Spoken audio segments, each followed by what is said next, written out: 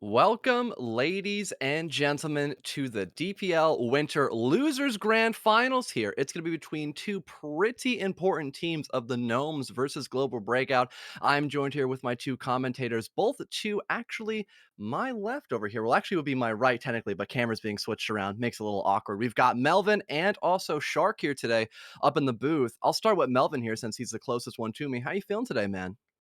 I've been excited. Once I was picked for today, I was basically cleared my entire calendar and dedicated myself to watching uh, the older stuff to watch Global Breakout, see if uh, they can stay consistent today or if things will change. All right, fair enough. And Shark, I might as well ask the same question to you. How you feeling, man? Mhm. Loving the eyewear. Looking great and feeling great as well. This is going to be a fantastic matchup here between Global Breakout and Gnomes. These two teams have been going at it for so long to finally meet in the losers bracket final here. This is going to be one to keep your eyes on. I'm excited. I'm hyped. This is going to be an amazing matchup.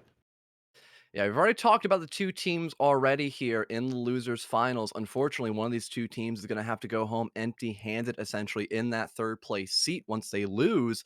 But I think before we also talk about who's actually playing today, maybe might as well talk about predictions as well a little bit beforehand as well. Melvin, who do you think's going to win today in this best of 3? So me and Stuff talked about this last night. We went over it a little bit.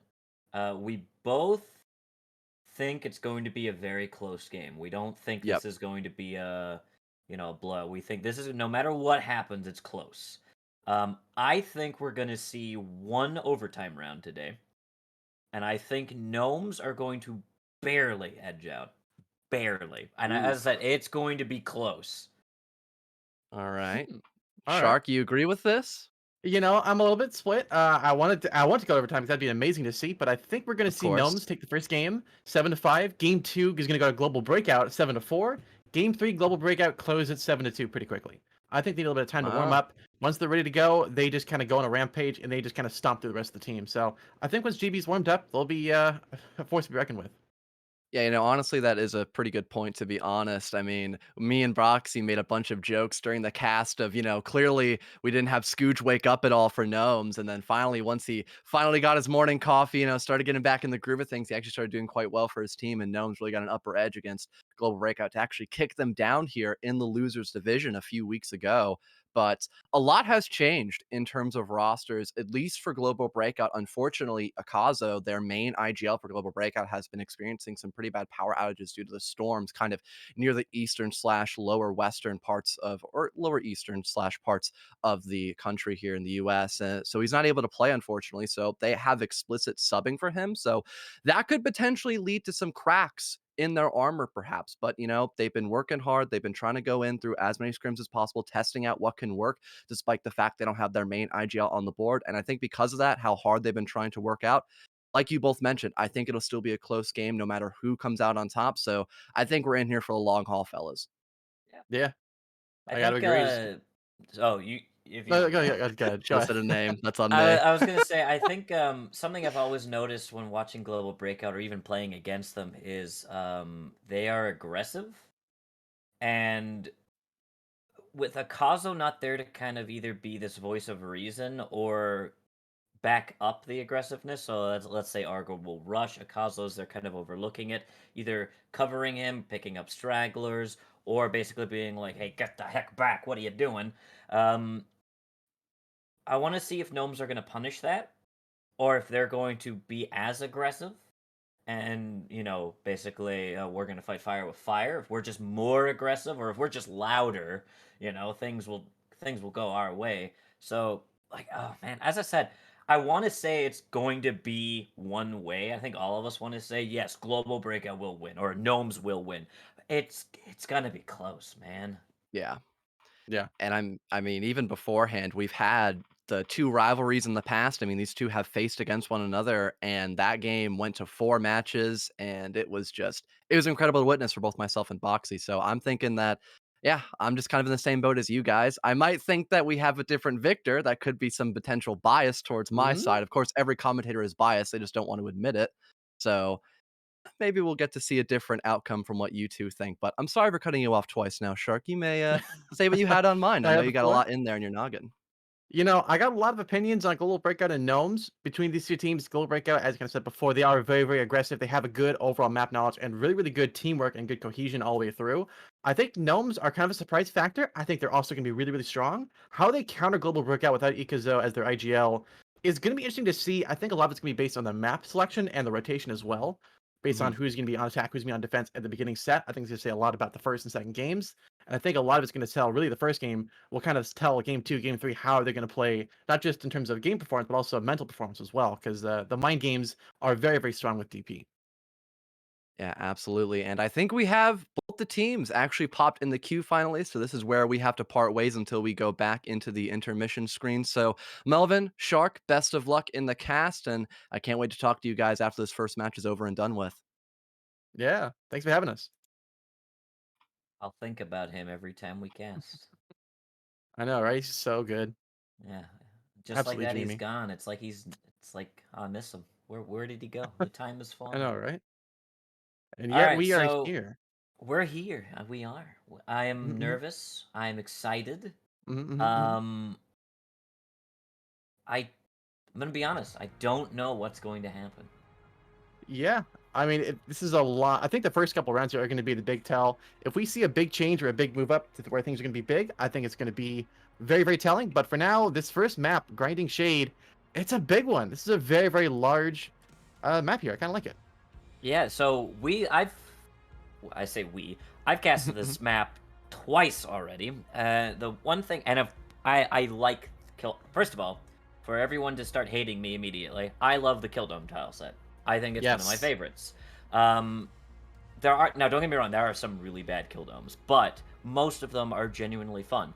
Right here, we see Castle is very important for the defenders here. You've got this large open area. You can cover beach. You can cover base and jungle from here. Uh, Pit could be an option if you want to go power, but if you don't want to mess with power at all, you don't even have to worry about Pit. Forget about it. Um, what I would personally do is a beach jungle split because that way you're applying pressure on who is going to be sitting up where they've got this flashbang indicator here at the bottom here.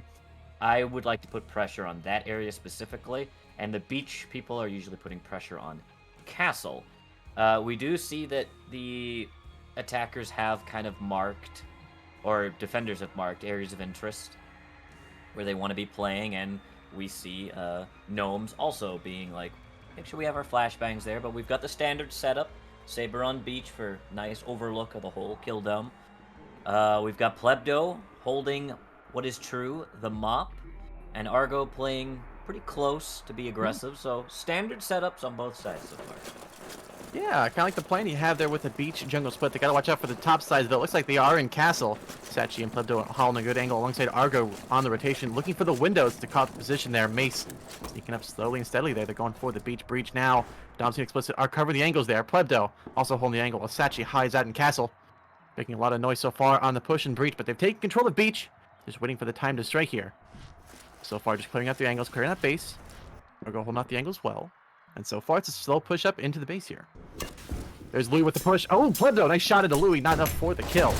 Definitely getting close. And there you go. Domsy will take down Louis for the beginning here. Domsy, a second one onto Index as well. Mace trying to recover, and he will get the trade up. Skoog also taking an explicit. In the meantime, taking control of the jungle. It's all up to Argo and SaChi. Actually taking a lot of fire as well. Plebdo with a good rotation. Coming in to hold on to Argo, about to surprise Mace here. Oh, but no, Argo will actually get the kill. Oh, excuse me, Mace will get the kill onto Argo's. Plebdo will take down Reptar, trying to stay alive here as SaChi rotates up to block out Castle. Skoog, meanwhile, trying to get to the bomb here. They're trying to take out this last player here of Plebdo and SaChi. So in position here. Again, ready to go. Mace holding the angle. So far, Skoog going for the shots across. He did not get the kill. Things So falling far, apart really quick for Global Breakout. They started really strong, had that crossfire down in jungle, and then Scooge and Mace really punishing the players that missed their shots. You know, Plebdo missed his shot, and Mace rushed, got Argo, even got some shots on the Plebdo, so they're both low. Mace is going to tap the bomb, kind of draw some of them out. As Scooge getting ready to get that crossfire. Plebdo not risking anything. As SaChi comes around, he's going to get Mace in the back. Oh. Scooge refrags for his fallen friend. 28 seconds left. Plebdo is low, Scooge on full health. And with Plebdo rotating, Scooge could just go for the bomb. Nothing's stopping him as Plebdo's going to rush forward here. Scooge, not really sure where Plebdo is. Plebdo just deciding, you know what, buddy? I got nowhere to be. You gotta hit the bomb. You got a date with that thing. You gotta hit it. Yeah, he's really 70%. kicking it. Plebdo's Ooh. going for it. It's 100%. He gets it. Plebdo misses the shot, and he's gonna fall. Just Scooch. Gnomes turns around. Round 1, it's 1-0, and the mop in the hands Gnomes. What a start here. I mean, there's a bit of a weird push at the beginning of the base there, and eventually the weird fight in jungle and castle ended up with the conclusion in favor of the Gnomes starting out. What a way to start this off. Really good crossfire in the beginning by GB. So when they rushed in, it was immediately punished, and I thought, this is it. We're going to see a slaughter right here. And I was ready to hear you kind of cast that, but then... That's but technical then difficulties on my side here. My apologies. the technical difficulty was something happened. I think Plebdo made some rotates, which kind of led some of his teammates to be open, and they were ultimately rushed. And Scooge being a really good frag right there, getting 3 of those kills to punish those gaps in those rotations. But now we're gonna make a deposit at Global Breakout's bank. Indeed, global bank out here on Operation Fortuna Vulcan. A big map. I like the lobby. I like these loans flank that they're looking to do here, but there's a lot of things they have on options and things they have available. So I am a vault boy. I love when the opportunity can present itself, which I think this vault is awesome for it. I would be in the vault. What I would do, 2 Molotovs in vault. You have your barbed wire here and here. So that way, the second they hit the first barbed wire, you're chucking the Molotov. Or waiting for the flashes. But obviously, a well-placed grenade ruins everything. It looks like they're kind of doing that with the terms of these barbed wires to stop when the vault door opens. Kind of placing those 2 barbed wires there to stall. Whether or not they put someone in the vault, we shall see. But Argo is bringing out his patent-pending auto shotgun. So we could see some of that global breakout aggression we were talking about earlier. Obviously, the auto shotgun, in my opinion, is very volatile. It's either it does really great and you go all out, or you get flashed immediately and nothing happens. Yeah. So they are going to open that vault, and I think they're going to shove Explicit and SaChi. So 2 people are going to go into the vault here, and I think Argo is going to play in bathroom with the auto shotty. Or they're just going to leave it open. Oh, well, you know, it's a little bit risky leaving it open like that, but we'll see how they decide to play it. There's the entrance breach so far. SaChi and Explicit are in the vault waiting for it. But a good Molotov will hold off the right side push, but on the other side, Louis, Index, and now Mace are going to go for that Lone's red door breach. Argo still holding out in the bathroom. But so far, they've gotten the breaches done, but so far, some shots from Domzy will be it. So far, slow and steady. These teams not making any aggressive plays too early on. There's Louis taking control of Lones, going for some shots across into hallway. Not going to get any damage done yet, but Argo still hiding in the midst. Just waiting for his time to strike. Here comes Argo. He'll spot these players out. And there you go. Gets his first kill onto Mace. Goes for possibly 2. The Index is looking to lock that down while Domzy goes for the red door pre-fire. Does not get it. Plebdo with rotation as well. They're waiting for the time to strike. Well, Index will take down Argo. Dropping that auto shotty in the bathroom. Good shot there from security as well. So far, they're just kind of pushing the buttons back and forth there on the vault. Reptar and Scooch now going for the push, and Explicit will take down Reptar on the push, and Plebdo on the top side will take down Scooch while Louis from behind, looking to get the trade, but no, Plebdo turns around in time, brings it just Index, last life for the Gnomes here. Looking to sneak through, push through, Domzy trying to shoot across into Index. Index facing a whole field of fire here, all these players aiming at once. Can he get the kill? He gets the one on the SaChi. Can he get the kill on the Plebdo? No, Domzy will drop Index instead, and it's tied 1-1. Very valiant attempt there, Index. Picking up the only 2 kills that round, unfortunately. Very slow Lones push. Accidental vault closed by Louis, you know, sapping some time. Having to reopen the vault, and Argo did what he needed to. He caused a little bit of chaos. He got his pick. But there's that volatility of the auto shotgun, you know. And not a lot done, but it did what it needed to. And we go into round 3, it being 1-1. You kind of see the importance of lack of intel on the attackers there as they kind of breach through, and even I believe it was Domzy just playing over an accounting. He stopped shooting through, giving absolutely no intel that, oh, there's someone nearby. Argo being completely still, And that is so frustrating as an attacker where, like, the defense is playing very passive because you have no idea, like, where are they? Where are they? Okay, no one's here. You take a step forward, you're getting shot in the back. So very, very good plays by Global Breakout there to kind of hold still, let them kind of walk into the trap, and then basically spring on their unsuspecting gnomes. Mm-hmm. I agree. It was a good play and good read there from Global Breakout. But now on to Operation Resolute Adventure. I'm liking this office strat. If they get the smokes and flashes right, this is going to be a fast take here. I'm only worried, though, about Global Breakout not really drawing a lot of positions here, so it could be pretty easily countered.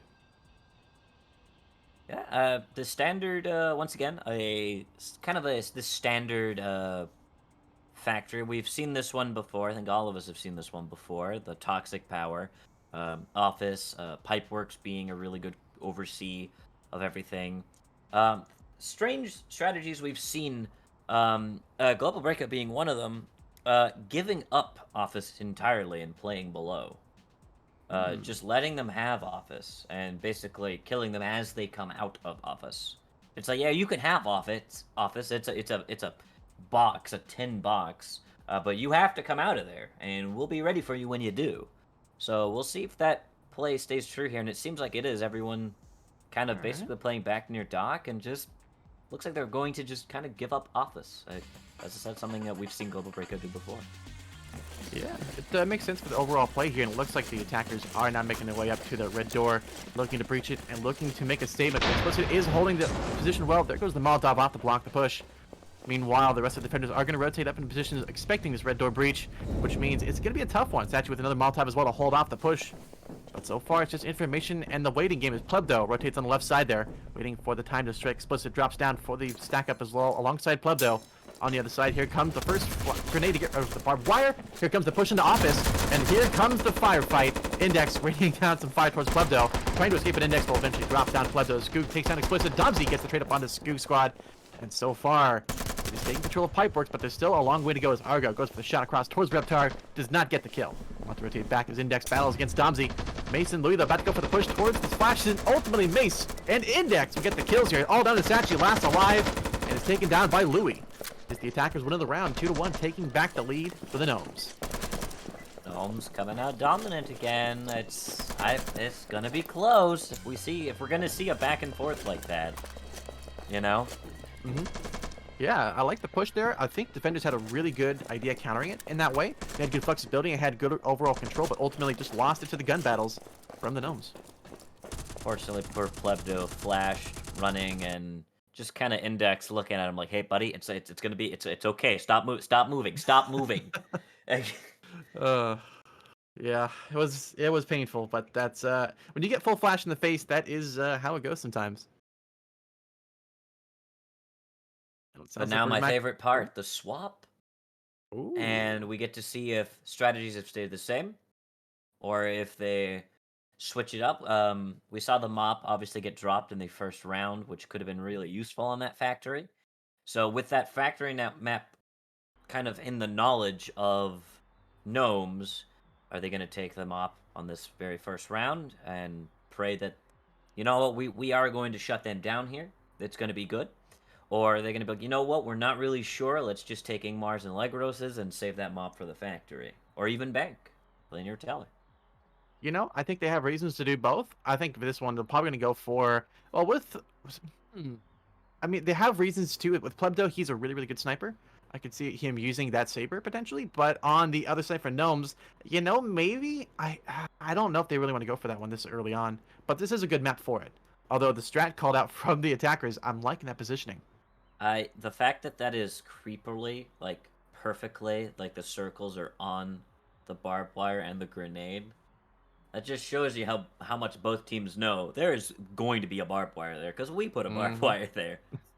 That is creepy, but you know, if you've ran certain strats for long enough, you kind of know where everything is and what's going on and who is where, and he's probably gonna have this gun and.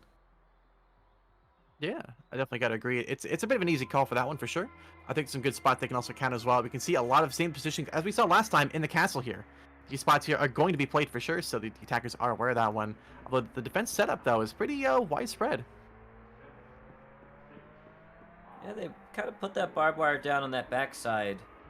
And they're kind of abandoning the backside, thinking they're just going to go green. Global Breakout's already showed their intent to go into jungle. So we could see a completely unprepared Gnomes falter or rise to the occasion. And we can see their flexibility of... What's the word? I am losing the word. Kind of On display? come to fruition, I suppose. Yes. But they are going to split. They are going to go to both beach and jungle as the smokes come out. Explicit and Plebdo rushing on in. Mace playing the waiting game here as it will pay off as Plebdo falls. Explicit falls to Scooch from across. But they are going to break into jungle. SaChi and Argo prepped. Some shots go off. The grenade will clear that barbed wire, and Index will say, you know what, have a Molotov for your troubles. Domsey is going to then pick up the Saber. Never mind, he already had it. I thought Plebdo had it. And he's going to drop Mace immediately as SaChi and Argo are going to make their way into jungle. Firing at Index. Index is not going to give them ground. Scooch will fall to SaChi.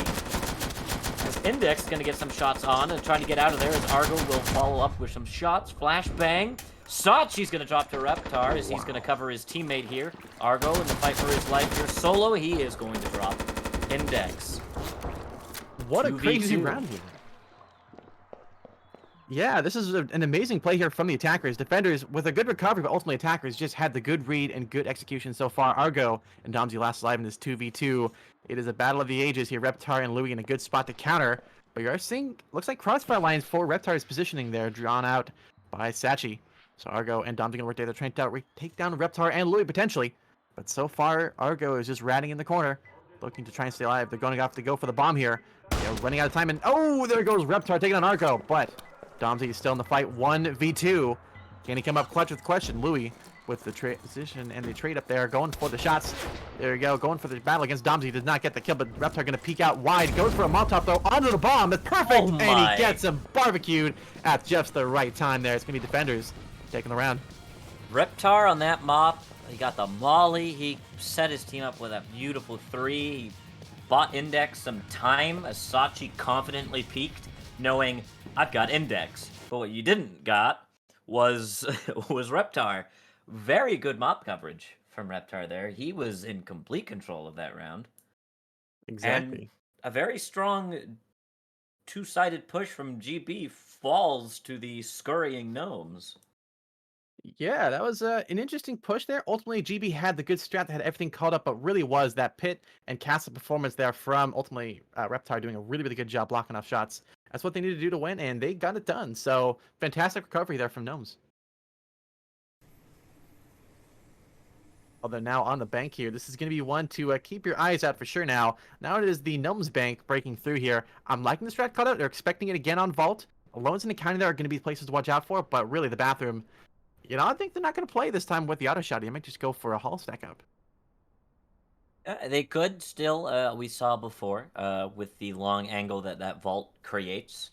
We could see a mop user standing way back in Vault for that kind of long angle look into the entrance push that may or may not come.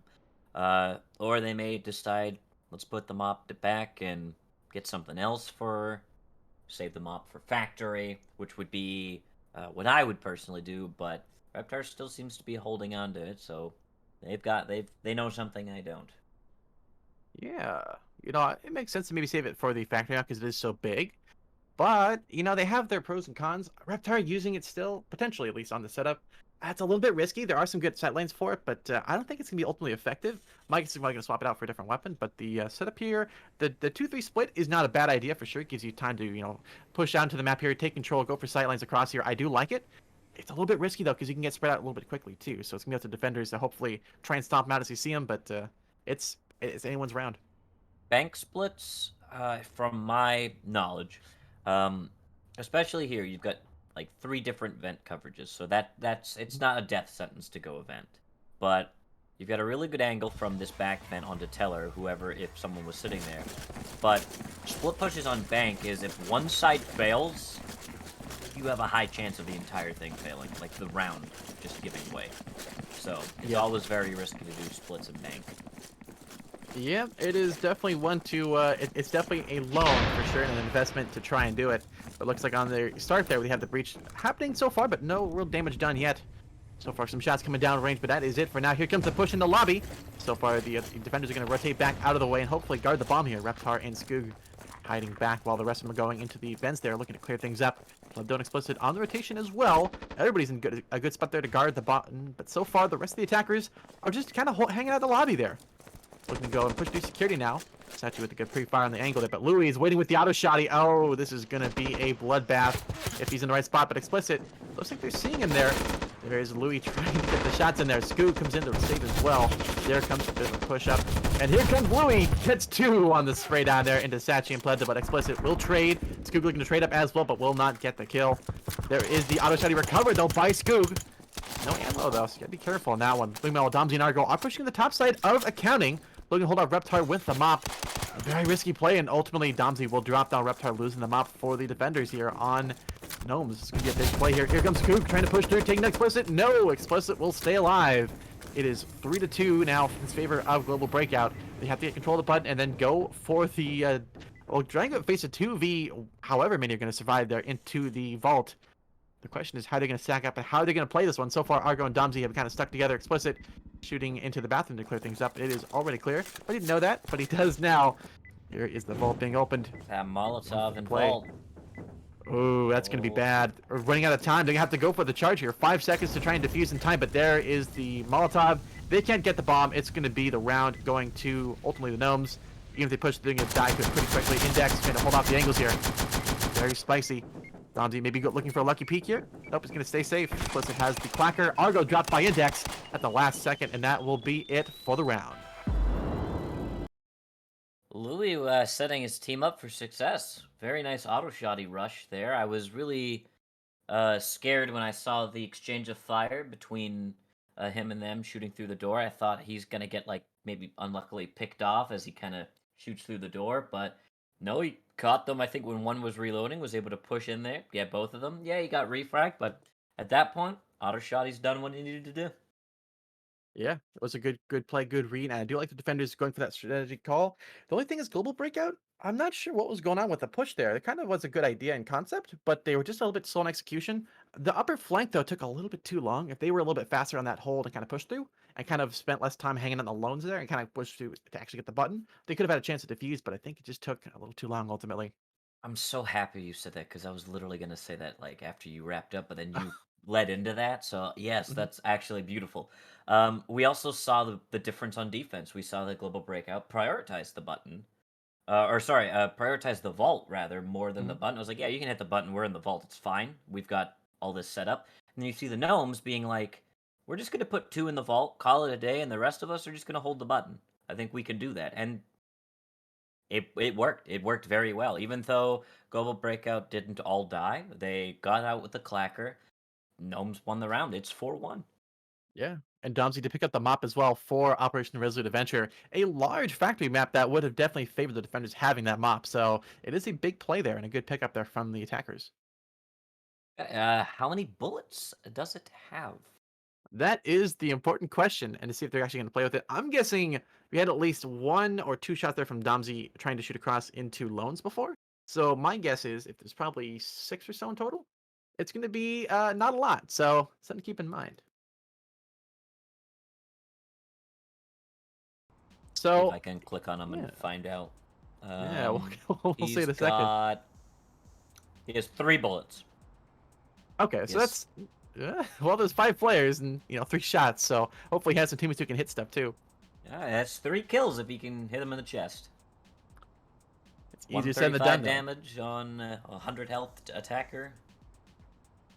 Yeah, and as you said, yeah, it's easier said than done. Like it's just one of those.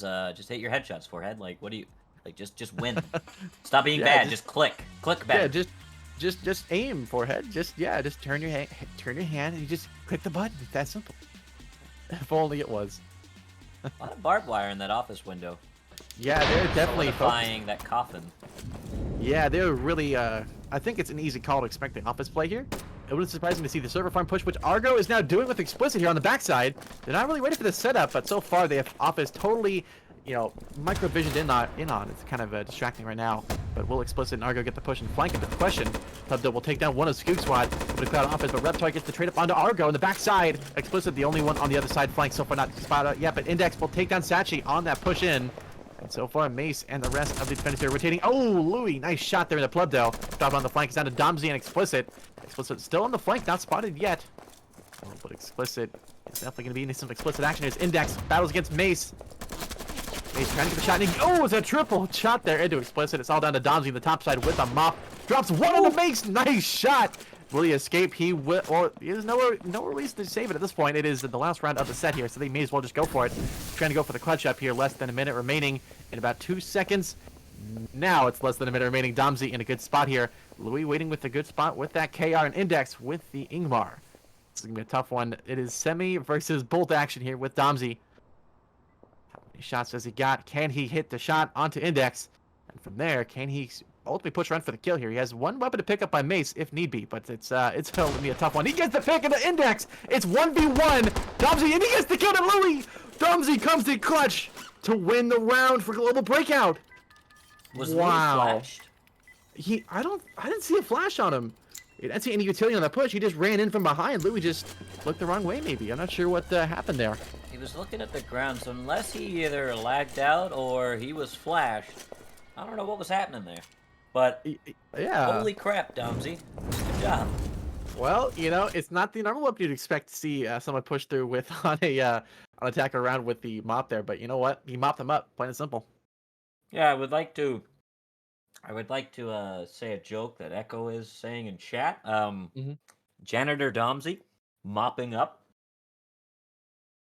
Pretty much, man. Wow, what a play and what a read there from the attackers. Defenders, they had a good strat, they had everything set up, and they almost had the round locked down, but all of a sudden Domzy comes out, wins a 3v1 clutch there to go for the bomb defuse. Wow, it's hard to ask for more work from Domzy there. Yeah, right when he peaked, I was like, oh, well, if he just shoots, Louis is just going to rush him and he's going to die. But then Domzy just went, actually, what if, fun fact, I didn't die and I win the round. And my goodness. So, Purple Invictus. Yeah. The glorious outside shed power. Do we see a wall charge immediately for power? Or, since it is the first round, you usually want to save it, especially if I was not paying attention. Whatever the next maps are. Yeah, it looks like they do want to use it immediately to open up some sightlines on the storefront wall, which, yes, probably a better use than just hitting the power. Yeah. I kind of like this play here in the storefront. They're going for a center breach. I would actually like to see defenders go for the shutters opening on tellers and then go for the sightlines down if they are aggressive enough. It's not Global Breakout, of course, on defense, but if they did that, I think that would definitely throw a loop in most plans expected by a storefront breach. I love when those work. Like, see, even if it happens to me, if it works and catches me off guard, it's like the Jurassic Park scene, Like, you're going to put the wall charge on the shutter, and it just opens, and you and your teammates are like, what the? And then you just die. You're just like, clever girl, and then you're just gone. If it works, it works. But if they're just like, hold on, wait a second, and those shutters open, it does not work.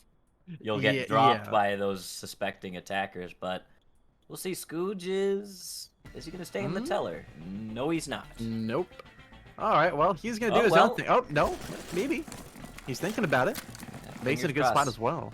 Channeling all your energy to him. Maybe he'll hear you. Yeah, well, I think the call from the captain will kind of ultimately tell the tale here, but let's see what they do. They're setting up for the charger. Skoog is in a good spot to counter the rotate. They are expecting the storefront breach, and there it goes. Skoog in a good spot. Is he going to go for the tellers push? Is the question. But so far, they're just hiding in cover. Attackers are keeping their cover in mind. Oh, from behind gets the kill into Argo. Almost gets the kill into Plebdo. Plebdo able to sneak through, but Skoog Squad will clean it up onto Plebdo. SaChi trying to shoot across there and gets the kill into Skoog Squad. Meanwhile, Index and Explicit trying to battle out here. Mace dangerously close. Explicit will take down Mace, but Index will stay alive for the moment here. Domzy trying to rattle some sabers there into Index, but Reptar is still hiding out in office. Not discovered just yet so far. No damage either. Just kind of hiding with the leg roast. Louis in a good spot in arcade, looking to try and stay alive here. As SaChi has a partial control of storefront, but Index is in a good spot to counter in at the bomb here. Just waiting for the time to strike. Defenders are in a good position. So Mace actually pushed out from the smoke to fight Explicit, but he shot out the right window down here, so I thought he was going to get Explicit really cleanly there, but he just kind of second-guessed himself, looked the opposite way, and Explicit was like, "Oh, geez, hey, little buddy." Just let me just clean that up. They are perfect flash onto Louis. Louis is not looking like good, but he's gonna get SaChi! What? And he gets out! Oh my, no way! Louis gets to go to Explicit! Wow. The whip of the century. I'm quitting casting. Good luck. You don't need me anymore. What was that? That was the whip of the century right there from Global Breakout. Gnomes, Louis is just made of magic apparently. You just can't hit him. He's too quick. He's just running. He's got his Nikes on. He's just out of there. You know, he sees a place and he's out of there. Holy. Wow. The fact he got out and got another kill is crazy. One kill, sure, okay, I missed my shots, I understand. You got one of me, but my buddy's gonna clean you up because you're still, recovering from being concussed. Nope, he's gonna kill him too, like, my goodness. You know what, you analyze it, I have to breathe. Yeah. You analyze this one, what do we got here? Alright, well, we had a crazy last round there with an amazing push-up. The attackers had a good idea. They had some time to breathe. They tried to refocus, but ultimately they just whiffed on one player in position. It was just Louis hiding in the corner. They flashed him. He should have been dead to rights. Yet all of a sudden, they both lost their ability to aim. They used their mouse. I don't know what happened there. They got the kill, and ultimately Louis just kind of cleaned up the last two players there on attack, while the other ones, unfortunately, just lost their gun battles there. But now on Operation Sledgehammer Typhoon, a large map. I like the breezeway, but the kitchen bomb is going to be a really, really good feast for the eyes. Yeah, this, first time I saw this map, I played yesterday, and I decided, wait a minute, what if I sit in lockers, and they breach hall, because we had breached first, and we thought they're going to follow us. What if I just sit in lockers with a knack, and I just fire through the wall? And, yeah, this wall right here, very dangerous. So it's determining what they want to do, which is exactly what I would suggest is what they are going to do. Clear out lockers. Clear out lockers and go in kitchen that way. That way you don't have to worry too much about being wall banged. Hall is kind of a death sentence for pillbox, wall bang, and it's just a funnel. Lockers, at least you have some little bit of openness. You can take the fights to them, the flashbangs. Very good play here. I don't know. We'll see if they maybe split off into breezeway and go around, or if it's just full commit to lockers and maybe have someone watch the breezeway rotate. We'll see what they decide to do there. I would personally just stay to the lockers, but we will see what happens. They've got their grenade for any barbed wire choke points, but by the looks of it... Hold on. We got a Reptar shooting dangerously close to Domsey here. Reptar with a good peek up. Did he get the pick? He got a lot of damage in the Domsey. That's not a great start, but red door of lockers has been breached. They're going for the push-up. So far, defenders have rotated into pillbox and hallway. They're mostly waiting for the slow peek and play here. But let's see where they're going to go. They have a barbed wire to get rid of. They have a grenade to do it. They're going to have to get the charge down. Index, one shots across the Mason as well. This hallway, indeed, is going to be the spot to watch as they shoot through wildly across. So far, damage not being done yet, but SaChi will get the kill onto Reptar starting out. But there is the barbed wire gone. Another Molotov to hold off the push. Argo looking for the time to strike, while Mace trying to get shots down the range alongside Squeak Squad. Index trying to spray across wildly. It is a battle through the walls here, and so far, no kills just yet from this last spray down. And there you go. Index will actually drop down Domsey from a good bit of way there. Wall bangs are real, and Argo trying to shoot across alongside SaChi. So far, just a lot of fire, but so far no kills. There you go. Here's the flash to get in there, and SaChi gonna go for the aggressive peek in, going for the push, but ultimately gets dropped by Index. The second kill for him this round as Explicit goes for his own shot. It's a bit of a cluster here. They have to get out of the way, but there you go. Scoop Squad will get dropped by Plebdo through the wall there, and once again it is Louis and Index now guarding the bomb. Good Molotov to hold off the push, but Argo trying to shoot into Index. Not getting a shot in there. Oh, and there you go. Plebdo gets a second kill onto Index. Is now down to Louis and Mace last alive. Mace now picked up the mop here. Oh, and there you go. Louis dropped by Argo. It's down to Mace last alive here with just the mop and a dream. Can he do it? Is the question. Going for the shot. He gets almost the kill there, but Argo's still alive. Shoot across wildly. He's trying to go for it. Gets the shot, but not the kill, unfortunately, Plebdo. That's 3 kills for Plebdo that round, and, of course, the round win for Global Breakout. A nice start for Gnomes. They did lose Reptar in the beginning. They got their hits, though, and then Index picks up 2. It's in the favor of Gnomes, and we see the strength of Global Breakout fighting back, staying strong, and able to claw their way out of that one, and the game gets closer. Yeah. 5-3. Yeah, it was a really good push there. I like the attempt of a push there, or at least kind of the delayed push by the attackers. Let all the defenders use up all their ammo, just shoot across wildly, trying to get these kills. They had a lot of good shots down range, but ultimately it was just a good positioning by the attackers to make it not possible. So good play, good calls, and ultimately a good strat and read there from the attackers for the win. But now in Operation Galahad Excalibur, a big, big kill dome map.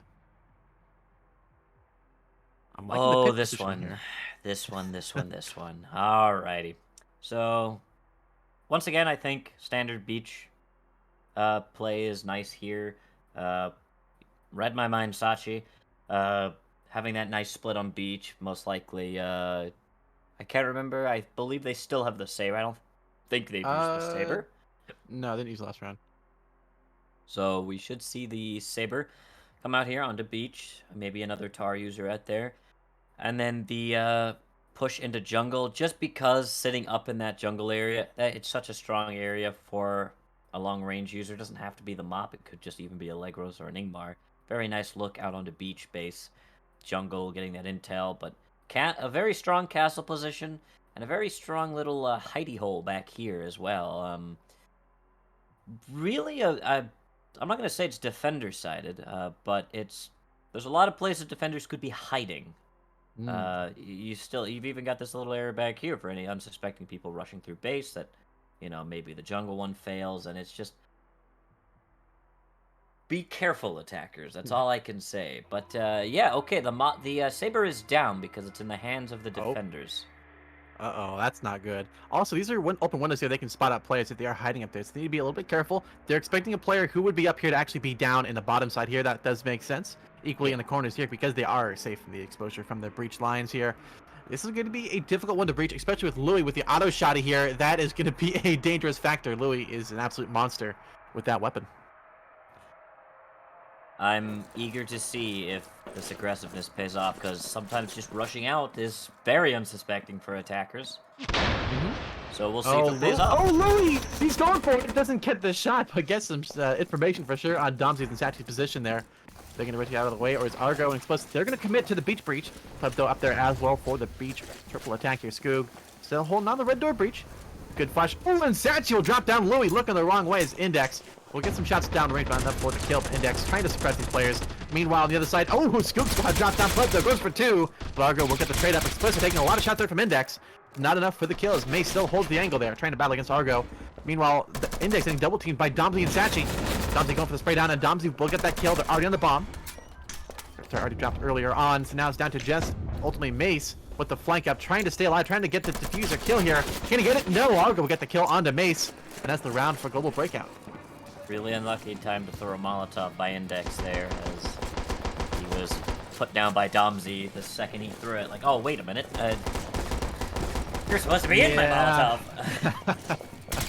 Unfortunate, definitely. He had a good positioning there, but just timing is an important factor to process, and if you're not having it right, you're having it very, very wrong. Very unfortunate.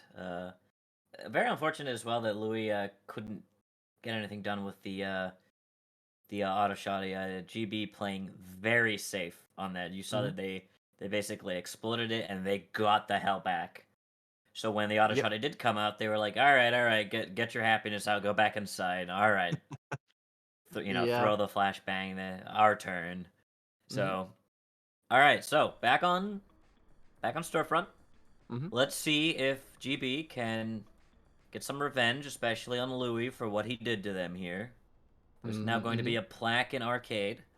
But once again, Global Breakout with that win, though, making it very close. 5-4. Yeah. Gnomes barely holding on to a lead now. So, will this cause Gnomes to kind of change up their strategy? Will they play some passive, maybe bait out this aggressiveness that GB's doing? Or will they counter it? Will they be the ones to be like, you know what, no, we're going to bring it to them. We're not going to wait for them to come to us. We need to be aggressive. We need to counter this. We've seen it work on some rounds, and then other rounds it not work. So there's no consistency so far. I feel like it's just every team is just it's as the round happens, they're like, they did this. Should we do that? No. Okay, we need to do this other thing, and we need to be fast. So we're seeing both teams adapt really well. Yeah, I think it's going to be an interesting call on where they're going to play it. It looks like they're going for the fridge side stack up instead of going for the right side of storage or the teller and shed position. Excuse me. I like this left side flank. They're going to be worried about barbed wire, of course. They should expect that at any lane position. But I like the stack up here. The saber on the outside is going to be very, very dangerous for the stack up and approach here. But I think they can execute on this. We will definitely see. They've got that, usual barbed wire at your green door, and they don't seem to even be interested in that side of the map anymore. It's Yeah. like, after that barbed wire's got it, give it a gun, and it'll be fine. They're looking like they're prepping back for this bathroom shed push. But now it Maybe. seems like Gnomes are doing something completely different. Yeah, I think Gnome's got the read on them on the positioning, going for the green office door. Maybe they're going to go for the red door. They expected for the charge there to go into the storefront. And we're seeing the rotation now coming up from these attackers here. At least defenders now rotating up to hold off the push. They expected the red door bathroom, but it is not going to be the case. But they're still going for the storefront breach. You can see them definitely focused up on that side, though. SaChi in a good spot there. It's the storefront breach. Dompsy and Plebdo in a good spot to counter it. And SaChi with a good Molotov to hold off the push for now as they shoot wildly across. They're trying to get some damage in. And there's Reptar dropping down Plebdo from the inside. Dom's in a good spot to counter, but SaChi wait for his time to shine here. Oh, it gets dropped by Reptar. Nice attempt there, but ultimately is just dropped. There comes the push, and an index will be dropped by Domsy on the push. Argo in a good spot trying to counter, trying to rotate up into fridges here. Looking to have a cool time here. Argo in a good spot, gets caught by Mace, but good for the shot. Does not get the kill explicit, looking to hold off the angles as well. Ultimately, Argo will get 2 kills on Louis and Mace. Dropping to auto shot, but Reptar a 3rd kill onto Argo. Reptar popping off this round. It is a 1v1, Reptar versus Explicit. Is he going to win this? And it looks like the answer is yes, but Explicit is in a good spot to counter in Tellers. Only time will tell us who's going to win this one. And Reptar picks it up with the auto shot. He clutch. Is that an ace as well? That is a clutch ace from Reptar. That is to get an a match ace point. against Wow. an ace against one of the most dominant teams in DPL. That's resume. Put that on the resume. I'm impressed. That is. I'm not gonna lie. SaChi, that ending moment right there is like straight out from an episode of JoJo. Just he has the saber, looks at Explicit and Teller's like, or Explicit's like, what are you gonna do? You have to go to the bomb. I don't have to move. And then Reptar just looks at the auto shotty, picks it up, starts walking over him like, what are you doing? I have to walk closer to you if I want to kick your ass. And then just shotguns the Teller door open and just complete domination by Reptar right there. My goodness. Yeah, props to Reptar, of course. Really coming in clutch there at the 5 kills. Had a lot of good early picks. I like that. Good hold as well on the angles and flanks to ultimately keep his teammates alive for the most part. But unfortunately, they were dropped on the push and kind of aggression hold there. It was a good recovery, though, to bring it to ultimately the ace there. A little bit of a surprise, but now on Operation Sledgehammer Typhoon, the map we saw an interesting lockers and kind of kitchen, back-to-back fire here. I could see it going the other way, maybe going for a checkpoint, breach fast. But it's, I'm expecting the lockers probably push again. Yeah. I'm interested to see how the GB psyche is right now. A very dominant ace. Like, what does that do? Are they still holding strong? Like, that was a fluke. It's fine. We're okay, right? Yeah, we're okay. All right, good. Or is there a little bit shaky in the knees right now? Are they a little bit nervous? And is that when Gnomes decide there's a weakness we need to hit now? Like, we need to hit hard. I believe, what was your prediction? You said 7-5 for the first 7-5. I think it was 7-5 first one for Gnomes to win this game. So maybe it's right. We'll see. But so far, I'm liking the split push here and the double bridge door breach as well. Or at least they planned it originally, but it looks like they're changing their mind at the last second there. If they go for the hull breach, they have options to move around back and forth. Of course, they can't get pre-fired, so it is a little bit risky if they are sending defenders up here. But so far, if they push through fast in a hull, they can go for a fast breach into the kitchen there. And hopefully, if the defenders are not all stacked in kitchen, it could make for one fast round in their favor and for the win. Yeah, it seems that GB have prioritized using a hefty amount of barbed wire here in lockers to be like, hey, they're going to do this locker push. Let's prep for that. Have people sitting out in hall fire through, because no matter what, if you're getting into kitchen, you're getting wall banged from one way or another. If you go straight into hall into kitchen, you're getting wall banged from lockers. If you're going into lockers, you're getting wall banged from hall. So, be interesting to see how GB hold this and how Gnomes adapt to this push. They've only got one grenade for, I believe there is going to be, once they determine this, SaChi's going to put down another bomb wire. So we'll see as a very nice Molotov from Plepto. It's going to get Reptar. He is going to get tagged by Index and them. They throw another Molotov. Index has to keep pushing forward. He's blocked off from his team, and a grenade is down in front of Plepto. 3 people now trapped in lockers, and Argo is going to drop Mace. GB, you know what? No shaky of the knees. They are titanium knees right there. Indeed, 3 of them down. And only some weak defenders. And there goes another one. Louis with low health just grabbed the grenade and escape with... Get out of there as he just chucks the grenade and... He's not going to get out of there. Domsy says no. No, you don't. Yeah, what a performance there from ultimately the defenders there, just locking out the angles, locking out positions, not losing a single player. A lot of health being done, being damage done at least, but what a crazy push there. And Plebdo, the carry though, really was real here, shooting through lockers here, looking to hold out the push. Attackers had nowhere to go and just ultimately died, unfortunately getting locked out of the round there in that position. That global breakout aggressiveness right there from Plebdo. You know, Gnomes being like, aggressive, get in there, get in there. Molotov splitting him up, getting a kill. I'm like, okay, yeah, I'm on the other side of it. I'll push him because he's still getting his gun out. Only to get caught in a crossfire and another Molotov. And both Global Breakout, you know, being there, showing that aggressiveness, and also being there to support their players. Like, oh, you're going to be aggressive. I'm in the back here. So if they push you, I'm here to help you. And just really good crossfire. You had the Breezeway guys, oh my goodness, picking up their kills and an absolute trap card by Global Breakout being flipped over.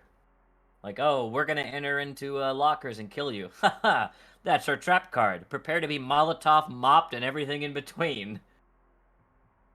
Yeah, that was a just an amazing read there, and ultimately amazing performance there from the defenders of Global Breakup. But now on the last round here, 6-5, it's still the lead, barely by 1 round for the Gnomes. It's up to Global Breakout to try and tie this up on Operation Galahad Excalibur. A big, once again, map here of Killdome, a fantastic tile set I also agree with. But now the red door breach expected again, but also being countered by a good barbed wire there. Yeah, we're gonna see if the aggressiveness of Global Breakout on defense can counter that defensive aggressiveness we saw when the Gnomes were on defense. They tried to be aggressive, but GB shut them down. So let's see for this final round, will that aggressiveness stay, or will they once again, will they let the Gnomes walk and spring that trap right when it's too late, right when they maybe cross over into base, they just jump. But we'll see as a victory firework flashbang goes off in pit. Yeah. Well, I think they have a chance of doing it, but it's going to be a long shot for these attackers. It's do or die, though. If they want to win it, they've got to win now. So let's see what they can do and if they can bring it in for the win here. But Explicit is waiting at the windows here, looking for information. He will catch out Reptar's position here on the flanking on setup here for pit. So far, defenders not moving a muscle, though. They are aware of the positions, aware of the reads. But will they go? Will they expecting the red door breach? Looks like Domsy is in position to counter it. Plebdo as well is in beach. Acoustic Smoke will block off Plebdo's view, which causes Argo to go back a little bit. Will he get the shot? No, he will not. Argo is going to have to push back into pit now. We do see Index clearing out the base pretty quickly. Domsy setting up for the red door breach as well. So far, they've taken control of the base, but can they keep it alive is the question. Mace with the rotation back down below as well. So far, it is a lot of clearing out. Ooh, Domsy going for the battle against Reptar here. Almost got some damage in there. Almost got the kill, but a little bit further away from that one. Domsy low on health. Low on options here. Plebdo going to rotate as well in position. SaChi's looking to get some shots across downrange. Not enough to get some kills there just yet. But so far, the teams are playing very... Oh, and there's Mace dropping down Domsy. Looking to clear things up. There is the button being pressed now. They're going for the castle breach. And there you go. Baited back and forth. Reptar will drop down Explicit. But still has more to go with Plebdo and Argo being spotted in the top side there. Argo with nowhere to go except for the mop and a dream. There's the push-up from Louis as well on the red door. Looking to take down Argo. Argo still in the fight as Plebdo will take down Mace, trying to push through. Next will be Skoog, and there you go! Skoog takes down SaChi, excuse me, as Argo drops down Reptar. Skoog going for the kill, and we'll get it onto Plebdo. It's down to Argo, last alive here. And Index will drop the kill, and ultimately secure the win for Gnomes here, 7-5. You're the prophecy. You have seen the prophecy. You saw the future. Apparently I have, and we've got all the way to the end here with Gnomes a pretty decisive victory here on the Gildo map. Very back and forth, but it was so strange because like on some rounds you'd see this domination from Gnomes we saw here. Basically, Domsy just kind of delaying the inevitable of that jungle push. I believe Louis was outside being very patient. Luckily, he had full confidence on his team on the inside to get the job done, which they did. And when he came in, it was just this extra flank they had to worry about. Um, but then we saw the rounds where Gnomes just completely flustered. And same with GB. There were some rounds where you were just like, what happened? And then other rounds you're like, ah, there's the GB we know. Like, very dominating sides or rounds by both, and then like very back and forth. The best way to put that. It was just very back and forth. I don't think either team played bad. These are just where the cards fell at the end of it. Both teams played really well, and we saw each player have their own clutch. You know, we saw Plebdo clutch around. We saw Reptar ace. You know, we saw Louis clutch around. Like everyone was doing weight on both teams. Everybody was doing something. Yeah, there's definitely no weak sauces here. This is down to the this is an important match, and everybody here is one of the best for sure. We're gonna go to a quick 5-minute break. We'll be back in just a bit with more Due Process. You're watching the Due Process League. We'll be right back.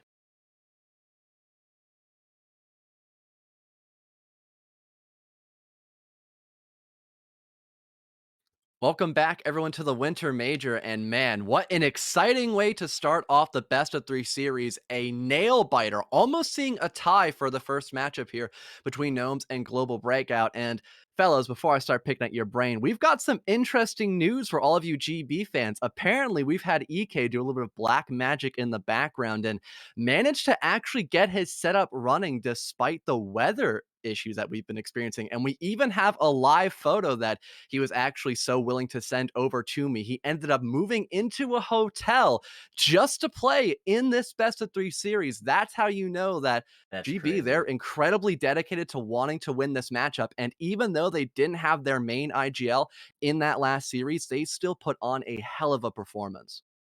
So he's in a hotel right now. Like Yes, Yeah. he is I in a can't hotel room. imagine you checking in being like, "Hi, yes, listen, I need a room for like 2 hours. That's it." Well, Just he's got the holding his connections. computer. Mhm, mhm. That's really cool though that we get to see him. So that could, as we've all chatted about, uh, tip the balance of GB. It could tip it in their favor, or as something that I've kind of predicted. I think it's just going to be a tie. I think we're still going to see the aggressiveness of Gnomes come out, regardless if Akazo's there or not. Gnomes is also here to win, and I think they're going to hit hard. And I think Ekazo coming in here, match down, there's a lot on this IGL, a lot to be like, all right, can I pick everything back up? Can we, get things rolling again? And it's going to be interesting to see them really like this Titan battle in the second match. Yeah, I gotta agree. It's gonna be one to watch and one to keep your eyes on for sure. On. And well, with all that being said, apparently we have both of the teams getting ready to be in queue. So before we head over into the game, just a couple of questions, I guess, to before we end off and just bring it back to you two lovely fellas. So Mhm. with the fact that we're probably not going to be having explicit in the game, he was the worst damage dealer there for Gold Breakout, and that's not a bad thing. He still did a lot for his team there.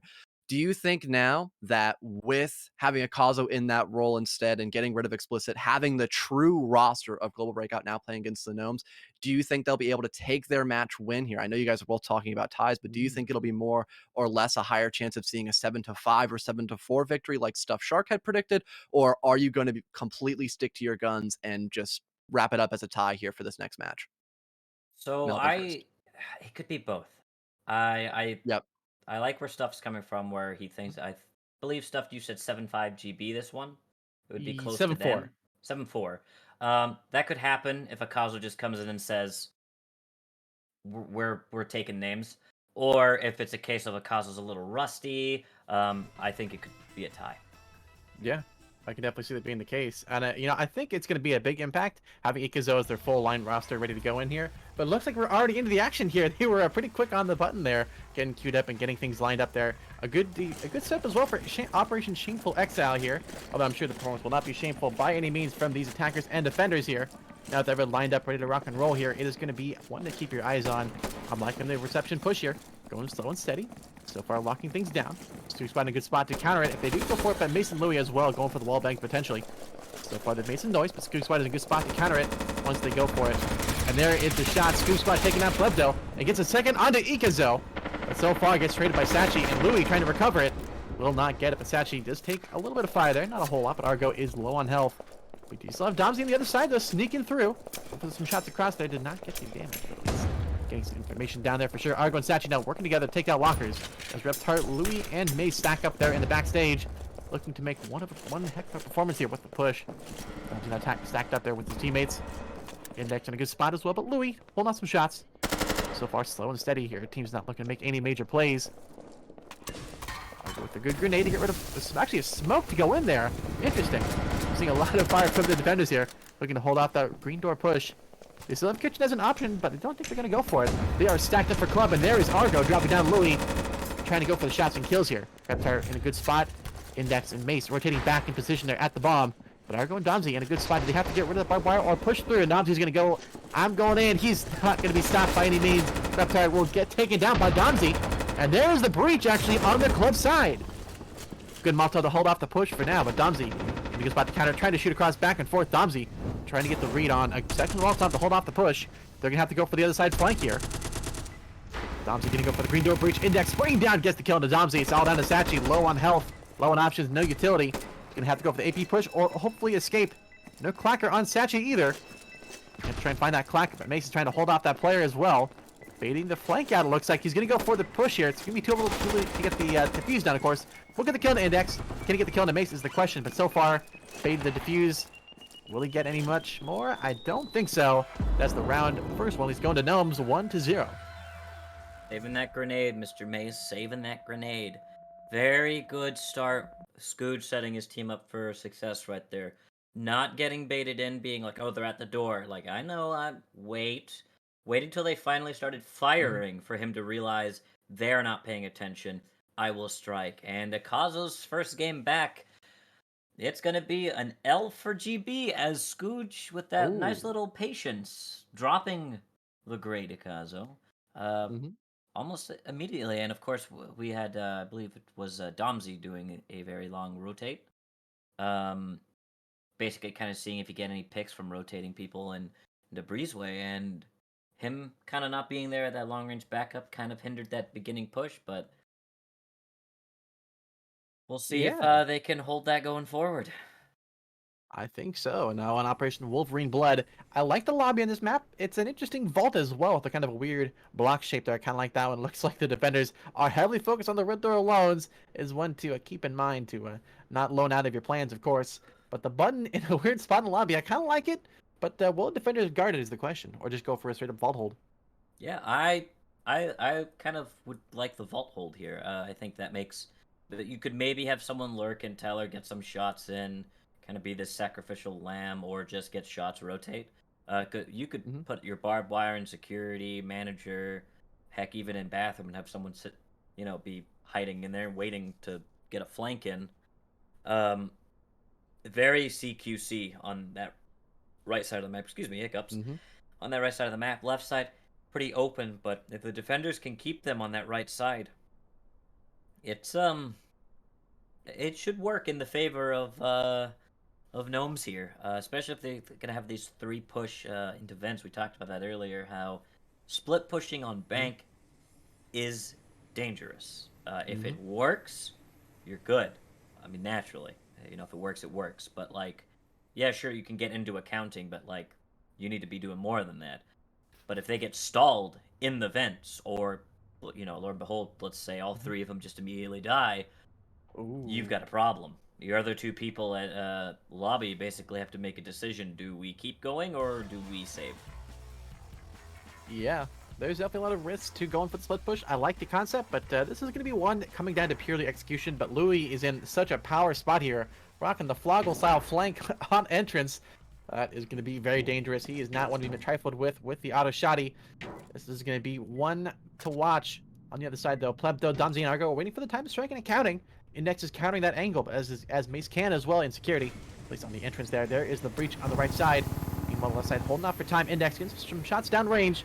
Not enough to get the kill just yet. There is the red door breach as well. But so far, the hold is still in place. Mace rotating. Oh, and Ekazo will get dropped by a nade by, looks like Mace.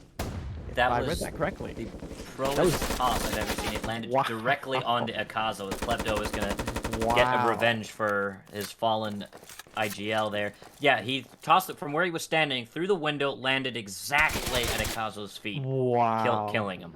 A beautiful nade toss. That Sorry, is you can amazing. take the No, reins no, again. that Just was had to point that out.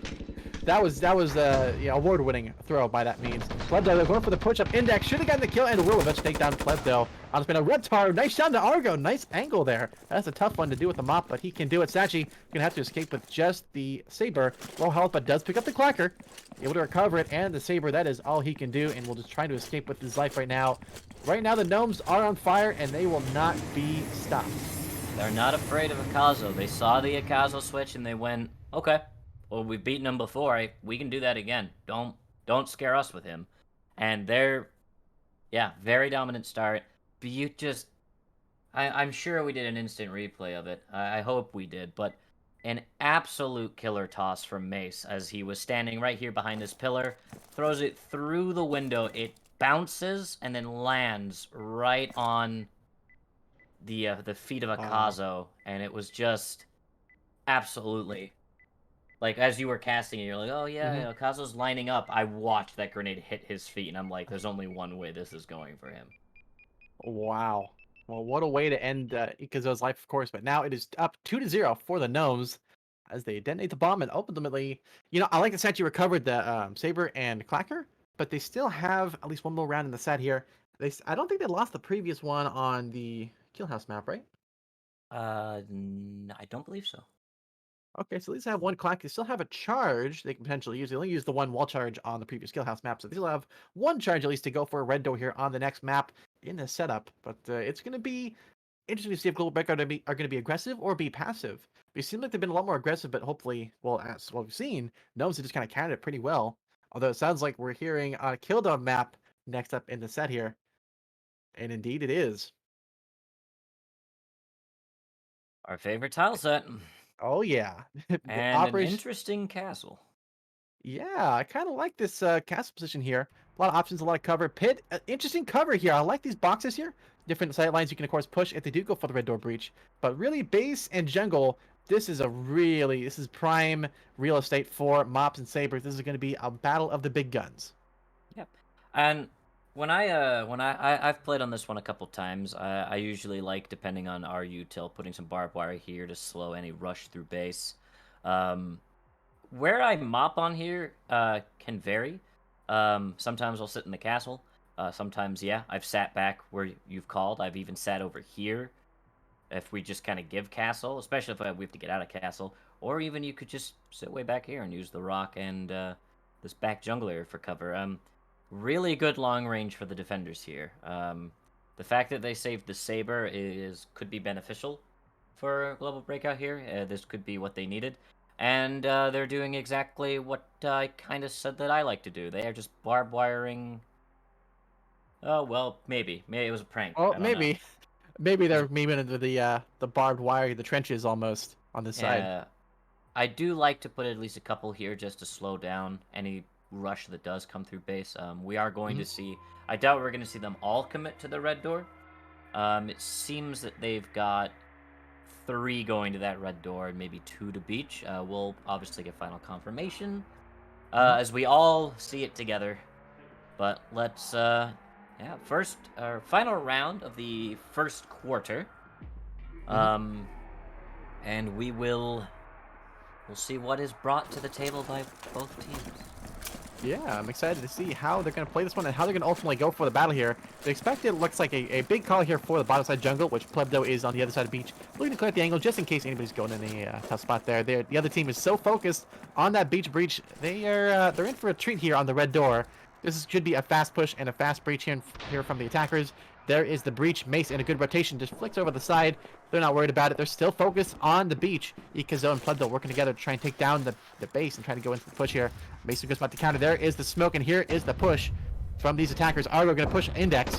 About to face him off, and it's going to be in. Actually, they both trade. They both die, but Louis will take down Ekazo. Trying to sneak through the flank here, and ultimately Reptar takes down SaChi.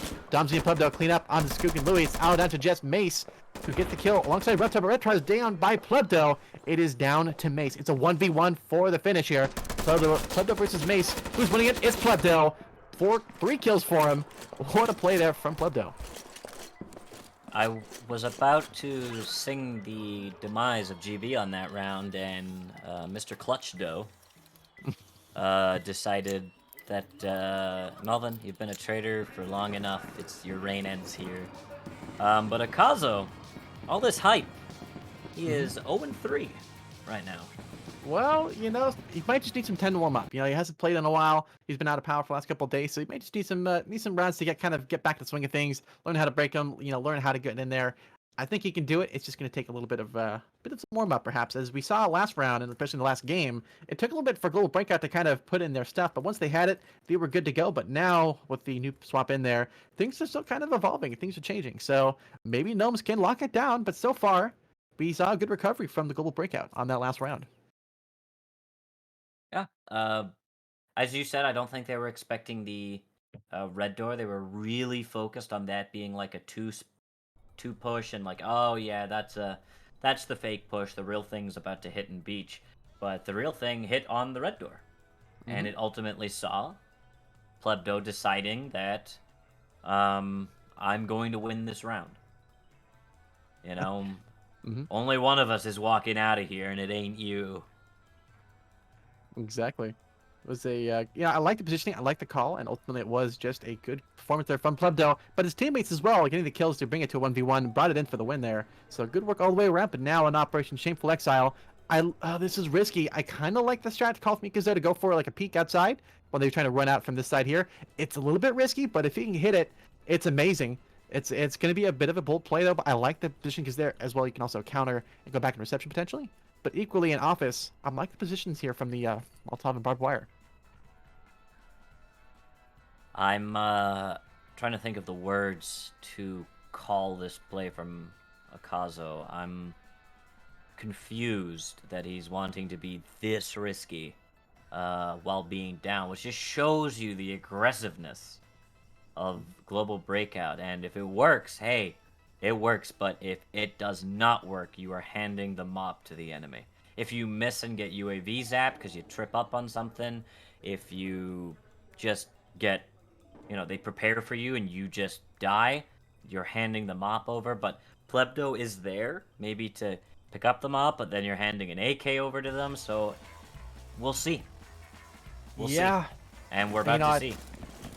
Yeah, this is definitely going to be going all in. SaChi trying to shoot across wildly to try and hopefully hit somebody. Ekazo going for the pick there, did not get the kill, but definitely got the information out of there. They're going for a retro breach originally, but now they're going to go for that reception push. But Plebdo is waiting in the cover there. Domsy going for the spray down. Ultimately, Plebdo will take down 2 as they push in there. Louis waiting for the time to strike while the red door is being breached. Argo off the auto shot. He drops down base, and Reptar forced to push back. Louis trying to recover it, but can't he get much done? Domsy just spraying with that Ingmar and gets Ekazo will get the kill there onto Louis. Although Reptar with just a black tar on the outside here. Argo going to go for the aggressive play on the outside here. Throws a flash towards him. 2 flashes towards Reptar. Doesn't do anything, of course, for the attackers, so it's not ideal. More or less just a mind game play there. Reptar does get to pick up on the SaChi. We do see Ekazo about to get zapped there by the UAV, so he needs to be careful. But Argo going to hold off the red door. Reptar still going aggressive here. This is very, very risky. Looking for that clacker, looking for something. Domsy going to hold the angle, and Plebdo in support as well of Argo. Up on that club position as Ekazo rotates in the back, looking for info. Just going to play in back in the wing. Plebdo being this rally, this like the banner of GB right now. Really rallying the team there. Domsy is going to fall to a slow peeking Reptar. And GB fight and claw back 2-2 with grenade and clacker in hand. Yeah, they've really clacked him pretty good there on that push. That was a good attempt there from the Gnomes to try and go in on the red side there, but ultimately it was his Plebdo mowing them down. As soon as they put 1 step in, they were 1 step dead on the next one. So good attempt there, but ultimately a little bit more utility. Might have gotten them in there, but from there, they had a long way to go. So yeah, oh man, just when you think, oh haha, he missed the mop shot. Okay, Gnomes, go in there and get. Oh, all of you are dead. Very just once again, just the aggressiveness of Global Breakout. Argo being very close in club with the auto shotty, denying whatever push attempt they were going to try there, shuts them down to where Reptar basically says, I'm just gonna sit out here and maybe get picks and see what happens. Um, Plebdo just waiting close and springing the trap up, and of course Ekazo trying to be very cheeky with the opening mop pick, and the round is theirs. So to the to Mhm. the risker go the spoils, I suppose. These risky, bold, aggressive plays that ultimately are rewarding them for how they execute that. Mhm. It is good teamwork and ultimately good execution all the way through, as you just said before. But now in Operation Wolverine Blood, a map that we saw, I believe, in the last tile set with the Colby grenade throw. Now back on it. Swap sides. I'm liking the positioning here from the attackers to go for the red door in loans. I think it's going to be a good push. They have to watch out for, of course, Hall, Manager, and, of course, the lobby. So there are some positions to watch out for, but the good positioning here, I like the good utility. This is looking to be a pretty good setup here. Yeah. I know our Twitch chat can't see, but in the chat, Mm-hmm. they picked up a grenade and they went Oh. deja, but they were like deja vu, and so that's kind of funny. But they didn't look like they brought the grenade though. No, they didn't. They left it at home. They did leave it at home, so they're obviously gonna hang on to it. But let's see here. What do we got? What do we got? We got Argo on his standard trademarked auto shotgun.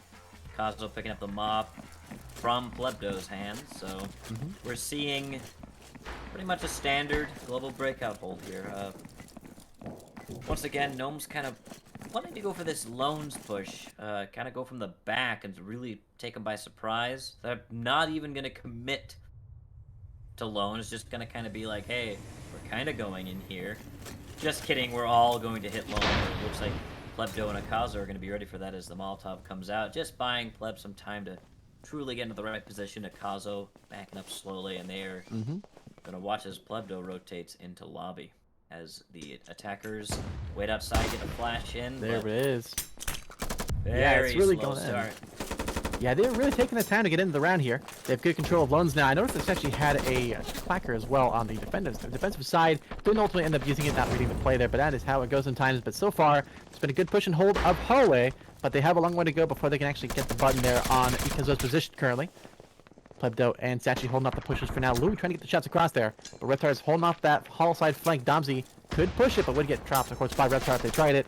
So far, they're just getting a lot of flashes down. Plebdo got the first kill there onto Louis, trying to push into Tellers. And so far, Mace will get the, well, actually, SaChi will take down Index in this spray down, alongside Index taking down Plebdo on that push. Mace still in Tellers. So far, Skoog now playing in what was Reptar's old position, but Reptar going to be pushing through here. Going to go all in. Of course, our anime OP here trying to go in, trying to win this. It is a 3v4 currently. So SaChi's in a good spot to counter. Scoop Squad will get... Oh, he's still alive, but SaChi will actually get dropped there by Mace. Excuse me. Ekazo with a flank up as well. Domsey looking to go for it. There is the vault door being opened. Domsey going to rotate into position. Argo holding off the line there with the auto shot. But Ekazo gets the drop and kill there onto Mace as he goes in for the push now. Ekazo about to get pushed by Scoop Squad. Will he get the kill? The answer is no. Scoop Squad will clean up and trade onto Ekazo. Reptar going to escape and ultimately save the Saber there. Rest of Argo now going to push through, trying to take down Scoo Squad. Trying to hunt him down, but will Scoo Squad escape is the question. And looks like he will manage to escape at the last second there. A little bit of good timing there, a little bit of good reads. Ultimately, it will be Global Breakout taking the lead 3-2. I talk about this almost every time I cast, the dangers of stalling as attackers. The defender's job is to hold you in that area, and we saw that with how they were positioned, Akazo and security, they were too afraid to move up into lobby. With a lost gunfight, they stalled further and further. You saw that they were stuttering around security, not even realizing that they haven't even hit the button yet. So, really good stalling by Global Breakout. Didn't matter if Akazo goes down. They save the mop. Argo trading the auto shotty for the mop for this final bout of the half on Killdome. So the nice passiveness there for Global Breakout, just allowing Gnomes to walk to them. Like, we don't have to push you. You have to push us. and the team Gnomes just kind of stalling and falling further and further behind in time, and being caught once again in this trap that Global Breakout seems to keep leaving for Gnomes, just like these what are those, like the candy with like the little gnome on it? I'm forgetting the name for it, but like just leaving the candies out, Mhm. and the gnomes walking over and being like, ah, yes, I'll pick one of those up, and then woof, the net comes out and Global Breakout walk out the victor. I think that's Hansel and Gretel, but in any case, this is going to be one to definitely keep your eyes on. Of course, Mighty Midnight. We saw last time they went for the red door breach. Looks like Little Breakout is looking to counter it, but now it looks like the attackers might be doing something a little bit different. Maybe a pit play, maybe going for beach. I'll have to wait and see. I'm I always can a see the. believer that beach is always the play. Well, not always the Mm, play, but like always in the cards of being a split. hmm Um, and then it's just a matter of what they want to do. If they want to hit power, beach pit. If they don't want to hit power, beach jungle. And that's something we've noticed in a lot of DPL matches, or at least the ones I've been casting recently. Uh, hmm Power is a secondary concern. Oh, is there power in this map? Nah. There's no real, especially if it's way out of the way, like pit. If you're going beach and you want to clear jungle, there's no point to going to get power, obviously. But hmm they've got a lot of circling over pits, and it seems to be no charges, so it's a Yeah. straight beach push. All right, all eco, and here they go. Plebdo with the Kobe nade takes down Louis. And next in a good spot here, Plebdo with a good position. So far, Ekazo's rotating up, looking to go for the shot across towards Index and Reptar. A good smoke to block off double, triple smoke here. Make that four smokes coming out. They are all in. Ekazo will take down Mace's. Index will take down Plebdo on that exchange. Index now going for the breach and gets dropped by SaChi from a long distance away, but still in the fight for sure. We see SaChi on the other side here, holding out the push. Ultimately, Skooksquad will be able to escape and go for the play here in pit. Argo holding up with the KR. Ekazo drops down to Skooksquad. Domsy will take down Reptar as well, and that's the round for Global Breakout, 4-2.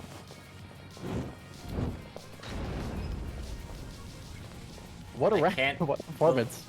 They knew. They were going green, so they saved the grenade for chucking it at green. That is the amount of confidence they had saving the grenade last round, that we're going to win this round, they're going to go green next, we're going to be fine, save the grenade for that. And so, if that was the call, if that was the exact call made, first of all, I'd like at least $1. Second, that just shows you just how knowledgeable Global Breakout and how dangerous they are. That they're just like, all right, we're going to win this one. You got the grenade still? Yep, chuck it. And it got a kill, and it got Reptar to, I believe, like 15 health.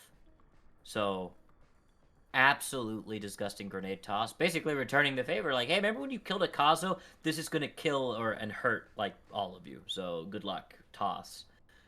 So new map set. Mm-hmm. We're on. Obsidian Saber.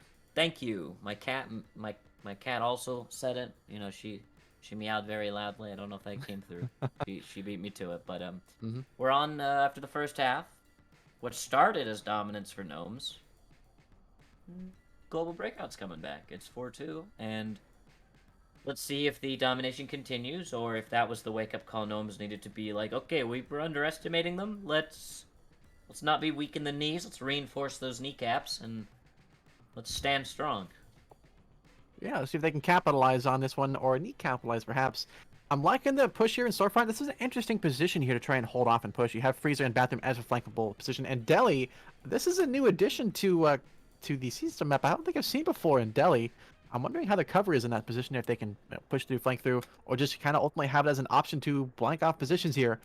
I'm liking Teller as well, but I think the call here going for Green Door and ultimately going for Storefront, excuse me, and going for the breach across there. I like it.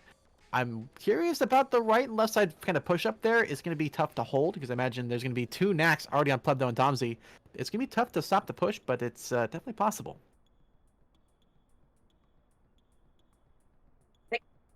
Sorry, I was caught in a sneeze, but Oh, bless you. thank you. Oh man, yes, you're correct. Sorry, I was like trying to add on to you, but like I was caught in that mid sneeze. But the aggressiveness of Argo with the auto shotty here. When it works, it is deadly.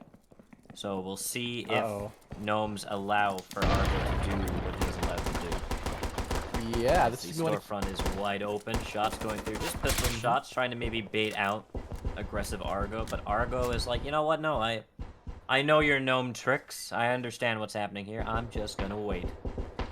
Yep, he is indeed waiting. And it looks like Ekazo is also in freezers as well, going for the split up, the push up, the double flash in freezers. Ekazo facing Molotov to try and counter it. Skoog Squad will get melted by Pleb ultimately, but Mace taking shots, but Ekazo will take down Mace and takes down Index. Louis trying to stay alive, getting just absolutely demolished, but Louis will get the kill to Pleb. They're running in aggressively. Reptar on the outside, looking for information, but ultimately Louis taking a lot of shots, still in the fight, battling against Argo here. It is Arashadi versus Saber. Not something you've seen in a million years, though. Here comes Louis pushing into towers here. Solo clutching this one. Ultimately, SaChi with a nice long shot that gets the kill on that player. Now down to just Argo, and ultimately SaChi will get the final kill of the round there onto Reptar, and that's the round for Global Breakout. 5-2 after an insane freezer push. The Molotov from Ekazo is the reason why Scooge just got melted. He was stuck in barbed wire, stuck in that molly. I believe the molly also tapped Index and Mace as they sprinted through. So a really good Molotov by Ekazo, even though he was, I'm pretty sure he wasn't full flash, but he still was a bit flash, still a bit concussed. But he was able to get that Molotov. He gets, I don't know if he got the kill unless it was picked up by Pleb, I think is what you I think said. Pleb picked it up. But got him insanely low. Pleb picks it up to secure it. Just really good defensive Molotov there by Ekazo, punishing the Gnomes for trying to be aggressive. Gnomes trying to be aggressive, and it was paid in a crossfire and flames and barbed wire. Indeed, Global Breakout. They know their own strats very well. They know how to counter their own strats, which have worked out very well for them. It's up to Gnomes to try and bring this back. So far, they have lost 5 rounds in a row, so it is not looking great for their chances, at least on this game too. But now on Chronos Circus, excuse me, a very, very large map. I kind of like Service Time here. I could expect a couple different push angles they could go for here. But the bomb near Cargo Hold, but still facing more towards Office and the walkway here. This could be interesting to try and hold as a defender. Yeah, we see. I've seen this factory before. I believe, from my experience, walkway is very powerful here. Kind of all the angles you can cover here, and the ability to basically be in Office, rotate around, and now you're on another walkway. You can hold server farm from pretty much back here. Office. I think Office control is really important here, especially at the right Office side, not the left one. Yeah, that's got power, which I think is what Gnomes are setting up for. They're setting up to go get this power. However, we'll take a look at what Domsey is holding. He's holding the Saber, as well as Argo is holding a Clacker. This entire Office push could be completely shut down. If the power goes out, Domsey is still in control. Domsey can still see them. But the question is he fast enough than someone with a tar if they can already see him coming? They're looking the wrong direction. So, an interesting preset going into this round. So, yeah, it's definitely an interesting one for sure. They do get the charge set down. Looks like they're not going to be able to do the counter clacker play at least just yet. But Argo is kind of hiding out the other side. There is the breach early on. Of course, the attackers wondering, what the heck just happened? What's the charge going off early? Louis and the next on the other side, though, and Green Door looking to try and battle against Plebdo. Plebdo getting some shots down range. Not enough for the kill just yet, but Index and Louis trying to look for information. But Louis will actually kill Index with his own grenade. Unfortunately, the whiff throw there didn't quite go where he expected it to. That is going to be a tough one to come back from. But SaChi on the other side, though, here comes the push-up from the attackers. Taking partial control of Office, but are still battling it. SaChi holding off the angle as well. Ekazo in a good spot to kind of whip them up, and he gets the kill on the Reptar. But Mace in a good spot. SaChi trying to get shots across as well. Mace getting some shots down range. But so far, it is all down to just Skoog and Mace. Last alive here for the attackers. They picked up the utility. They have some options now. SaChi gets dropped by Mace. Just sneaking through. Argo trying to shoot across there. Trying to battle there. Ekazo going for shots as well, but Skoog Squad getting flashed. Looks like by his own teammate potentially. Not sure what happened there. Perhaps a whip throw. Seeing Argo hold out the angles here. Long shot with the grouper, but he can do it. Plebdo in a good spot to counter, and Domsey countering it with the Saber. This is going to be a tough one. Oh, and there's Mace getting dropped, and Domsey getting dropped again by Domsey dropping. Skoog Squad and Mace there. That's the round going to Global Breakout, and match point 6-2. there's the power outage not going in the favor of the attackers. Actually, turning off the power goes into the favor of the defenders. Like, yeah, we've got flares, we've got, we've got the saber. Go ahead, turn off the power. Like, go for it. We want you to turn off the power. That's why none of us are contesting that power play. So really, really strong defense. Unfortunately, a little bit of a blunder with the TK on the grenade, but I think it just did a weird bounce, and it didn't even get the barbed wire as well, unfortunately. So all it did was uh, eliminate a teammate, and unfortunately, that's what happens sometimes. Mm-hmm. It was a good attempt there. I like the push. Ultimately, it was just defenders outreading, out positioning, and just outplaying the attackers there on that push and hold. Definitely a good try, but definitely can be a long way to go for them to bring it back. But now in Operation Dauntless Chronos with match point and global breakout side, this is going to be an interesting one. I like the courtyard position, patio, nice red door. They have a lot of options here to go for the push up into the bomb site lockers. Yeah, we see in multiple kill houses where reception is kind of like beach. You see reception, you're like, that's not bad. We could do that. I think reception, using reception as a quote unquote green door. Yes, it's windows, but a free entrance. We'll say, reception and beach are like hands down. Like you could be like, yeah, we could just eco this here, or we could just all go in there anyway, and it's fine. Like, we don't have to go through a red door just because we have explosives. Like, does using an explosive make the job easier? Could we just go into kitchen? Would we be pinned down? Would it just cause a delay rather than sweeping through reception and knowing that we are pushing everyone back to lockers? Yeah, I can see them doing that play for sure. I like the counter, I like the setup here, but I think long term, I like the flank up as well from the defenders here, rotating. The play, I think it's a little bit risky to go for reception, but if they can pull it off, it's going to be coming down to execution. Yeah. Let's see if. Oh, no, they have to go to reception. Oh no, they don't. No, they don't. What am I talking about? But trying to go for cheeky peeks, it seems, as I believe the office door was just kicked. Oh, very interesting. Just... Nope, it's still closed. No, it's still there. Okay, so something was kicked and someone was almost zapped. I think it was maybe Argo when he was peeking in the window. Oh. Yes, it was. It's the courtyard. Gotcha. Alright. Well, in the meantime, they are going for some shots downrange for sure. Not quite the damage done yet for the kill. A lot of control of reception now being taken control of by, of course, the attackers here. Of course, the Gnomes. Good grenade here with a barbed wire. Good Molotov to counter it, but Mace is going to run through. Not a care in the world. Takes control of that. Pledzo about to run into Mace, but Pledzo will get that kill. Pledzo trying to recover. Ultimately, Index from the backside will take down Pledzo. Trading. Looks like SaChi going to rotate up to try and block it. Domsy in a good spot here. About to face the whole team. Takes down one, but Domsy will get traded by Skook just as quickly. Reptar actually will team kill Louie and Argo. We got the kill in the Skook squad. It's all into Reptar in a 1v3 clutch to try and hold on for the Gnomes' chances here. Argo about to win this one. Ekazo in a good spot to counter. Reptar will win against Argo. It's down to Ekazo and SaChi, 2v1. It's down to the wire here. Good barbed wire that hold off the green door push. But SaChi in a good spot as well. Reptar could go courtyard and go for information. But Ekazo is holding the angle here. He is very low. Yeah. We both have Molotovs as well to hold off the push and go for time. And there it is. SaChi will get the kill across the side there, taking the Reptar and taking the second game, to global breakout, 7-2. Wow. It started with complete Gnome dominance, and then 7 straight for GB. I think, yeah, what you said was true. They just needed a little bit of warm up, and then they're like, oh, wait a minute. We're global breakout, never mind. And then they just came out absolutely swinging on that second quarter of the first half. They just completely came out swinging, and then that momentum just carried them for the rest of the game. The aggressiveness, the ability to play off one another, the communication, the execution of how they dealt with their plans, just completely uncontested for those 7 straight.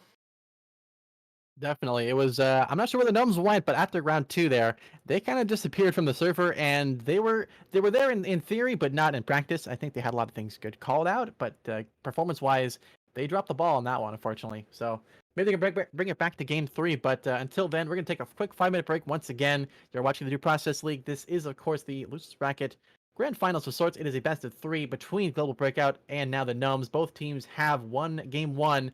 Game 3 will be in about 5 minutes or so. Be sure to stick around. You're watching the Due Process League.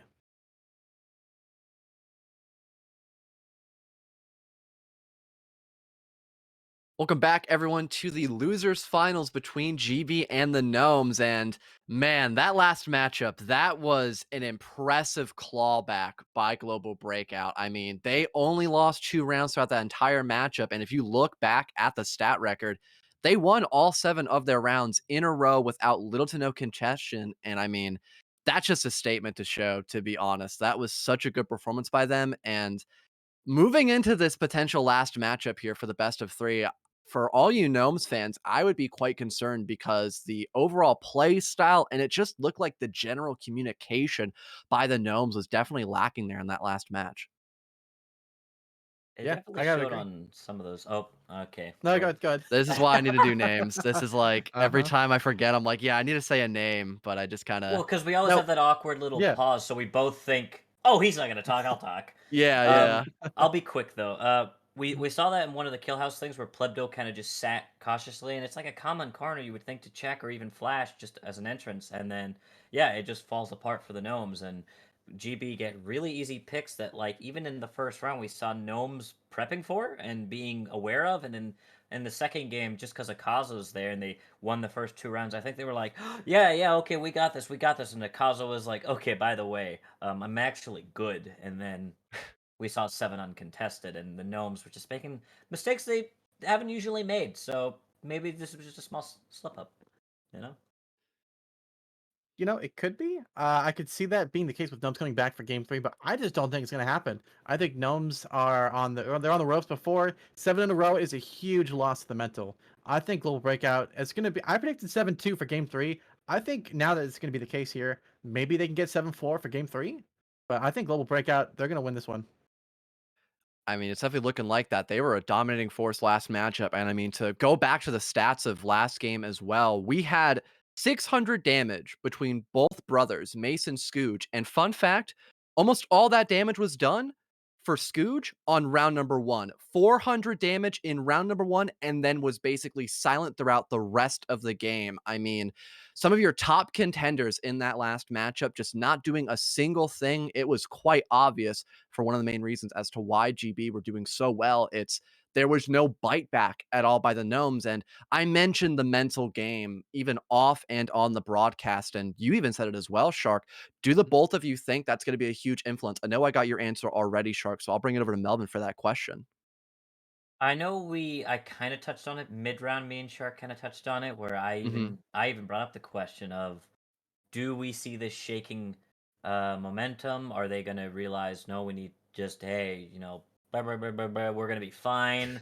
Whatever noise I just made, I will not replicate, but like, we're going to be fine. We're going to go on. But yeah, having 7 unanswered, no matter what kind of player you are, whether you're the top or a casual player, getting answered or unanswered 7 like back, like, oh, we're starting to win, 7 unanswered wins, like it does affect you. So we're gonna see how much that affects them, or even if it does. I would assume it would. Any normal human, I think, would feel that that did not feel good. No one likes getting Yeah. slapped 7-0. So I'm thinking they're gonna be like, that didn't feel good, but we can still come back. We can still do this. Let's just find out some of the things we made, not make those same mistakes, and we should be okay. All All right. right, fair enough. I mean, with all that being said, I mean, Q slowly loading in. We're bound to get the game over and done with in just a few short moments here. It finally popped. Dalton put that in the game chat. So this is my farewell to you two lovely individuals. I'll be back shortly though. But hey, have fun that last matchup to see who ends up winning, guys. Will do. Oh, I'm so getting called a traitor after today. I am. I know last time I casted GB, I think it was with Echo because it Mhm. was them and LCG, and I wanted LCG to win. And every time they won a round, they wrote out traitor on the map, and then Yeah. Echo's like, "Oh." Is those your friends? And I'm like, I don't know anymore, man. Yeah, man, Oh that is man. that So figures. Kildome Factory Bank, by the way. Our Hmm. first 3 maps. Interesting set there. Who's on attack by chance? It is the gnomes attacking first. Oh, I don't all know if that is going to right. sway anything for you. I don't know if you think that Mm, them starting on attack is better, or if them attacking or starting on defense is better. I would say, in my personal opinion, I think starting on defense is better because then I can get a vibe on how the attackers are playing. Like, oh, these are aggressive guys. I know how to hold this for the future. yeah, I kind of like that. Ultimately, Global Breakout are on defense for the start here. I think it'll kind of set a pace on how Gnomes want to push this one, how they want to play it, and kind of show what they're really about right now.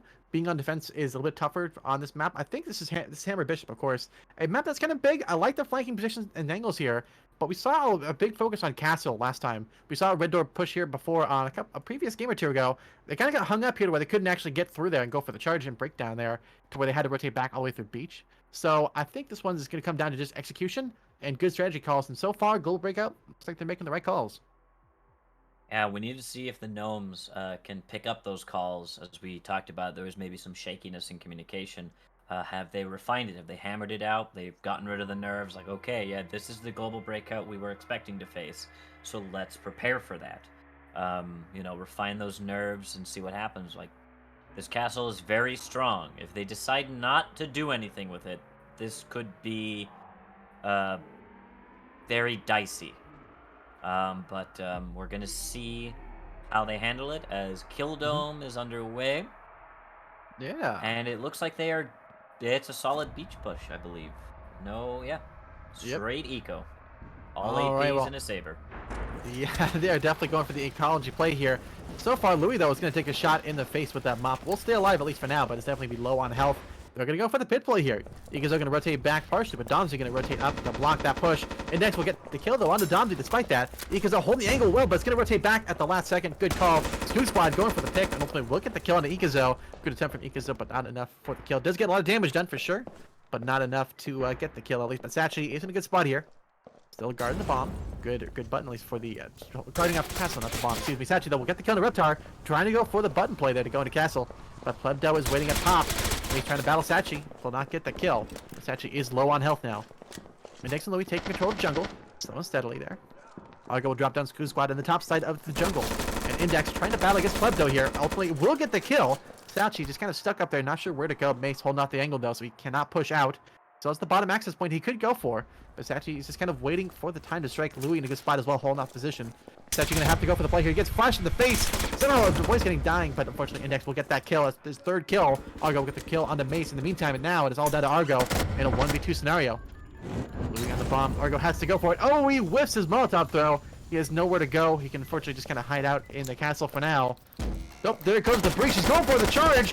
Goes for it, but Index with his fourth kill of the round and secure the first round to go to the Gnomes, 1-0. Look how low they are, though. Even though they ecoed it, they are gonna get the saber back. So a really good eco round. A success. The mop is out. Ekazo did not get the kill on, I believe, Index that rushed him. Yeah. And he was unable to get the kill there. Did tag him, but was ultimately dropped, and that was a big hit of morale to GB right there to lose this opening round. But here are the gnomes that I was talking about earlier. These Mm-hmm. are the gnomes that we know and we love, and the communication is strong. They were holding those angles, covering each other. They had that crossfire set up to where SaChi was like, I have to do something. Unfortunately, he chose to do something right when 3 flashbangs went into his face. So he was a little stuck. Argo did his absolute best, got them insanely low, but once again, it was a crossfire he was walking out into, and he was ultimately dropped. So, Mm-hmm. can the gnomes keep this mentality going forward for this final game? Can they keep it going? That's going to be That the real question. Exactly. And the answer, I think we'll find out on these next. I think the end of this set will be very telling, but equally, last time we saw Gnomes take the first 2 rounds pretty decisively, and all of a sudden GB came back for a non-stop 7-0 to victory. Literally just rode the train to the station of winning. And now on Sublime Blood here, I think I like the push coming in from Gnomes here. I like the strat call out here.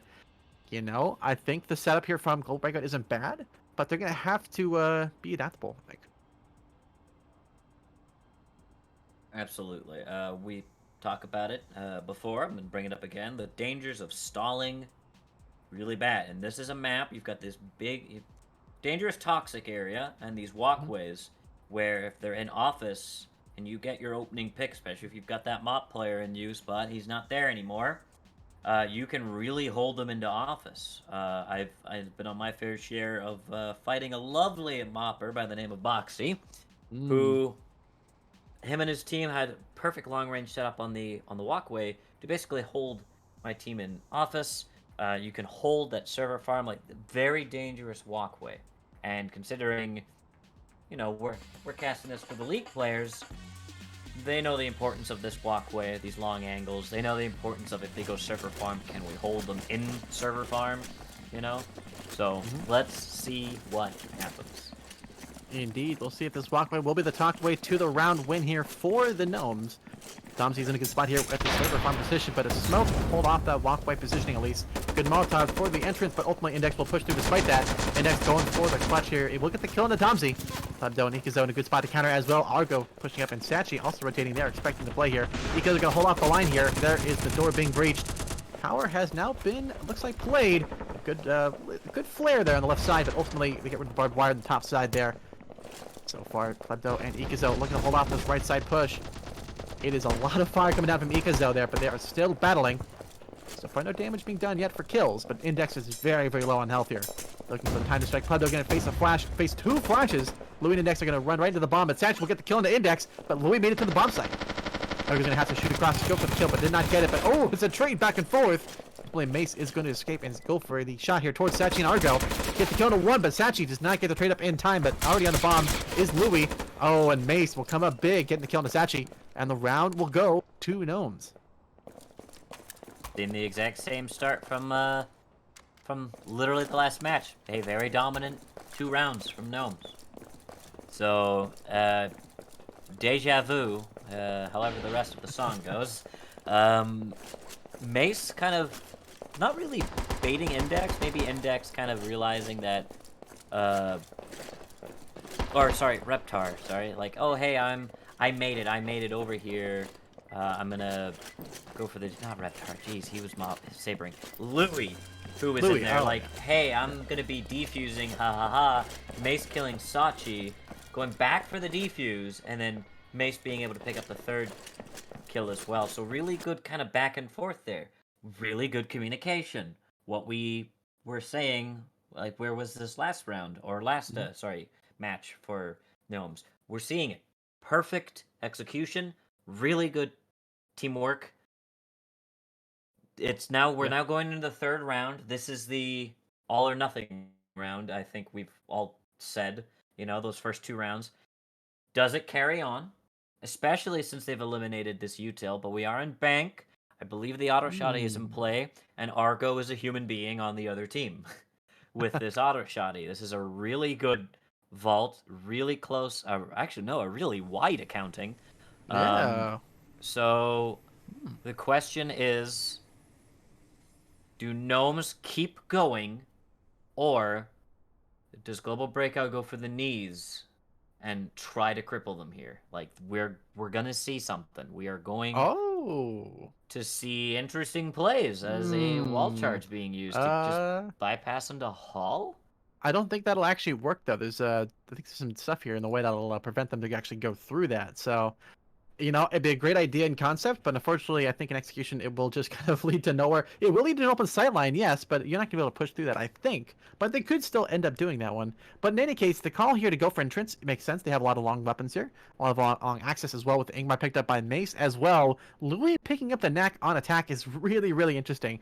I'm liking what it's going to be doing here on accounting and possibly manager. If they do go for the push up there, I'm seeing flashes called out there, and it looks like defenders are keeping their kind of cards close, not making any early calls just yet. Good molly for the entrance there when they do go for the breach. So it's looking pretty good for the play here.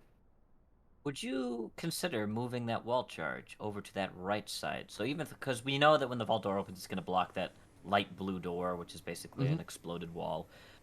Would you put the wall charge Basically Like on right the here? side of that. Yeah, would you put that? Would you consider putting that there? Especially when we'll say everything goes according to plan. Mm, You know, lobby is yeah. secure, and you know, then you put the wall charge up. But we are seeing a very aggressive lobby hold from GB. 3 Molotovs in play. Ekazo with the tub. It's tub time, Oh, ladies and gentlemen. yeah. And the auto shotty from Argo, that aggressiveness. Domsy playing back near the button.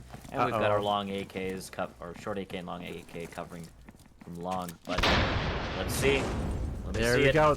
There we go. There's the Molotov to block off the beginning push there. Ekazo and Argo in a good spot there. Ekazo rocking that tub. Will likely be tubbed up in these attackers here. Had the perfect read, perfect call. Double flashes. Ekazo! Oh, gonna get dropped. Molotov able to get some damage done. Plebdo takes 3 on that opening exchange there. Plebdo able to escape, and SaChi in a good spot. It's down to Reptar and Mace. Of course, Reptar rocking the Saber, and Mace rocking the AP, so they have some options. But unfortunately, Louis there is going to be dropped, and the rest of the team they're dropping. They do go for the button block here. So the vault door will be open, but they will not be able to push through in time. Mace is going to go for the vent play instead and go through manager. I like this call. Reptar looking for information still in the lobby. Domsy also transitioning over to move into security. I can speak. Pled though there, trying to shoot across, aiming through towers a long ways across there with the KR, but he can do it. Mace sneaking through so far, but Reptar is in support there of Mace. That absolute awesome Molotov. Even though Akazo and Argo dropped immediately, Plebdo cleaned up those who were still stuck in the Molotov for that easy 3K. And Plebdo is going to actually get a Oh, 4th, there we go. but it's still Reptar. Reptar, who got an ace earlier today on GB, he's going to come out of the vault, and it's up to Plebdo. Plebdo trying to mess around, see if he can get his ace. As the flashbang goes out, Reptar slow peeking around, but Domsy is going to rush. Plebdo's going to go down to Reptar as well, and Domsy, Reptar! 36 seconds Oh. left. Reptar has to move. SaChi just basically shooting like, hey, no, you don't want to go get that button. It's a smelly button. We haven't repaired it in years. But Reptar trying to carry Gnomes forward again. He's done it before. Can he do it again? The Molotov, though, is not enough time to get the charge down. He's going to have to run through the fire, and he's not going to do it. That's going to be an impossible defeat at this point. Reptar going to go for kills, potentially, onto SaChi, but no. SaChi will get the kill instead. So it's the first round going to Global Breakout once again. 1-2 now, and it seems to be a repeat of history here. If SaChi did not have a Molotov, I think Reptar would have won that. That was really good. A really good almost like reassessment of the situation. Okay, it's just me. I've got 2 getting ready to push me. I can't miss. And he got his shots. Maybe if he hadn't have taken so much damage, he could have challenged that Molly. But very very good hold from Pleb to eliminate that down to a 2v4 almost immediately. Or 2v3, sorry, rather. So putting it in the favor of GB and carrying it over. But as you said, a repeat. It's a 2-1 start. Last time this happened, it was 7 unanswered. Can the nerves of Gnomes, just realizing, hey, that was really close, actually, unlike the last one where they kind of won, that was really close, so I think we got this. So I don't think that win is going to cause too much nerves for Gnomes. I think that's just going to be like, yeah, that was really close. We just kind of stood in a molly that, yeah, it's fine. We got this one, so I think they're okay. I think they're going to be okay. And I think they know they're going to be okay. Yeah, I think they definitely have a good odds here and good chances now with swap sides on Operation Hammer Bishop. The plan last time was to go pit and jungle and go for kind of a split fan push through the pit side here and then go for the jungle side kind of double flank here. It worked out pretty well for him. But now on the other side, Global Breakout on the attack. They're going for, looks like the same kind of call here, but going for, looks like a base play instead. There's some things I like about it and dislike about it. Of course, a castle being a point of contention, this is a lot of good sight lines through this sides here, so it's very, very dangerous. And of course, pit is going to be a point of contention as well, as it's very, very easy to push that. 100%. I'm interested to see if GB decide to do the same thing, and it looks like they are, except no Saber at all. 100% AP, 2 smokes, and 1 flashbang for each member. They're also, both teams deciding that, you know what? This Kill Dome's an eco dome, actually. We're building a new ecological park where we will save all of our utility. Yeah, it looks like it's going to be the Biodome instead on Operation Hammer Bishop, perhaps. But now we'll see if they can hammer through this defensive side here. Louis and Reptar in a good spot. Oh, Reptar going for the pick. Gets not quite the shot landed, but definitely gets some suppression down at least. Louis in a good spot in the base at least. Good barbed wire there. Good smoke early on in the corner. I like that positioning of the smoke. It's going to force him back. Louis still hiding in the mist. They didn't see him. Louis is still undiscovered. He'll get the kill on the SaChi. As Argo take down Index on the fast push in. Argo looking for the aggressive play towards Reptar, but Reptar with a pistol will kill Argo. Ekazo looking to try and trade up into Reptar from behind, but Plebbo battling back and forth. It is absolute madness, and the attackers are winning. Scoot Squad is the last one alive here for the defenders here. And Domsy, Plumzo, and Ekazo are looking to try and lock this one down.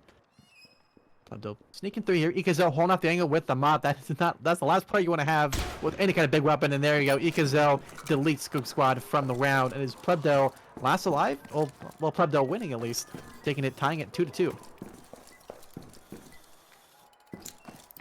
What a round! If I was Gnomes, I'd be scared right now. Yeah.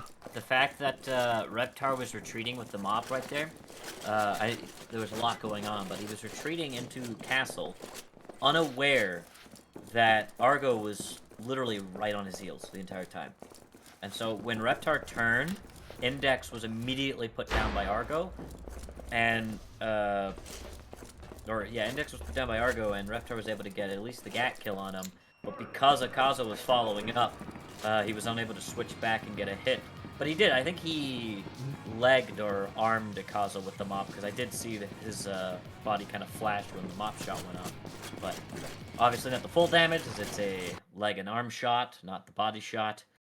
But a dominant eco round for GB, and as a Gnome fan, I'm a little nervous. I'm a little nervous, but you know what? I'm not gonna be nervous. I'm gonna wash all these nerves off. We're gonna push forward, and we're gonna be just fine. All right. Well, we'll see what they can do here. Now back on the other side of the factory, Sublime Blood. Last time it was a bit of a battle here in the dock side area. Ultimately concluded with the win. Ultimately, I think on the defensive side there the attacking side there for Gnomes on the push up there. Now with swap sides and positions here, we saw a Global Breakout set a pretty dominating lead, pushing in fast, pushing aggressive, pushing in for the win ultimately. I think on the last round here, I think the same thing's going to happen again. They're going to go for a certifying push, kind of like we saw last time, but basically much, much, much faster. Yeah, and this is a really good factor to have the mop on, and whoops, we gave it to Ekazo. Oops. So that's we're gonna see how that is. I'm gonna wait for them to load in 10 seconds, and I will confirm how much bullets this man has, because if he has at least 4, that is very dangerous for Gnomes. Yeah, that's a bad day for the defenders here. And it looks like he has a couple of rounds. He's going to throw it away and put it back in the shop there. So we'll see what he opts to go for. Looks he's going for the Saber instead on Ekazo. Maybe they're going to save it for last round in Killdome. Or a bank, rather. Bank. Or bank, Just not Killdome. We just got done with Killdome. They are all getting a little bit mixed up. In any case, still, I'm liking the setup here. I think we're going to once again see this global breakout aggressiveness as they seem to just full launch server farm. We saw them very quickly putting up their icons and their plan of attack. Just they're just here to take names. It looks like I don't know if that wall charge is just them doing a big old main. They have the wall charge. No, SaChi is holding it. Yeah, they're gonna do a split or a double bomb rather on double book. All right. You know, I like the strat call here. It's a little bit aggressive. It's definitely a bit risky, but they have one round to, to get the eco. Well, they have the eco last round. In any case, they still have time to push and play here. Let's see what they can do. So far, they are setting up the first charge. Other charge, maybe a bit of a decoy, perhaps, or a bait. No, SaChi is in position. He's going to go for it, but they're going to do it post control server farm. So I like the call here because they're going to stack up with SaChi. Uh-oh. That's going to be one to be careful of. Looks like Argo and Plebdo and Dom's going to push through and take control server farm for now. No defenders dying just yet. No damage being done either, but so far information is definitely getting collected there. Maze getting some good shots into Domsy, taking a lot of health, taking most of the health, and there you go. There's the kill as the red on the bottom side dock is being breached. Ekazo trying to go for the battle, but Maze gets a second kill onto Ekazo. About to get his third, but SaChi will trade up against Maze. Louis is still in the dock though, and up top, Skook Squad will get dropped by Argo with a nice long shot across there. Plebdo trying to battle against Index and Reptar, but SaChi will take down Louis in the truck, but Plebdo will get another kill on the Index. It's all down to Reptar in a 1v3 clutch, and Argo will get that kill. That's the second kill and the win for Global Breakout, taking the lead 3-2. Mace getting those 2 open picks, especially onto that snap from Domsy over to Doc to get Ekazo, who has the Saber, was so good. But unfortunately, everybody else on Gnomes lost their gunfights. And very unfortunate, because that Mace was setting them up there, and ultimately he fell to just another body being thrown at him. And everyone else just couldn't get their shots to land. They couldn't, I mean, the power was out, so obviously at range if they're not looking in that area. I don't think Louis could see SaChi kind of walking in front of him just because of the range and the power being out. But, man, what could have been a Gnomes victory there just kind of crumbled away there as the last 3 surviving Global Breakout members banded together and showed that strong GB communication and aggressiveness, and were able just to power through that.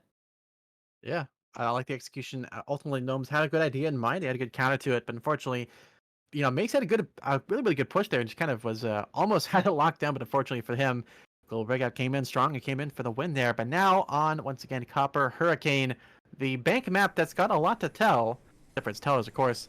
An interesting push at the very end there. The entrance and lobby was one to keep in mind, but I think on this one, maybe they're going to go for the red door, maybe go for like a manager vent thing? That would be interesting. You take control of accounting, so that way, basically, you kind of just skip the hall routine, and you've already got people in accounting. I mean, definitely just hitting the button, and then maybe having someone hold it, and then just being like, all right, everybody else go through the vent into accounting, and could also be the play. But something I do want to touch on real fast, looking at the stats there. The Global Breakout has lost every single opening engagement. Every single wow. Akazo's 0-1, SaChi's 0-1, Domsy's 0-3, Wow. and Gnomes have every single opening engagement. The Gnomes have won, but now they're down by 1 round. So we're seeing the Gnomes start really strong, really well, but something happens mid-round, and the Global Breakout crew come back swinging. Yeah. It's like feigning, like they feign, like, oh, you got me, oh yeah, call an ambulance, but not for me, like that's literally what seems to have been happening. Indeed, the mid and late game is, of course, the hardest time to push and hardest time to win. And so far, Global Breakout have had really strong control of that one. And as you can see in the stats there, it is showing in the pudding. They are taking the lead. And so far, they are 3 away from the win here. With 6 rounds, they're both tied. It is up to 6 to win for both teams. So it is down to the down to the wire in some sorts. But now with the setup here from the attackers, defenders in a good spot, focusing mostly on accounting. Otherwise, they're all stacked up in the hall, ready to go for the breach here. Seeing Argo set up for the vent play here. Looking at a bit of a sussy spot in the corner. I kind of like it, but it's a little bit risky. There's the entrance breach lobby taking control of good smoke in the center here. While Argo and SaChi going to push on the right side there, taking the battle against Index. Up there trying to support, but Louis in a good spot as well to counter if they do go for it. But entrance being slowly held back for now. Domsy also sneaking through vents at the same time as Argo and SaChi to go push through accounting. And SaChi will take down Reptar, but Index goes for the trade up, and ultimately Louis will jump out and take down SaChi as Argo goes for the play here. Index trying to go for the shot, and ultimately Skooksquad will take down Plebdo in the meantime. Still battling back and forth. Ekazo trying to battle against Skooksquad there, could not get the kill. Ultimately Argo is shooting across Domsy, looking to hold off Louis' push here, but Index trying to battle against Argo. It is a 2v1 in against Argo here. But there you go, Louis, and oh, the trade up back and forth. Index still alive at least. It is down to just Ekazo and Argo last alive, and Index will drop down Argo. It's down to Ekazo last alive in a 1v3 clutch attempt. Go with the 3 flank up Molotovs, and I think they may go to just hit the button. I'd probably throw Mace in the vault, or just put everyone in the vault and then go and have Scooch hit the button. Just maximum delay at that point. You've got one guy. Don't challenge the guy that could potentially 1v3 you. Oh, and Ekazo will get the kill on the 1, but Mace will get the trade up. It is going to be a fantastic round for the Gnomes. They tie it 3-3. For once, the Gnomes put a trap card down. lured them into this false security that, yeah, you could take accounting. We don't surprise Nax and auto shotguns. And there you go. That is the first engagement, opening duel that Global Breakout has won. And they lost the round. Yeah, kind of Very figured, huh? interesting stat, that opening duel thing to keep in mind, that they won the first fight, they got a kill. Sir, you know that one kill they got? Yes? Well, then the rest of them were subsequently murdered afterwards. It's like, oh, well, darn. Really interesting Yeah, stat to kind of keep a track of seeing that the gnomes, in terms of dueling, the gnomes are statistically out mhm, dueling Global Breakout in the beginning. As I mhm. said, as we've established, this mid to late game, something kind of ticks for Global Breakout, but that last round seemed to be the opposite. It started with GB and then ended with Gnomes. Yeah, and yet here we are once again on Brutus Intruder, a map that looks, pardon my French, looks a little bit sus on the positioning here. It's a little bit strange, but equally, I kind of like the positioning here. The call from the defender, or the attackers, is to go for the 3-2, looks like a 3 split somewhere else. Maybe they're going to go for the stack up instead, but defenders, they're keeping their options open. Yep, always dangerous, kind of going straight into a clean defense on that first round, because you have to be Mhm. like, okay, crap, they could do anything right now. So what do we think they are going to do? Are they going to break into shed and split? Are they going to go for arcade power? Are they going to go into bathroom? Probably not. To try and get teller, or are they just going to go storefront teller? But I feel like, seeing what we're going off of right here, they want to do this storefront teller push. Obviously, get Mm. control of teller, open up those shutters, and have full line of sight onto this very open uh, storefront, Mhm. with the exception of that little hidey area behind in fridges, which, if they do an office split, can clean those guys out. Exactly. It's going to be a good one to hold there, but ultimately, Skoog Squad is in a bit of a risky biscuit here. He is set up in a good spot, but that is going to be a very risky one if he does play in that spot. But he's going to go arcade instead. But so far, the rest of the team is now out of the truck and now making their way out to try and go for the attack here. Looks like they're going for information on the outside here, going for a shed breach early on, trying to lure them into a false sense of security there. And Domsey will take down Louis for the first kill of this round, going for a nice long shot through there. Nicely done there as we see the setup here being done. They're going for the storefront breach. There is the breach, and Mason, a good shot there. Good Molotov throw. A little too late, though. Arco will be able to escape, but Reptar will clean up just as quickly. But they're going to sneak through. Go for the shot towards Mason. Gets the kill. Goes for two, but Skoog Squad will get the cleanup. SaChi and Ekazo next up in the battle here, facing a 2v2 here. Skoog Squad is hiding on arcade, but an Index and Reptar are battling. Potentially, Domsey going for the red door. Kind of pre-fire there. Not going to get the kill just yet, but SaChi takes control of Teller. He's out looking to sack up the smoke. Is actually going to work towards the defender's advantage, it looks like. You see them running through the smoke there, potentially. Reptar is hiding out in the bathroom. SaChi and Ekazo now trying to work together. Domsey also on the other side here.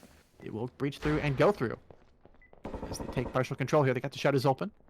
Scooter Squad is still holding an arcade. Index in a good spot to cover. And Reptar is hiding out in the bathroom. Reptar is not giving GB any intel that he is over there. He is holding, even though the bullets are flying near him. He is not moving, but now deciding to move into freezer. I think Ekazo may have just heard him as he looks over into freezer. Reptar is going to shoot onto Ekazo, but nothing is really going to connect. Ekazo is going to go down, and Domsey down to Index. Perfect 2-6 there. SaChi's at the front. He is going to drop Scooge, who tries to swing on him in arcade. Index picking up the saber. Reptar the crossfire into freezer, waiting for SaChi to come up as some shots go. SaChi goes for the push. Index is not going to hit anything onto SaChi. SaChi at full health, Reptar at full health. Reptar playing it safe and just going to wait as he swings out into SaChi, and he is going to get the kill. The Gnomes take the first round of the second half. It's 4-3 Gnomes, and the saber in the hands of the Gnomes. Wow, what a start to the Gnome side here. Definitely the Gnome back is real. Global Breakout. Feeling the pressure for sure. They had a good execution, a little bit scuffed in the center there towards the exit, and it really came down to just an amazing clutch there from Reptar, holding off calm, holding off cool. He knew there was on the charge. They had to go for the bomb if they're gonna win the round, and just played it cool and ultimately secured the win there. It was well done, good reads all the way around. Fantastic to see.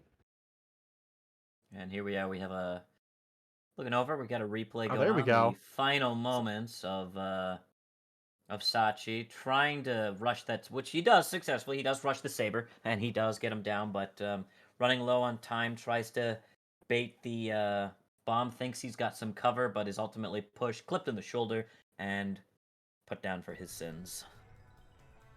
Indeed. It was an expensive one, but a loss nonetheless. But now on Operation Edge Halt, the pillbox here going to be a point of concern potentially, but equally, the Hall and Brent Door Brickhouse reception being a bit of a tough one to push through. I could see it being an interesting one to try and attack. Yeah. How do you attack this one? My favorite is, especially in these kind of maps, whether or not this is a scuffed opinion or not, I love breaching into breezeway on these ones. Usually it's a quick rush kind of play. For experience for what I've done, breach into breezeway, you smoke that left side, and then you get into kitchen.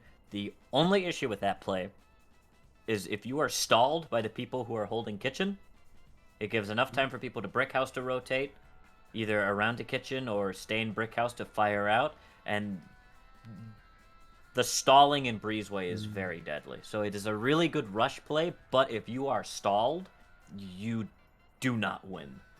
Like, it has to go, like, no mistakes. The smoke goes off, you get a flash in, you're in kitchen. If it's, oh, there's a Molotov, wait, okay, watch that smoke side. Oh, the smoke's gone. Okay, go into kitchen. Oh, there's another Molotov. Oh, we're being shot from brick house. Oh, okay, we're dead. Yeah. But we're not seeing them opting to do that. But Mace is going to clear the breezeway doors on brick house. Kind of maybe give the illusion that someone's over there. Holding maybe back in that brick house area so they get concerned. But it looks like they're going to do a hall push. Yeah. A shotgun. Yeah, with shotguns and AP 25. All right. Well, grenade, though. that is good. They're gonna need to get rid of those these barbed wires, of course, with that grenade. But in any case, here they have set up for the charge here. Looks like they're going for the brick house pre-fire there.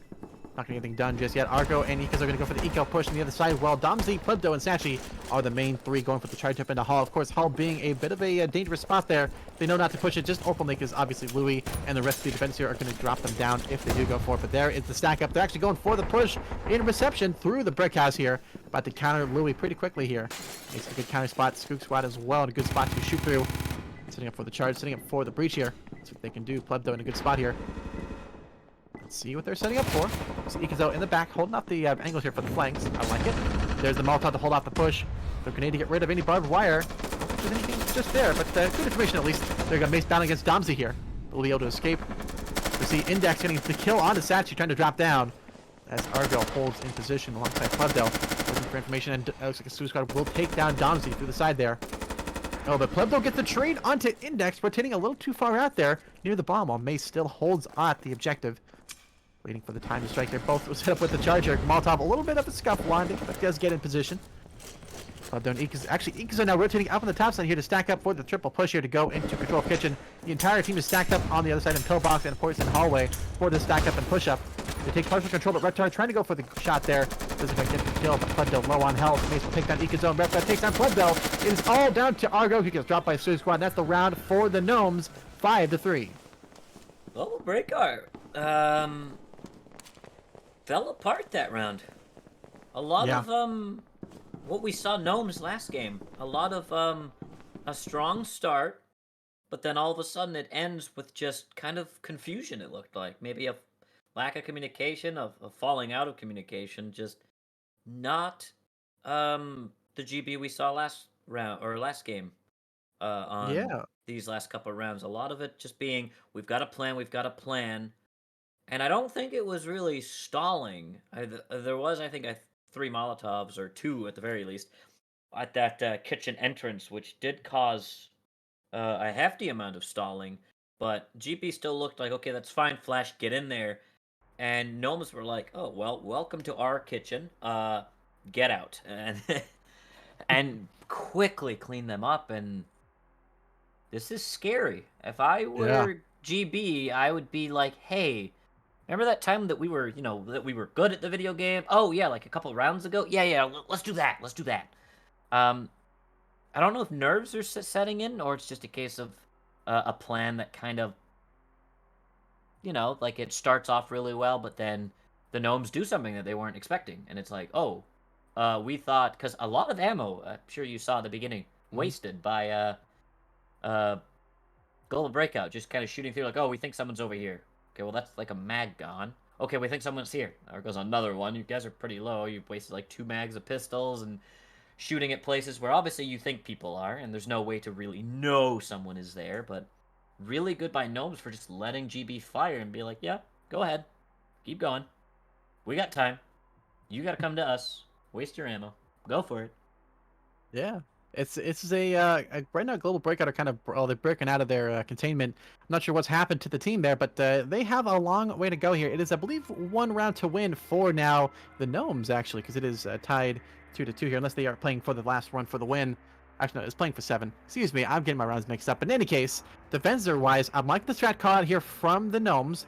Global Breakout on attack is going to be scary, but so far Global Breakout have not been the same GB team we saw the last few games. So maybe we can see him come out on this game, but it's going to be a tough one. See what Maybe they can do. this is one of my favorite kill on tile sets as of recent, or maps rather. Mace playing, both snipers playing where basically you want your snipers to be, and for a green push, this is really dangerous, especially because the jungle door there is really good to rush up and basically put pressure on those two. But shots are going to go out as Argo is going to take a hit, and Domsey. Saber shots coming out. Reptar is going to drop Domsey. They are down on hit. More saber shots coming out. Argo's still hurt. Reptar getting some heat as well. So are the attackers, as the Molotov is going to keep Plebdo pinned under that bridge. Index and Louis close, as Index is going to get shots onto Plebdo, and that's going to be Plebdo down. It is in favor of Gnomes so far, but anything can change. But the Global Breakout incredibly low on health, all sharing under 150 health, as shots are raining out from both sides here. An intense firefight on base. SaChi and Ekazo and Argo getting some breathing room here from the defenders as they get ready. Louis and Mace getting shots out. None will connect. Yeah, they're taking their sweet time to get out of the base here, which is giving a lot of time for the defenders to push up and hold on the flanks. We see Mace and Skooks right now on the top side here. Looking they're going to shoot across into potentially Argo and the rest of the team here if they're not being careful. And so far, the push has been halted. Ekazo does have, it looks like a flash, and Mace gets the pickup into Ekazo with a nice long shot there through the castle window. And now it is down to just 2 remaining players, Argo and SaChi. Louis and Reptar are still holding the angles. It is all 5 alive for the Gnomes. And Argo drops.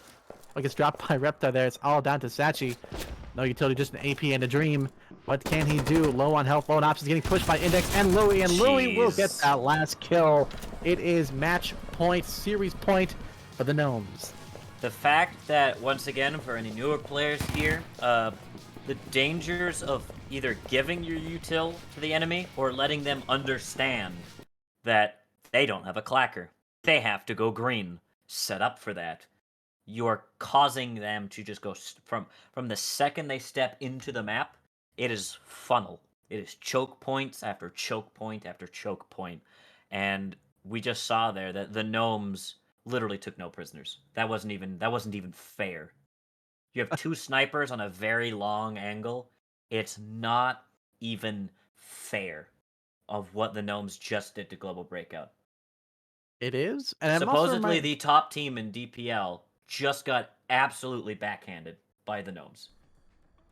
Yeah, and about that, I believe last time we saw in the winners bracket, it was Gnomes who originally beat Global Breakout, wasn't it?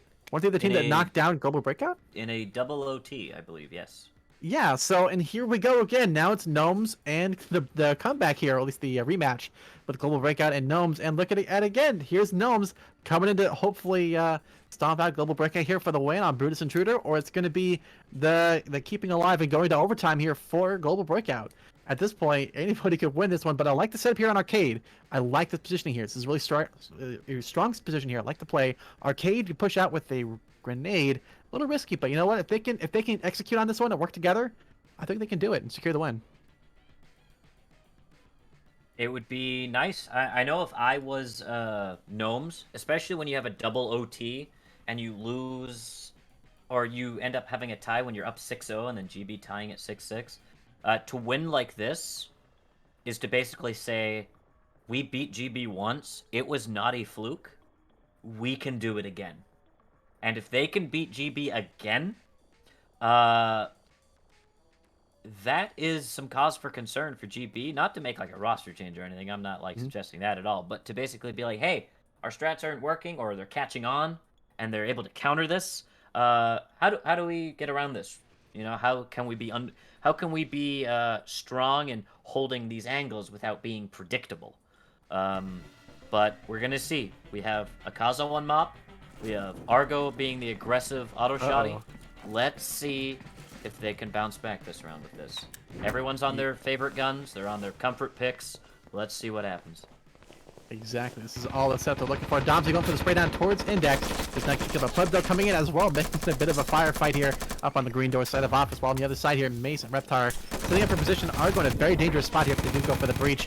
Meanwhile, Plebdo and Domsy do take down Louie and Index. Are going to go spot with the Molotov. Will hold off the push on Arcade for now.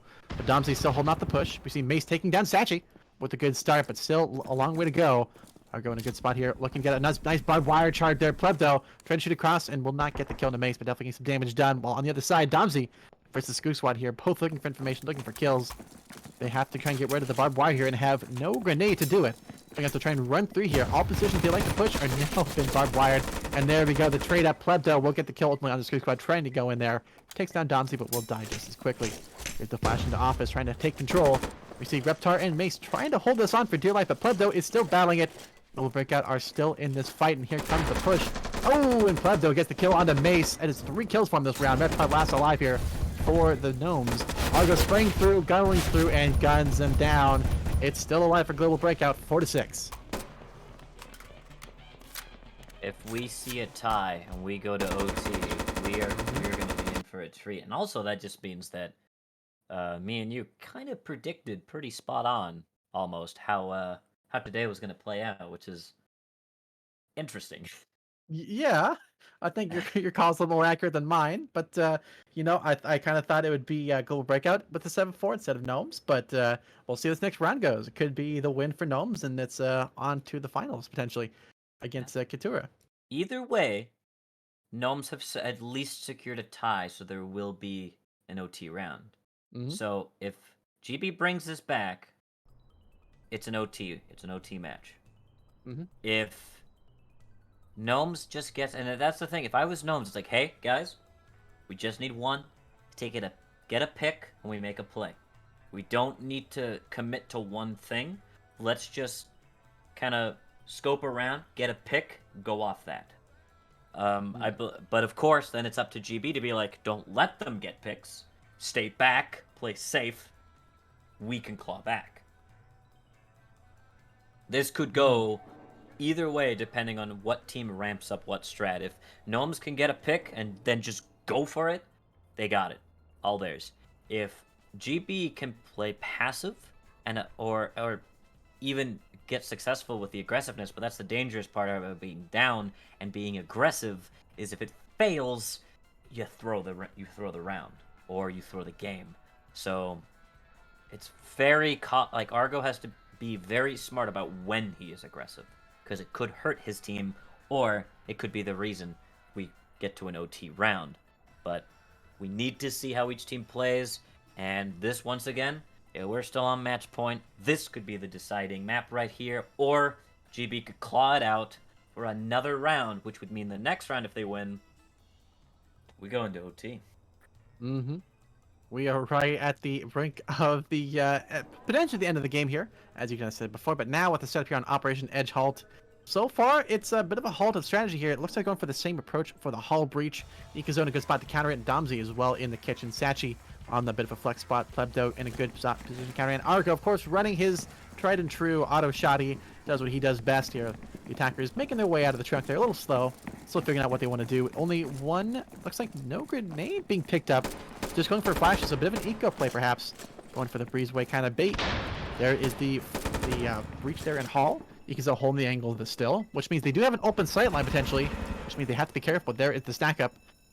P2 split being drawn on the map, and is indeed being the case here. Mace with the pre-fire. Plebdo holding off reception. So Plebdo take control. There you go. Plebdo going for the shots. Didn't quite get the kill. Plebdo just shooting through. There you go. Ekazo will drop down Skook Squad trying to push in there. Reptar trying to battle against Ekazo. That's the last player you want to be up against in a mop versus Saber battle here. Domsy trying to shoot across as well, trying to take down Reptar. Through here. As Louie, Index, and Mace, are pushing through. SaChi sets up a second barbed wire here. Oh, this is going to be a big one. Good Molotov to hold off the push. They do flash, but now they're going to be stuck on a tough push here. Molotov's going to hold off the push again, but Louis will take down SaChi. Mace in a good spot here. Ekazo going for the pick towards Louis. Did not get the kill, but low on health. Reptar going for the battle against Domsey here as well. So far close in line. All the defenders all in one spot here in the kitchen.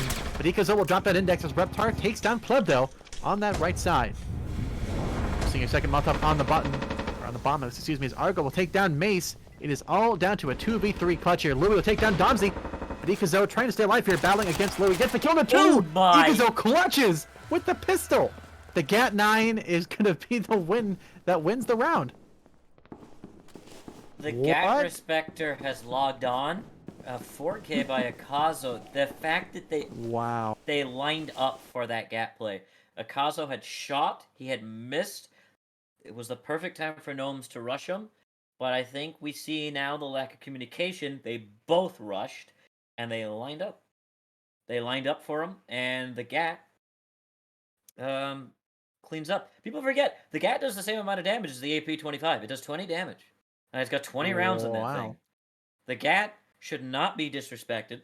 We are Gat respecters in this household, and I'll be damned if I'm going to raise a child that doesn't respect the Gat. Indeed, that was a catastrophic round there for the defenders, at least getting it the win. But of course, now it is tied to the last round of regulation, at least before overtime, 6-5, and it is down to the wire here on, of course, a kill dome map for the finish, Operation Star Hall. Two matches out of the 3 so far have gone the full distance, which is good. You always want to see a full distance game. I think those are the most fun, the most nail biting. I've been seeing chat move really quick. Everybody's into it. We did talk about this beforehand, even when we made predictions today, and when we chatted last night. This was going to be a close game. It was going to be a damn good game as well. It was some upsets, some as we said, predictions that we saw come true, either for better or for worse. But we will see the final folly of both teams on this round. Will GB tie it? Will we see the OT as I had predicted? Or will Gnomes win this one? And win it early than I had predicted. But I also did say there would be a tie. I did say there would be a tie. I did say it would happen last game. But let's see. We've got, once again, the same setup on defense. Both snipers in play, and they have to, and the attackers have to go green. If what I said is true from last round, GB will win this, and we will have a tie. I think you're right on this one. I think this is a pretty easy call, but equally, they could flub it up and still cause the win for the Gnomes here if the Gnomes have the guts. I see one grenade on Mace, but that is it. A lot of smokes, a lot of flashes, and of course, no clackers. So it should be a pretty smoky strat here in the base. Let's see if they can execute on this one, though. It's going to be a challenge for sure, but I think they can do it. Let's see what Louis can do. First one out there, double smoke on the base. Make that 3 smokes. Get some shots there from Plebdo, and the other side, SaChi trying to go for Pit. Going for the shots here. No damage done yet, but at least a little bit there towards the spot, but not a whole lot. There's the power being turned off. Will that have an effect is the question. Pit on fire. But we see Louis able to sneak through. SaChi looking for information in Castle. Heading out slow for now. As we see Plebdo on the other side trying to look for info, but there you go. Reptar will get the kill onto Donzi in the meantime. Well, not the angles here. Saber down. That's huge. As SaChi double 3 kill for SaChi. Mace trying to recover it, but it will be able to escape. But SaChi runs into the pit. Oh, the misplay is real. That is going to be painful in the replay. But Reptar is in a good spot to try and focus on Pit, but from behind, Plebdo will get the read. It's all down to Mace in a 1v2 clutch. We see Mace in a good spot here. Strong start. Something I want to point out is that Ekazo was beaming on the green door, but right when he was watching, they didn't push immediately. Right as he turns away, they rushed through the door. So an early shot, potential missed by Ekazo, unless he probably got a call from Domsey, like, hey, they're all there, they're going to rush you, get out. And Ekazo with the Dome of the Century. GB, claw and scrape to secure a tie. And we see overtime, Mr. Stuffed Shark. We see overtime. Yeah. Here we are, and it is indeed overtime now. I would have never expected this one, but here we are. Gnomes did, of course, bring down Global Breakout into the losers bracket. Now they're facing him once again, and right now it's shaky. Both teams are back and forth scrappy, but ultimately coming down to the good play there and good read from Global Breakout, keeping it alive. So it is going to be a fantastic game here. That game was just an all around battle there, back and forth, and Gnomes finally came back alive, came in and brought it in there to bring it to a close, almost win. Of course, Global Breakout as well, keeping it back and bringing in their own firepower to bring it into a tie. But this next game here could go either way. I'm I want to say I'm stunned. I'm Mm-hmm. shocked. But once again, we predicted, or we talked about how I believed that there would be a tie and we would see at least one OT round. I'm confident on that. Mm-hmm. That we're only going to get one OT round, and it's going to go to Gnomes. I'm still holding to that. Nothing has changed. I do think GB kind of woke up on that second match as it was looking a bit dire. But this is something we've seen before. We've seen Gnomes have this. They like have the this crocodile like death roll going, right? But then Yeah. GB just channels their inner Steve Irwin and are able to tackle back the crocodile and get out of the jaws and live to see another day. Whether you can say that is Gnomes can't close it out or GB is really good at playing from behind. Um, you can make an argument for both. Mm-hmm. I'm leaning towards GB play really well under pressure. I think we saw that clearly as they were struggling to hang on there, and they brought it back those last 3 rounds. Um, Mm-hmm.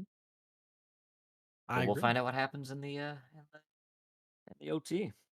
Indeed, we will find out in just a bit. We're going to go to, once again, another break for another 5 minutes or so we can get the teams together, get some water, bathroom, hydrate, the whole 9 yards. We'll be back in just a bit with more Due Process. You're watching the Due Process League. This is, of course, Global Breakout versus Gnomes going into OT after now both teams tying 6-6 in Game 3. We'll be right back.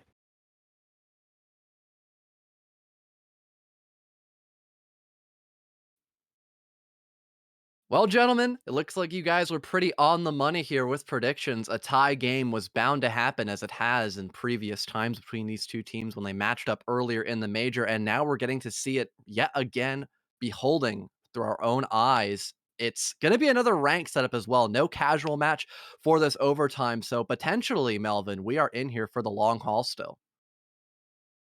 Yeah, I did predict there would be. I thought it would happen on game two, but it happened on game three. I did say there was also going to be an OT, but I can't remember if I said it on cast. I'm having amnesia, but I know I definitely said it to Stuffed.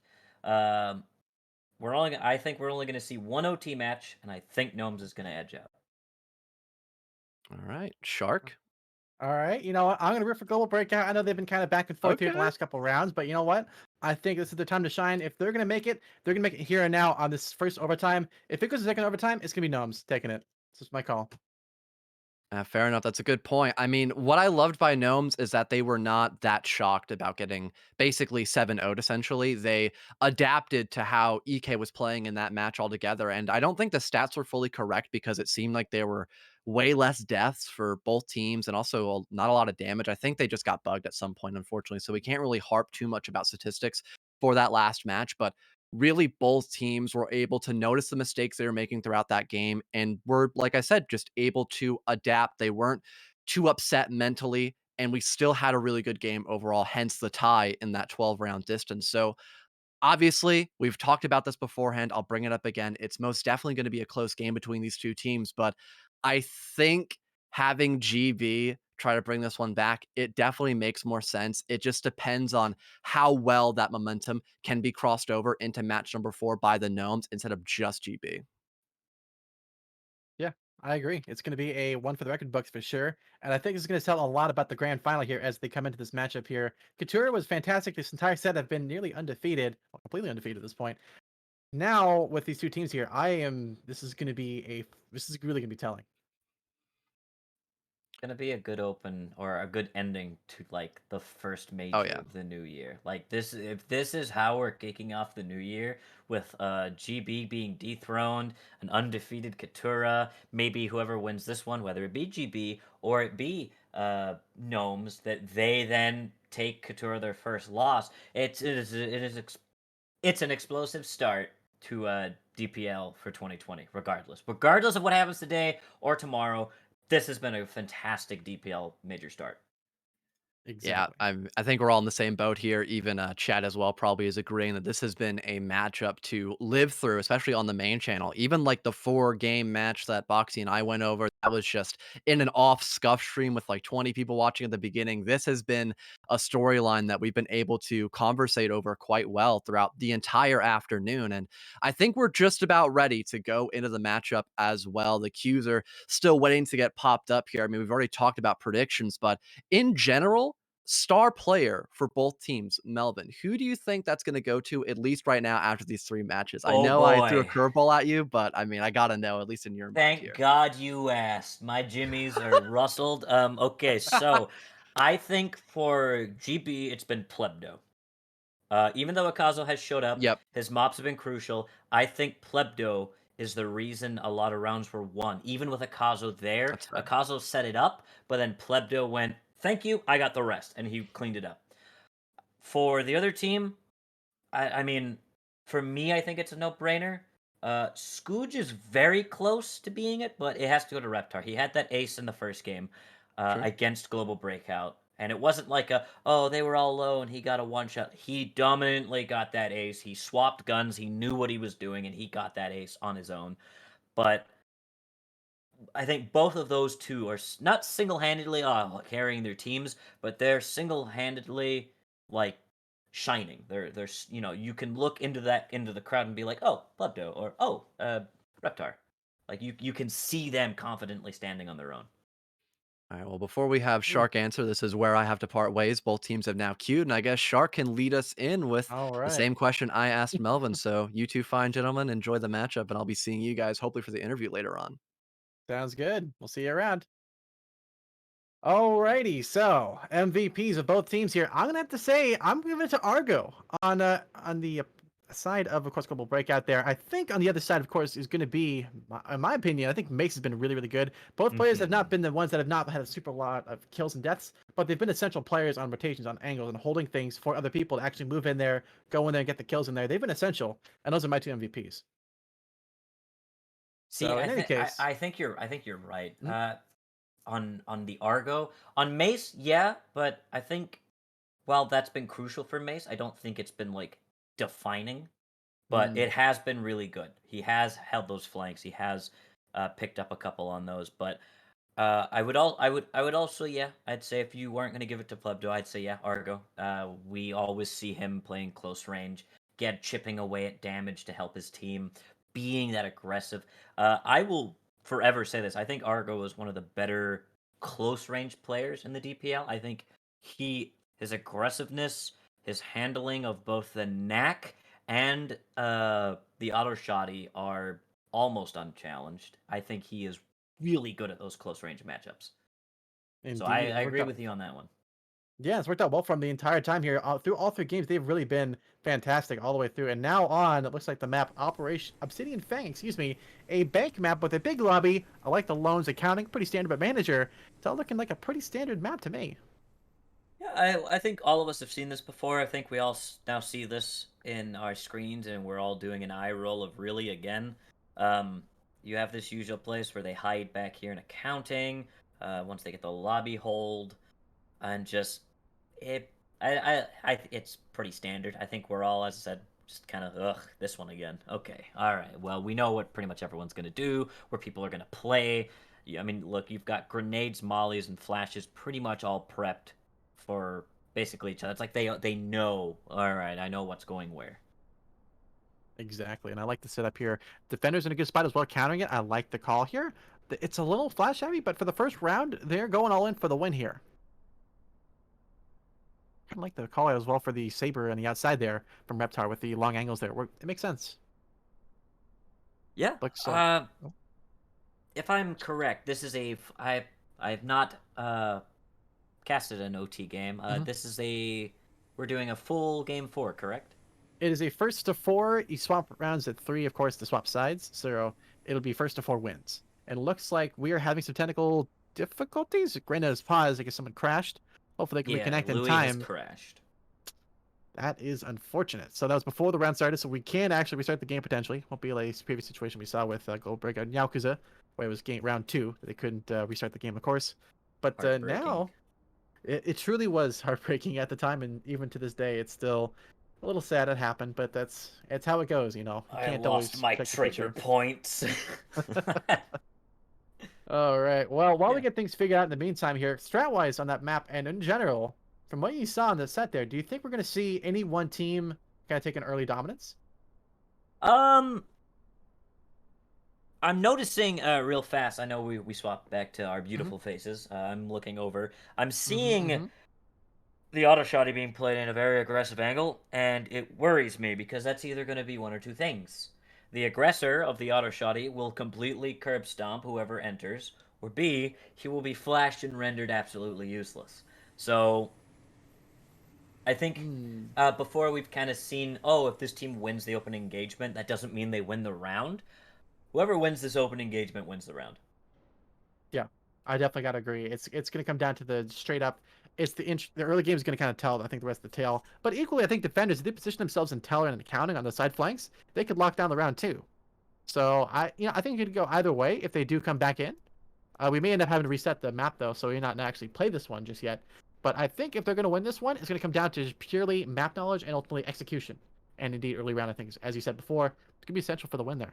Yeah, and as we also said in the beginning, I think everyone kind of knows how this map's going to be played, where people are going to be, where utilities being what. So that question I kind of said at the end of the last one, this comes down to can they be strong and hold the correct angles while also being unpredictable, while being like, oh Mm-hmm. yes, we're covering that, but not from there, from over here instead. Mm-hmm.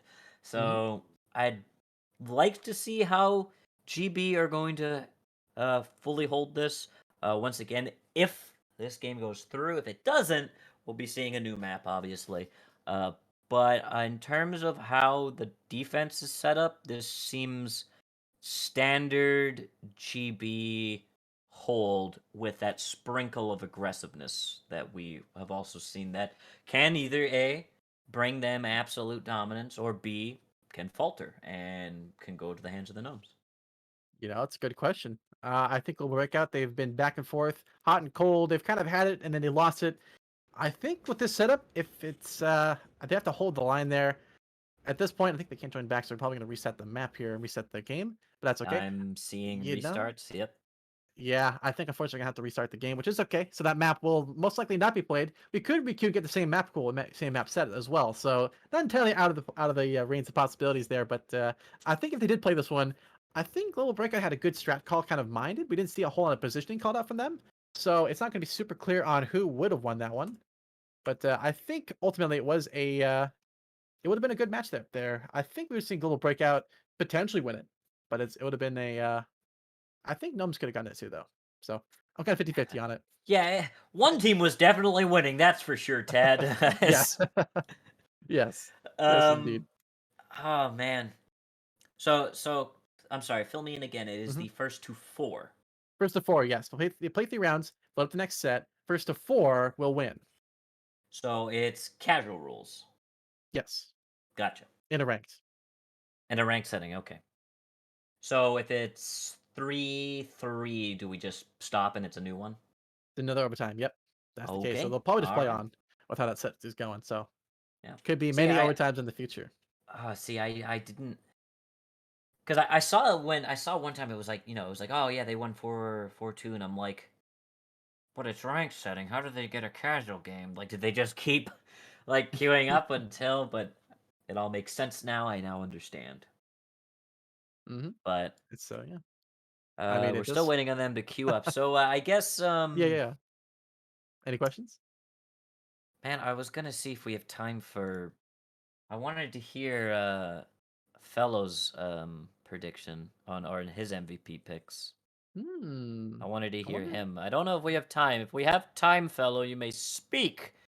But if we don't have time, you may shut the hell. I'm just kidding. But I would Well, like to hear your Oh. thoughts on your MVP picks because I know I talked a bit too long and it's a habit. I apologize. yeah, it's not the end of the world because you made good points, so they were enjoyable to listen to, so that's totally fine. I think for MVP, both of you had really good options, but in general, I think the two obvious ones had to be Plebdo and Mace. When we had Plebdo, he was just that consistent player. He was doing Mhm. consistently good every game, no matter what. Before EK joined, he was one of their top damage dealer, if not their top damage dealer in match Yeah. number one. And he was one of the main reasons why it almost went to overtime in game number one, not even a victory for the Gnomes. Then match two, him and EK and also SaChi were just wreaking havoc in match number two. And then even when we saw EK go silent, again, Plebdo was just there to be that main guy to just do a little bit of everything for your team. He's been a great individual for GB, and there's a reason why a lot of people consider him the best player currently inside of DPL. But then you move over to the other side for the Gnomes. I mean, Mace, again, consistency was good, at least for match number one and three. For match number two, he wasn't doing great at all, and neither was Scooge. And it showed that some of their best players in terms of aggression were just getting outdueled in a lot of instances there. So if we continue to have just the battle of both Goliaths, essentially, not even a David in this scenario, just continuing to mash against one another, then I mean, I feel like we could even see another overtime set, especially since there's technically casual rules in a rank. So if it's 3-3, you play in the second half of a ranked and go for another overtime. It's definitely possible because it wouldn't be the first time we've seen a 3-3 split between these two teams. Yeah. Yeah. I think you're correct on the plebdo consistency. That's kind of like why I don't think I pointed that out too much, but you are correct on plebdo. Just kind of basically, especially that first game. Akazu's not here. Don't worry. And Yep. yeah, even though it was a gnomes victory, like he showed up. Plebdo was there. He was very good on the mop. If he didn't have the mop, he was very good on his AKs. I believe also he was very solid on his AP-25 as well. But I mean, a lot of us are kind of good on the AP-25. But um, and then second round we saw just absolute global breakdown, like just global breakout destruction. I brain going faster than words, and just everybody picked up. But as you said, Mace also really picking up. I completely pushed that back because once I saw the Reptar ace, I was like, put him on a plaque. There he is. He aced Global Breakout. That's all. Don't even need to. But yeah, Mace set up a lot of good things. I know Shark brought that up as well. A lot of good flank coverage, a lot of good setups for his team to allow people like Reptar to then shine, unbeknownst of the pedestal that was put up by Mace. Well, I think we almost have Q ready again, perhaps. Think they're just making sure they're on the right side. Nope, Yeah, they're they on the are. wrong Yeah, they have to side, restart so. again. Oh well. Think Mhm. they've got to do that again. So I'll be here for a little while longer Hell as yeah, let's well. get let's I get Indeed. comfortable. I'll light some Yeah, candles and might as well sit there back a you little go. bit, maybe recline a tad bit as well. I mean, Yeah. this is as far the chair yes. will go back. I don't have one of those really cool chairs where it's like, but can you do The this? And you gamer just chair, go you go way back, back. yeah. Super far back? Yeah, no, Mhm. unfortunately not. But it is a bit crude to only single out one player for each team as like Yeah. the best player, especially in a very team-based game such as due process, because you have a lot of different roles. You have the lurker and anchor, you've got that heavy entry player, your IGL. I mean, it's the same as a lot of other games, especially games like Rainbow Six Siege. So the team aspect, that's definitely a must. And when we have seen that uncomfortableness and just discoordination, especially by the Gnomes. That was very apparent on the 7-2 loss that they received, but also a lot in game number one for both Gnomes and Breakout. I felt like there were a lot of minor miscommunications there in match number one, just like little things. Like you look all the way back on the bank map there where Argo was full autoing inside a bathroom. No one was there for a wall bang. No one had a flash ready for him. They let him get a freebie. And that wasn't a big concern, but still letting Argo get away with a play like that and just letting him just kind of do his own game, that's something you should never allow happen because, like Stuff Shark said, he wasn't always in the spotlight, but when he went for a play and it worked, it was very clear that that was one of the main driving factors that GB ended up winning a certain amount of rounds. So I guess to harp back to you guys as well, Melvin, would there be anyone else you'd want to highlight here for like a top team, a top player nomination, perhaps for just doing their job well? I I also touched up on what Stuff said, and I know I made comments on it during the round. Argo, in my opinion, is one of the best close range aggressive players in the DPL, in my opinion. His knack recoil control, his ability to use that auto shotgun for his team is almost unrivaled. And I think if you, as you said perfectly, is allowed to do what he's allowed, if people just be like, no one's sitting in that right corner, don't worry about it, flash left and let's get in there, and Argo's like, well, that's what I wanted you to do, and now all of you are going to die. And then he can get a very easy 3K, 4K. Even if he only gets 2 with the auto shot, he's done his job. He's good at it. Very few times does he fail on his job, and when he does, it's either because he's the last alive or he's just pinched and he can't watch, everything. But if everything is just perfect, he's in his spot. Team is basically, hey, over here, look here, look here. Argo just absolutely shines. Yeah, fair enough. And I guess I'll go back to you as well, Mhm, mhm, Shark. Any other players mhm. that you would want to really mention out here since we still have plenty of time to kill, besides, I guess, all the ones that we've already talked about, like Reptar and Mace, and also now Argo and Plebdev, too? I think out of everybody there, I'm gonna give it props to Ikazo for kind of coming up with something a little bit unconventional in terms of getting back into the game and just kind of That's keeping fair. his mind game strong to actually be a pretty big force on the team of Global Breakout here against Gnomes. And equally at Index as well. Gotta give props to him for keeping it kind of cool and kept keeping his team together there. Yeah, there were some questionable shots by Index, especially on match number 1, but I mean, hey, that's just warming up. That's the warm-up match, of course. You Hmm. always need to take that into consideration as well. Just some rules being said back and forth between each team, making sure they have everything done correctly when they're trying to re-queue up into the lobby. So, still gonna have to wait here for just a little while longer. What do If you guys think? I guess I'll again hand this back over to Melvin Hmm. first. What do you think has been probably the strongest tile set to actually go on here for really either team? You don't have to go and pick out both here. Maybe just one team in specific for their favorite tile set so far in this best of 3 series. we've seen both teams, in my opinion, Bank's always been a toss-up, but Yeah. the I think the Kill Dome tile set we've seen just one team absolutely win it. I don't like it's always been I mean, especially that last match we saw where both of them had both snipers for the last one, where both teams had to go green. And I said that beforehand. I was like, Global Breakout has both snipers. They had Gnomes has to go green. This is literally deja vu. They're gonna win, and they won it. They won that one pretty cleanly. Same with Gnomes when they did it. They slaughtered Global Breakout. I think the the Kill Dome tile set has been the if one team gets a lead, they're running home with it. Fair enough. Shark? I kind of agree. Bank has been an interesting one, but I really like Kildome. Has been a really strong one for the gnomes. It's gone back and forth on who's kind of had the stronger side on that one. But I gotta give props to the gnomes, able to really lock down the lanes, able to control things, and kind of force the global record side to play to their kind of advantage and play against them in the best side there. So I'm gonna say the global breakout side, they're super strong with kill dome, not kill house. Mm, yeah, it's always annoying having to deal with that. I normally for now I just like write D instead of like KD. That way I 100% make sure I do not say kill house on accident Yeah, just because no. that would not be the first time and probably won't be the last one either.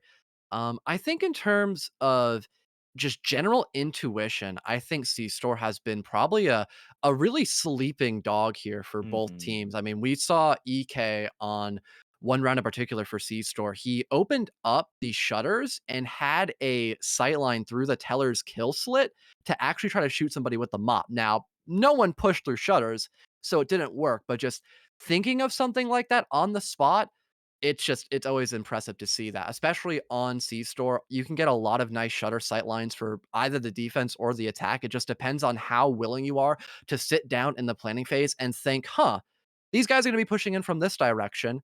can I get a shot on them depending on where I set up at? And then also how well you can fall back, because this is something I always like to talk about with a full auto shotgun is there are so many small rooms to play in for C-Store. You can actually play in a lot of close quarters proximities, which makes the full auto good, but that also allows for a lot of fallback potential. You can go for wall bangs if you have a knack or some sort of really high pen weapon and just not overextend yourself, especially after shutters has been opened up. We've seen that countless times, especially by the gnomes, but just in general, seeing innovative plays and just enjoying rounds that are down to the wire. I think C-Store has been the most enjoyable for that one, but both of your guys' statements on both Bank and Kildome were just spot on as well. If I may, the I hope we have enough time here. I just got told to hit refresh, and okay, we have a little bit of time. Um, the thing that you said earlier, I really wanted to harken on and just kind of drive home was that you talked about the importance of teamwork in a game like Due Process. And I Yeah. know both of us are familiar with Siege. I think most of us are kind of familiar with Siege. I've been playing it for 7 years. Um, unfortunately, however you want to look at that. Um, Spike. but One, in that game, if you're in like a 1v2 or 1v3, it's a one shot headshot game. So like if you clutch, you're like, oh, that was so Mhm. good. But like it's like, yeah, but he was in a favorable situation, so that's kind of easy. But when you look at stuff like Due Process, if someone's in a 1v2, any type of clutch is the difficulty is ramped up. And Right. you relying on your team, your last call outs of like, hey, I think someone's in there. Oh yeah, one was coming from behind.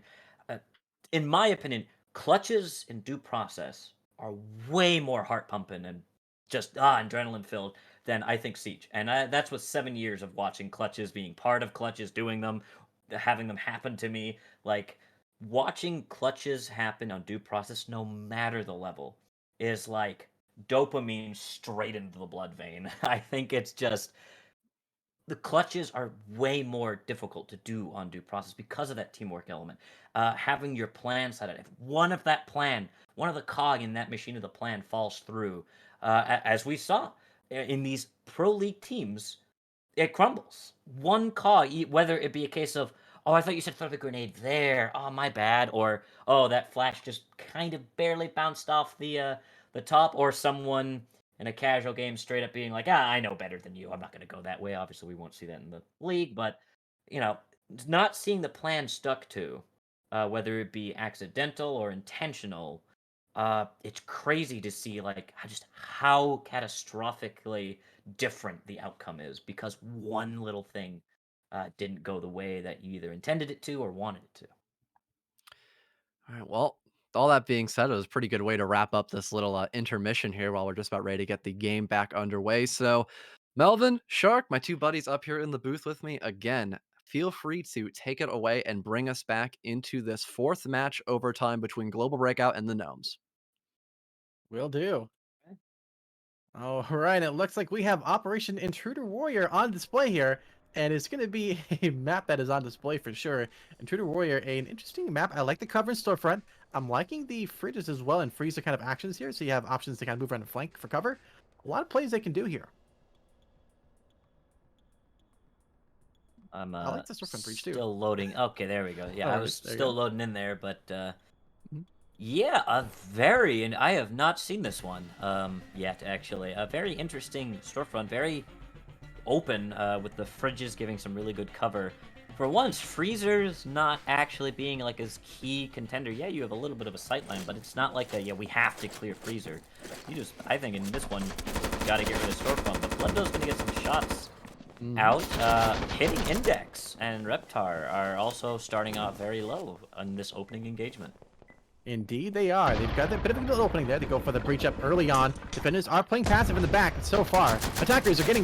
Oh, Argo double kill. And Reptar and Mace Louis going to go for the push up now against Argo. We'll get the trade up done very quickly and very aggressively. Scoop Squad goes to track down Ekazo in the tower here. Looking to try and hold off the push while Index to take down Flood though. But gets traded by SaChi just as quickly. But now Domsey looking to try and team up there with SaChi, take down Louis potentially. As we see on the other side, there you go. SaChi taking down Louis. It's all down to Scoop Squad last alive in a 1v3 clutch attempt here. Facing two at once, and there it is. SaChi, 3 kills, secures the lead for Global Breakout 1-0. Blink and you'll miss it. That was a very blitzkrieg-esque round for both teams. Both teams moving very fast. Global Breakout just a little bit faster.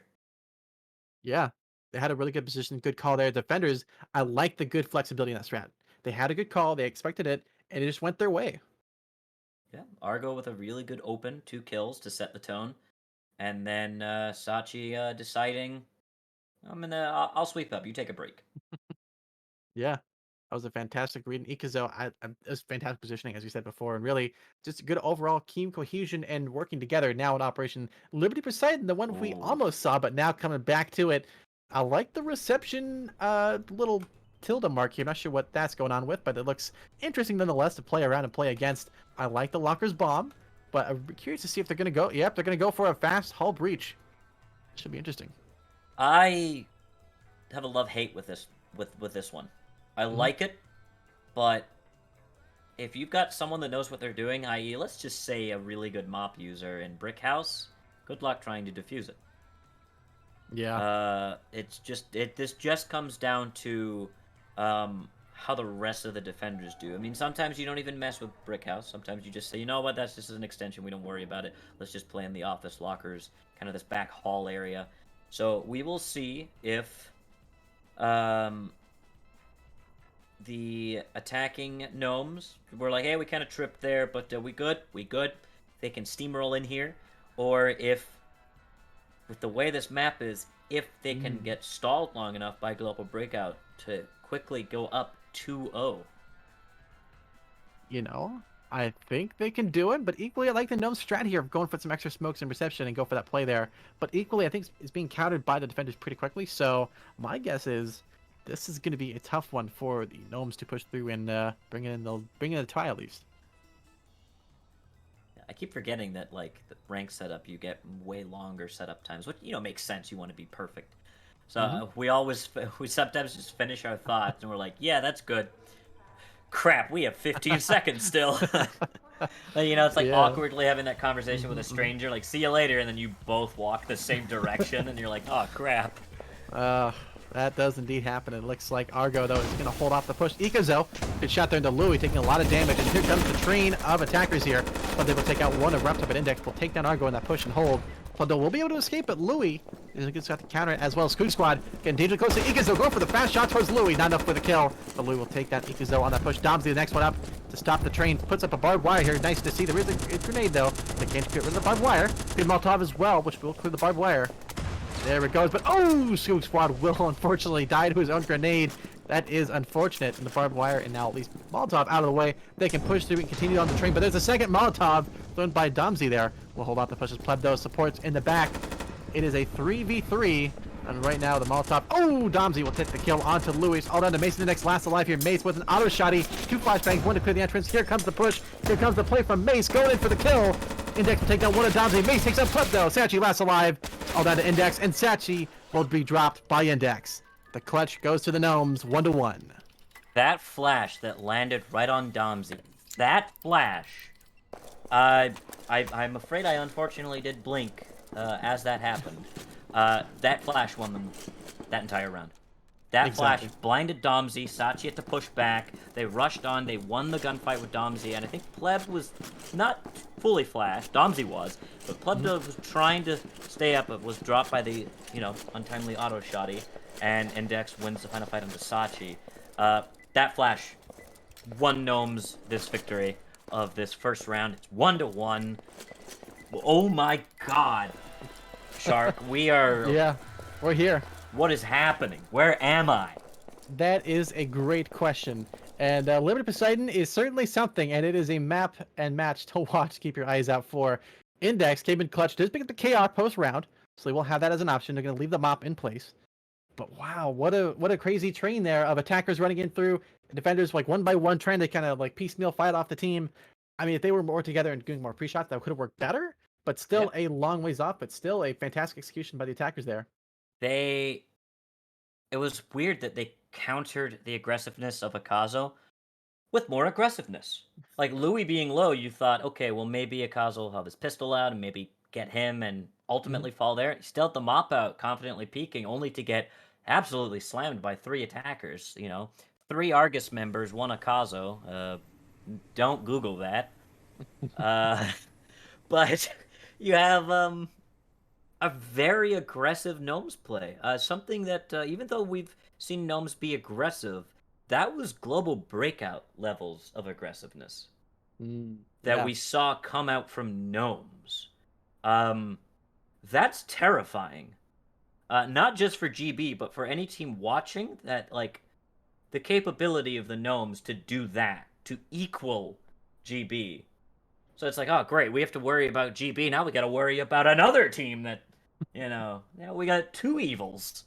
But Yeah. crazy, crazy play by the Gnomes. And we said from the beginning, this is going to go either way. And that just shows very strong GB first round, very strong Gnomes second round. And now we're here on red word I cannot pronounce. And Daedalus. Daedalus. Daedalus. Yes. Daedalus. Yes. Are we sure Daedalus. that is that English? It's close enough. In any case, we're on bank. We're on bank, no matter the less. yeah, this is an interesting bank. I like the main lobby. Got a lot of good cover to it. Teller and Hull have a lot of good options as well. I like the button being wall bangable, which is really, really good for attackers. Defenders are also going to be able to use that to their advantage. But Loans being an interesting spot and manager especially, we want to watch out for. It looks like defenders are going to be setting up for the vault stack up there. Makes sense for them to go for it. We'll see how well they execute on that. And entrance being a important spot as well. Let's see what they do for the setup here. Two low charges for this. They are. Ooh, okay. They want to do entrance and then open up one of the security doors, so not to worry about the rotating thing. But 3 Molotovs in vault. I believe it's an 8-second Molotov, so that's 24 seconds of denied time. I think it's 10 seconds, but it might be 8 seconds. In That's any what I case, thought it's it good. was 10, so at least 30 seconds. It's going to be a long time if they do get onto that position, but so far they've gone for the breach in lobby. So far just waiting for the time to strike SaChi in a good spot in the counting. Ready to go for the breach if they do go for it, but SaChi just waiting for Index, waiting for any attacker for that matter, to make the mistake of trying to battle against him. Going to rotate back out of the way to manager now. Ekazo on a bit of a flanking spot back and forth there. So far, only entrance being breached so far. It's a good grenade to get rid of barbed wire. Slowly pushing through, looking to lock things down. There is indeed the charge for security. Which means Ekazo is going to be on the rotation. Good smoke. They're going to go for the button push. It should be a fast execute here. Argo and Pleb ready for the Molotov. Here comes Mace and Scoop trying to push through, and Argo and Pleb be able to take those players out. Louis stuck with nowhere to go. Molotovs everywhere. Security is just on fire. Index and Reptard holding on as well. As SaChi and Ekazo keep it calm and cool for now, but Domsy in the back. If need be, Index going for the push, and Ekazo will actually team kill SaChi, trying to take down Index. We will get the kill, but will come at a cost, but Louis will really be able to recover. Trying to battle against Domsy and potentially Plebdo here. Reptar trying to battle against Reptar, though, did not get the kill. As we see Louis on the other side here, trying to go for the push up here. Indeed, there are 2 players on the bomb sites, and on the bombs specifically, so you gotta be careful. There's the Molotov to block off the push. Running out of time there. Louis will get dropped by Ekazo. It's his 3rd kill. And now Reptar last alive here in a 1v4. About to get pushed on both sides here. Ekazo going to go for the run-up against Reptar. Gets the flick on by Reptar. Another flick from Reptar potentially onto Argo. But there you go. The button's now being closed. The vault locked in. Nowhere to go. At this point, Reptar is just going for the kill towards Donzi. And he will not get it. Donzi takes him down and secures the lead back to Global Breakout 2-1.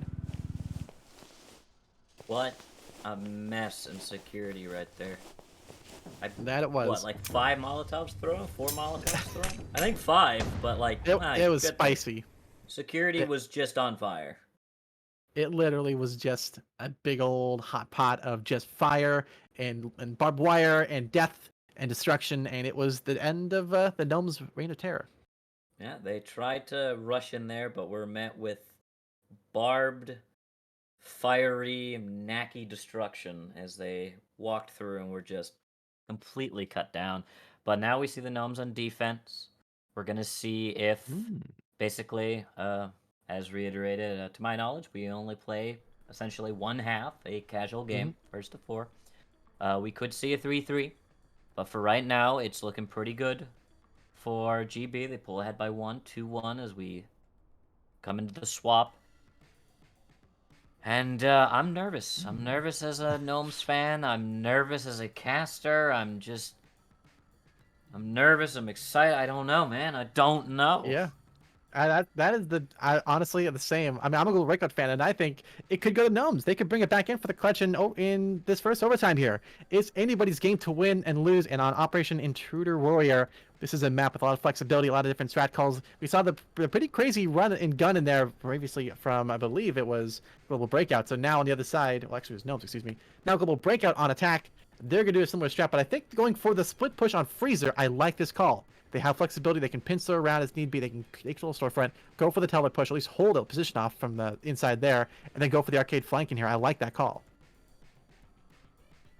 Global Breakout being very, as we've talked about all match today, this Global Breakout aggressiveness, and we're seeing it here with this double charge, the grenade. Like, if there was a round to cripple GB on, the Gnomes would win this round. If they were to shut them down. Or, unfortunately, it could just be a little hiccup and GB march forward. But oh boy, we will see. We are at the brink of what could be an upset, or it could just be a closed day in the office for Global Breakout here. Let's see what they do and how they opt to breach this one, and how they're going to go for the win, or ultimately bring it to a close round here. Still in the fight, Scoop Squad going for the shots across there. Did not get any damage in just yet, but there is the breach on Storefront. So far, no team pushing out just yet. Domsy looking for the crossfire there. Oh, and Scoop Squad will take down Domsy with an early setup there. On the other side, the Freezer push has been made. Plebdo going in very aggressive, but Index will actually team kill Mace while taking out that player. Ekazo now pushing the Freezer as Reptar takes down SaChi on the outside. Argo and Ekazo last alive now, and Louis will just knock down Ekazo. It's down to Argo last alive with just an AP and a Dream, looking for anything to do here. Might have just escaped with his life, but he could pick up the Clacker if he wanted to. Wouldn't be a bad idea. Did a double charge. Unfortunately, did not work out in his favor. Oh, and there's Reptar just shuttering him down through the teller. What? I said it. What a round to win. Mm-hmm. What a round to win, and not just, oh, we kind of won the round. They steamrolled GB on that one. The only accidental, I think, was just some miscommunication of the rush by, I think, Plebdo right there. Mace and Louis kind of rushing at them and unfortunately getting a TK. But hey, small price to pay to basically, essentially, have no GB members kill you. Maybe that was the case. Like, Louis like, oh no, you're about to die. Don't let them kill you. Bang. All right, I got you. Would you rather have your friend kill you or them kill you? Come on now. Indeed. But with one charge left, they're opting to use it. Yeah.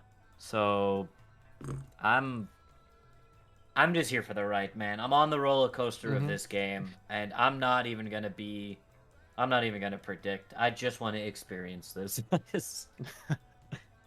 Yeah, I could see why. This has been an absolutely amazing game back and forth here. Both teams being so close together, it could be a total coin floss and a toss in total. Who's going to win this one? This next map, Operation Liberty Poseidon, we saw it come down to a 1v1 clutch at the very end, the last second. We saw the steamroll train from a reception just running through, gunning through, getting a little stuck in here, but ultimately breaking through and then going into lockers. Now the brick house play being made. I like it, but it's kind of risky. But if they can pull it off going aggressive, I think they can do this. The problem is, Molotovs and barbed wires here is going to be really, really tough to beat. Yeah, it'll be a case of how well does this pinch work, how tight is that communication, and just how well do the Gnomes lock it down and delay them.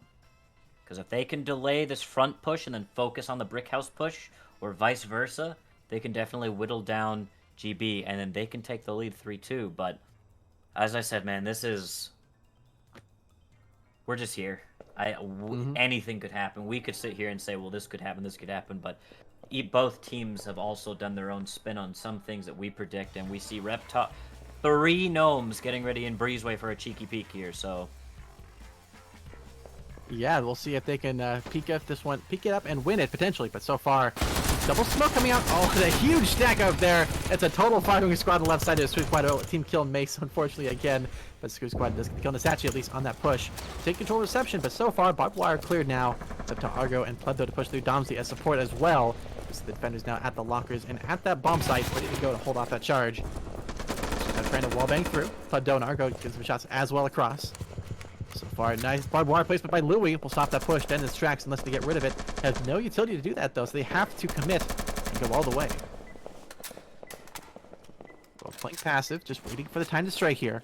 Seeing Argo with a good setup and index as well with the Molotov ready to go if they do try anything. There's the green door being breached. So far, lots more shots coming out back and forth here. Oh, and there's Reptar taking down Argo. But can Domsey come in for the push? Here comes the stack up. They're ready to go. All flashes ready to go for this charge and breach. Second Molotov. Oh, and Ekazo is just going to get melted by the Molotov. Louis looks the second kill onto Domsey. It's all on the Plebdo. Last alive in a 1v4 clutch attempt. Can Plebdo do it? Gonna try and back out of the way. He could go for the Cracker here. But it might be the call to make. Just go for the eco round and keep that safe. And indeed, he is. He's going to come out of there, and it's going to be Gnomes taking it to match point now, 3-2. The dangers of stalling. We talked about it. I talk about it every cast, and this is what happens. Beautiful Molotovs. Like, oh my goodness. Louis. Just give that man all the Molotovs. Once again, here seems to be the deciding factor. I think Mace is some sort of due process Jesus. They have to sacrifice him to win the round. Because, once again, he was the only kill onto, on the side of Gnomes, and it was by his teammates. Once again, like, hey, buddy, you know what we got to do, right? We got to get the rosaries out, and, you know, we got to make a ceremony of this. But, oh, Louis, I'm not even joking. That Molotov, really good play by Louis on this round. 3-2, match point for Gnomes. Yeah, it was a fantastic read, fantastic play, and just really, really good execution, as you just said. I am excited to see this next round play out. They did actually do a good call of keeping that Clacker back on the side of the attackers, so when you transition over to the next map here, I'm liking the setup here coming into this next round, and this next map specifically. But now down to the last round of the first overtime. Do you think Global Breakout are going to keep it alive to continue, or is it going to be Gnomes securing the win and moving on to the finals? Well, let me ask you this. How would your psyche be if you're in an OT match point and for 2 rounds, you haven't even picked up a single kill? I would not be feeling too hot. The only kills have been TK's, and it's been Mace twice. So the Global Breakout haven't gotten a kill in these last 2 rounds. Absolute Gnome domination on these past 2 rounds. If Gnomes wins this and it goes 4-2, and I actually predicted something correct, I'm going on my roof and screaming that because I have been laughed at every time I predicted something. That's Twitter bio, that's Discord bio, that's just resume. Actually got something right in DPL, but we could see. We need to give credit where credit is due. All of us know the capabilities of Global Breakout. We cannot count them out, even though it is a 3-2, and we saw the domination. We saw a 6-0 domination by Gnomes get answered by a 6-6 the last time they faced. So this is incredibly, incredibly important for GB. Can they force another OT round? Can they force it? Or will Gnomes say, you know what? We beat you once. We're not doing this again. We're going to beat you right now.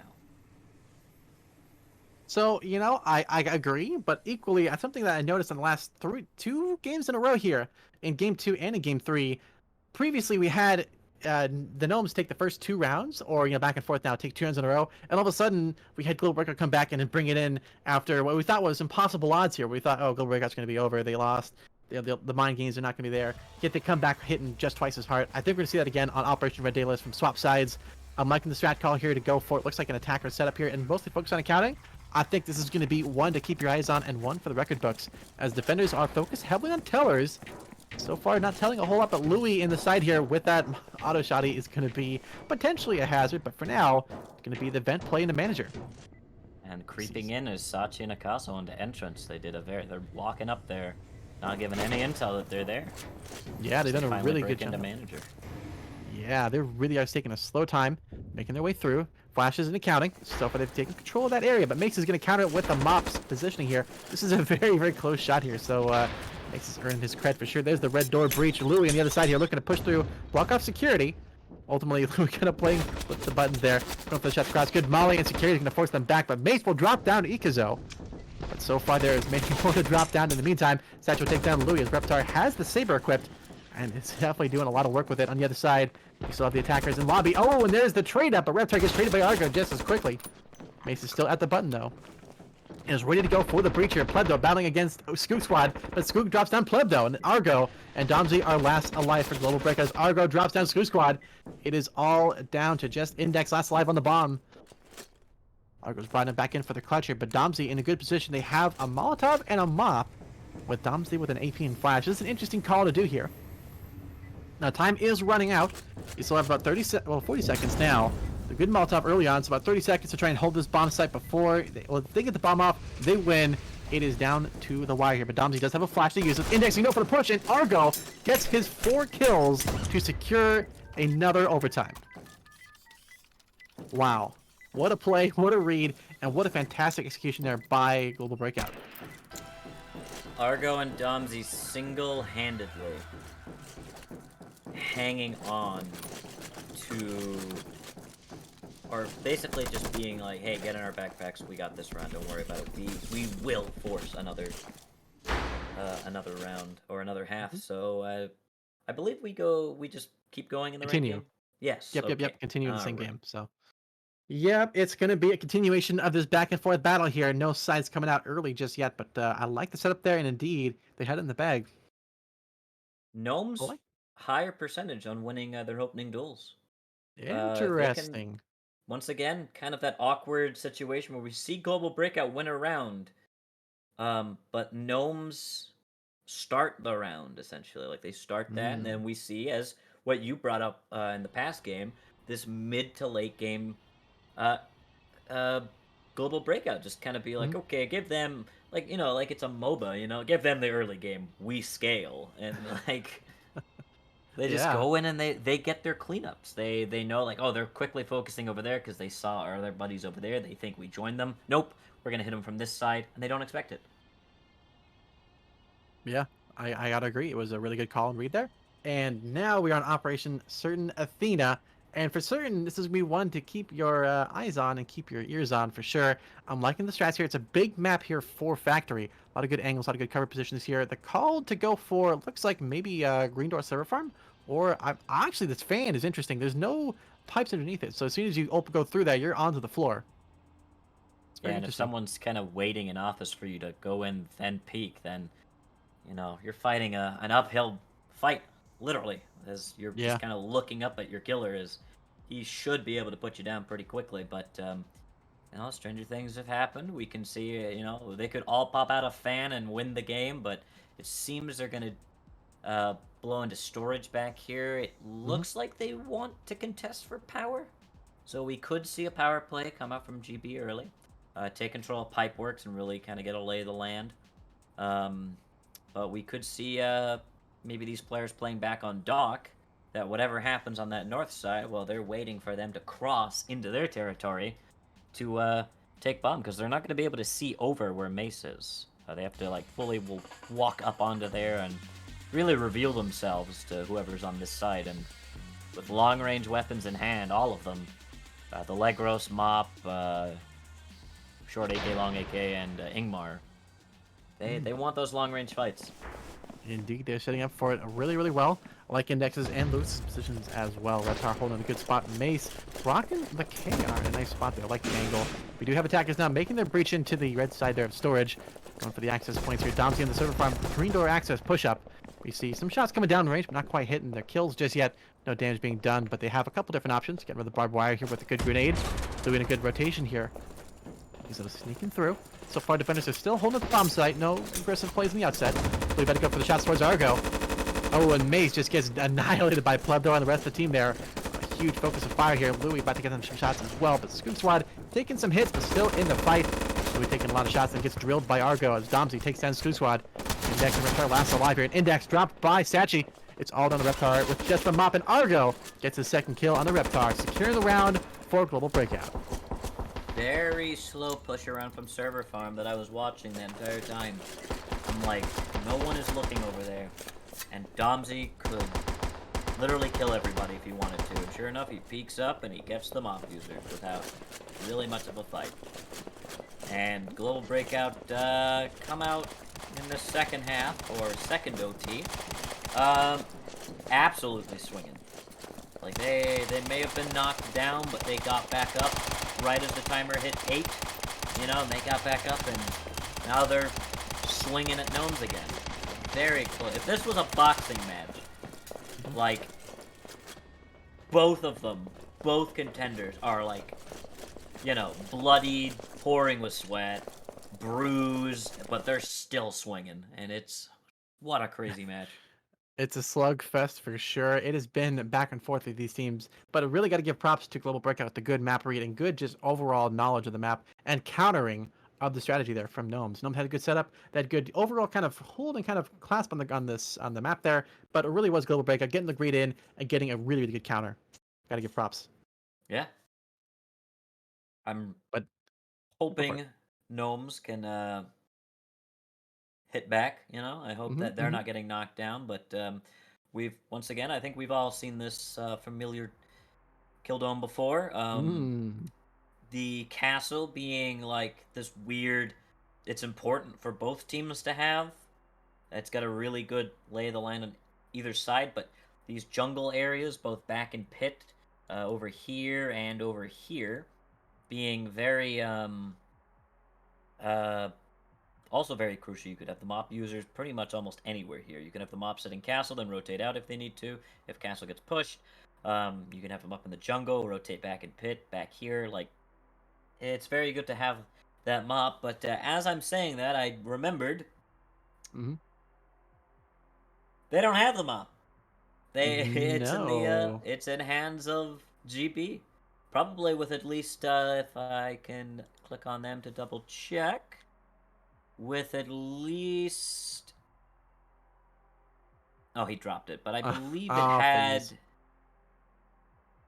3 bullets, if I'm correct. Oh, Domsey has it. They swapped it. Let me go to Domsey.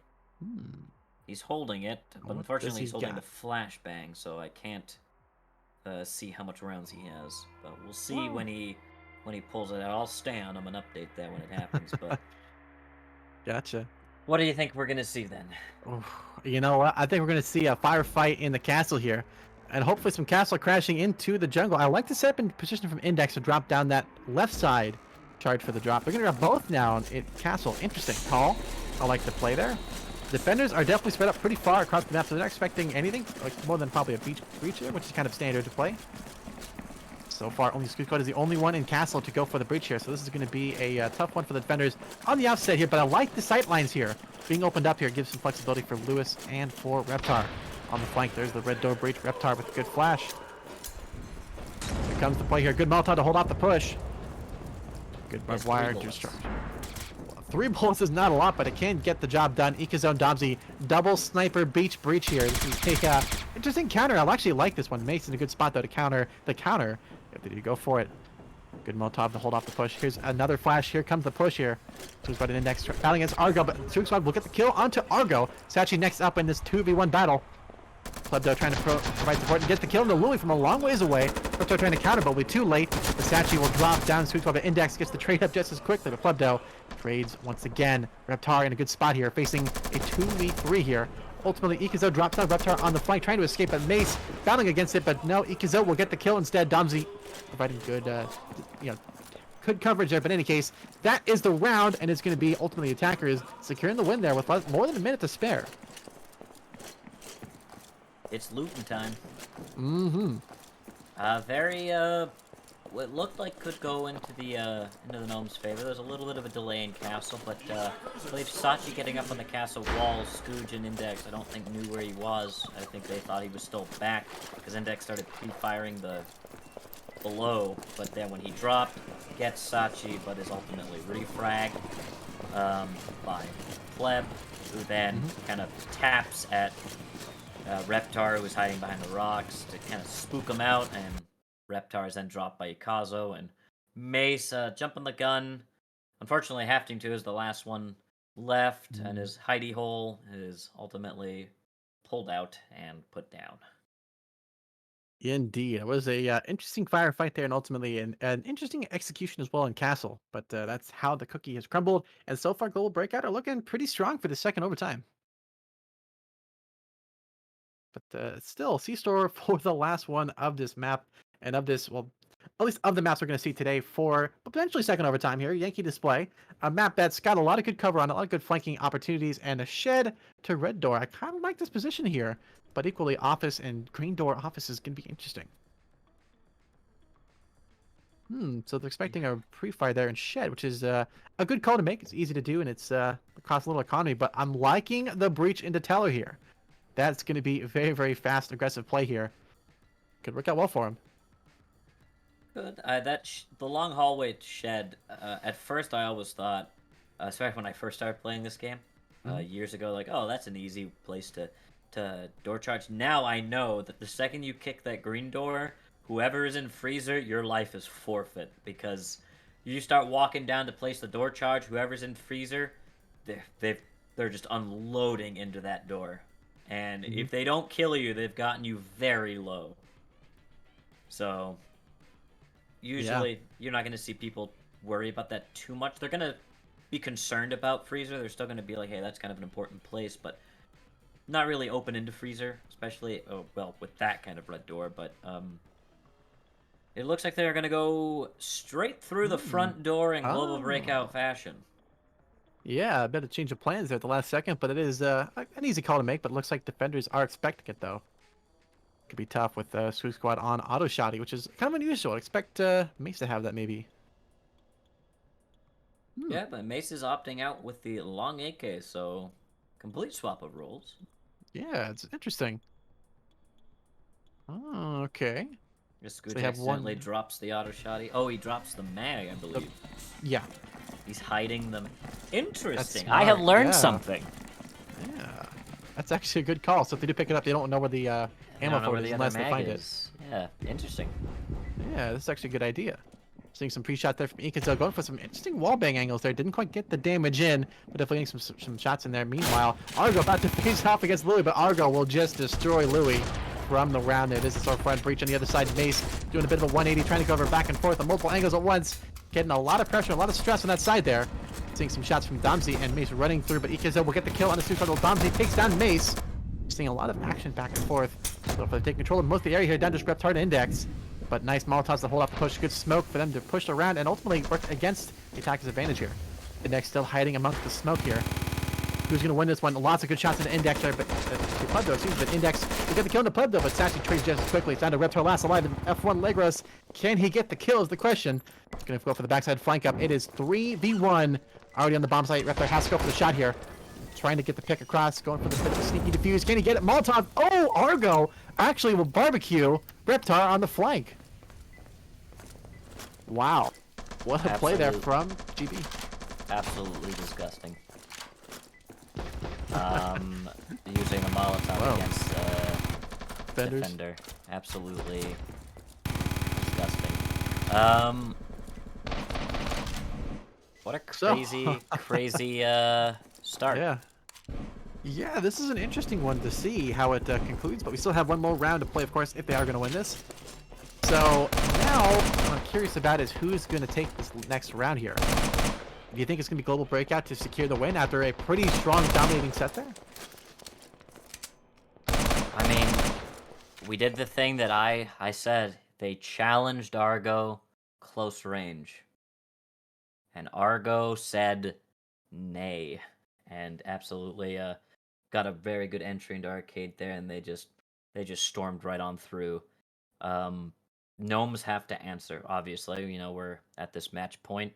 Gnomes have to answer, or it's not looking good for Gnomes, as they had that very strong start, and here we are with once again another 3 uncontested. It could be 4, but Gnomes need to answer if they want to either have another OT or that sees them exit the tournament after a very long I believe we've been here for 4 hours. It seems Almost. like it. A Getting very close. long day of due process. Like, holy cow. But if nonetheless If the Gnomes happen to fall this round, it just means that their score is 1-1 in their record against each other, and still phenomenal games by both teams. But we still have this final round. Gnomes could clutch it back from the brink, or GB could also just be this deadly crocodile and just flip on its back and hold them down. I definitely see either situation occurring here. It is all up to fate. And what fate decide where they're going to go. And it looks like they're setting for the same breach charge storage on the course map Operation Certain Athena. So with this being a factory map and being a pretty standard setup, we're seeing pretty good smoke. A lot of utility being used in storage early on instead of going for pipeworks or the main kind of area where the bomb is located, which is interesting. Looks like they're also going for a power play, which could be potentially powerful on a map like this. Could see the power play come out here if they really want to shut it down, but we see GB not messing around. They got their flares. Kazo's got his flares out. They've Kazo on Mop. Got Argo on Auto Shotty. Plebdo on AK. Like, very standard, not messing around GB defense squad. So let us see where each team lies at the end of this crazy, crazy day and this crazy, crazy round. Indeed, it is all down to this. We see good pre-fires there from the green door of course, Domsey. It's actually holding the angle as well.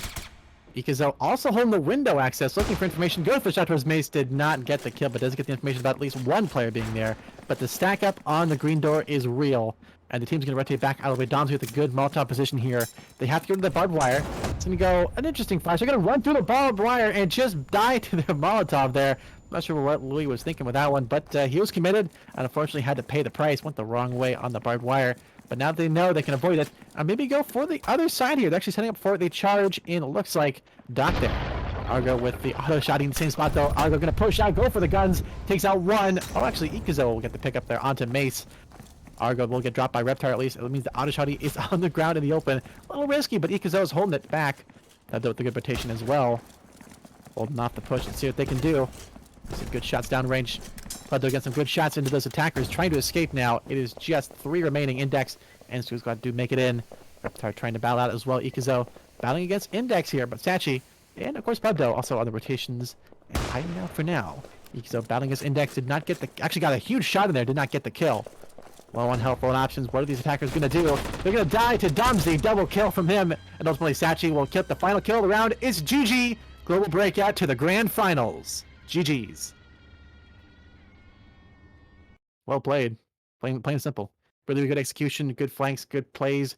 It was a little bit of a weird scuff thing at the end there, but unfortunately without the grenade there, they have a lot of options to go for green door. What happened?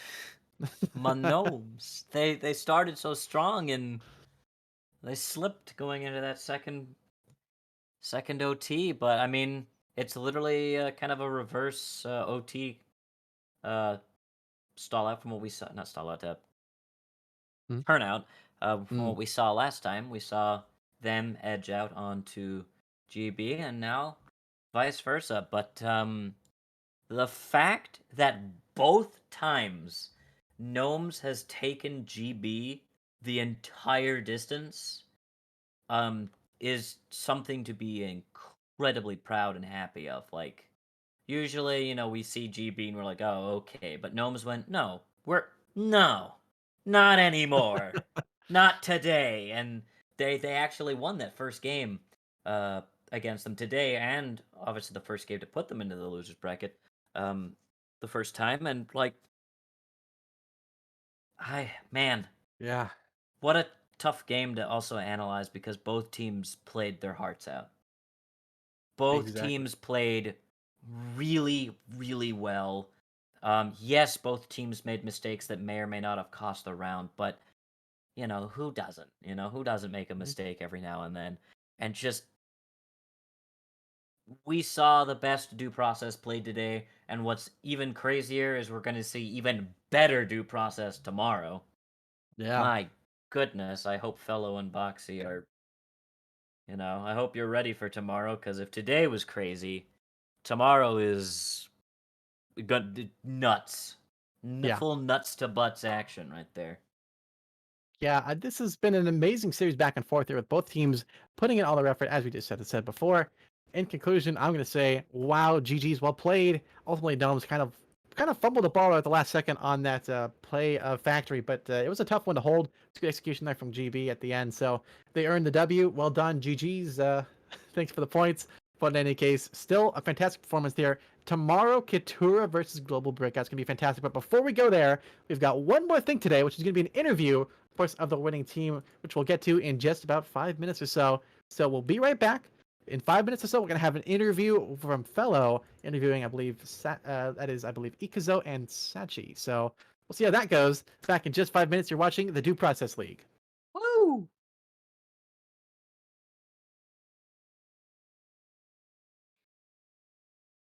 And so that's Welcome the back, secret everyone, of to how the we won. Winter Major, and hi, Dalton.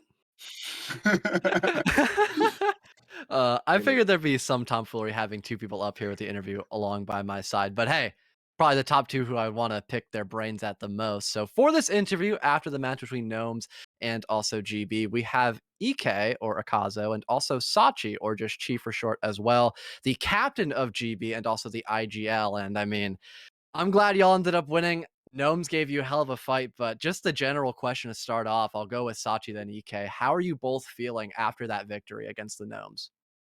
you know, I feel pretty good.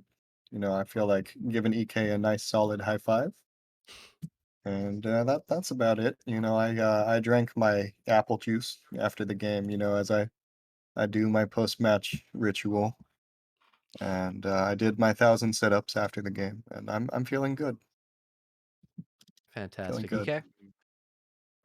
Oh, I'm glad to have woken up today, checked my computer, put it in the luggage, and now I'm at this hotel. And yeah, I mean, I feel like we would not have won if I did not do that. But yeah, it feels awesome.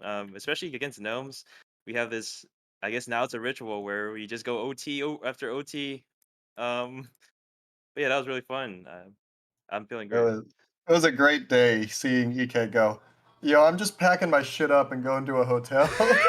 and we see that suitcase that's full of stuff, Oh way my god. overfilled. Yeah. And just Um, like we were talking to him the entire like he was driving over during our warm up scrim and during game one, and we were just vibing with him in the car, just talking. Yeah, I guess I might as well bring that up. I really was intrigued when I saw EK get online for due process. I'm like, that's odd. Did his power come back? And I asked him, since I had a lot of time to kill while hosting, and he's like, no, it's much more devious than that. And he sends me the picture that we put on air, and I'm like, dear God, this man is committed. So, what was the thought process, EK, of getting up and really sticking to the point of being the IGL and wanting to be there for your team and going all the way out to a hotel to go play in this grand final series? I mean, it wasn't even planned, but I had to go to the casino anyways, later tonight to do some stuff, run some errands, and then Yep. I realized like, okay, well my power's up at my house is out, so I might as well book a room. And then I thought, okay, well theoretically I could just play on the hotel's internet. So I was like, okay, well I guess I'm packing all this stuff up, my PC, a monitor. Yeah, it was hard to get it in, but it worked. And, quick thinking, that's one thing that's always nice to have, especially for the IGL. So I guess I'll go into the general questions I wanted to have now. Um, in terms of communication in general, I'll ask SaChi this first since he was here throughout every single matchup. What was that like, especially in game number one, where despite the fact that you had explicit playing instead of EK, you guys still almost had it into an overtime or even a victory situation. It was only a 2-round differential. And then having those comms transition over once your IGL came back, what was the difference between those two matches? I just gotta say, first and foremost, thank you to Explicit. I don't know how this Yeah. happens, but every time he subs in for us, it's always after some horrific thing has gone wrong in his life. And like he's just been away for the game for like weeks at a time. And then he just shows up and does his thing. And obviously we had a lot of miscues early on in game one, but as we cleaned that up, it got closer and closer. We went from 5-2 to losing 5-7, so we clawed our way back a bit. We made it a game and we started to figure our stuff out.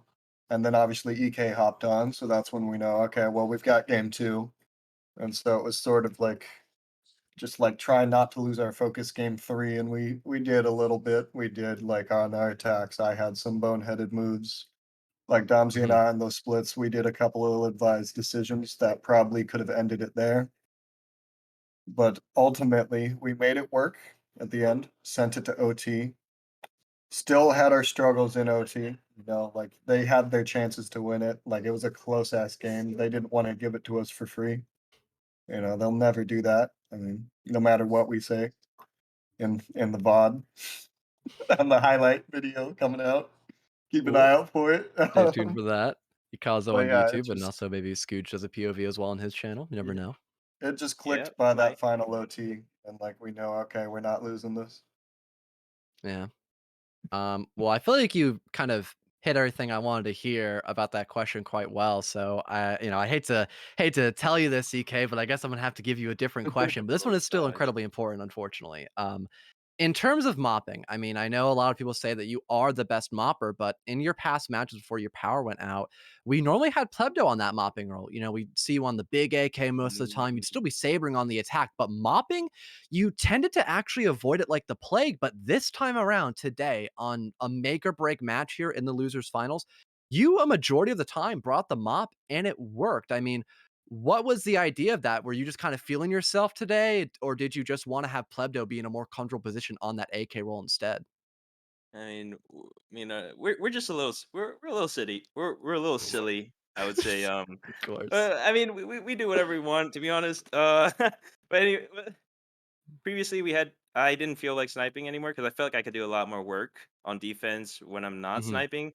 So I had play him off there, but today I came into the match. I was like, Pleb, what do you want to do? Because I'm putting my bets on Pleb here because I'm in a hotel. I don't know if my internet's gonna hold up. I don't know if I'm gonna play well. Yep. And he's like, okay, I'm a KR player today, and I'm like, okay, we're doing this. I will double snipe here, and we'll make it work. And luckily, my internet held up, and I was feeling the mop today, and that that It's was that was the bingo card.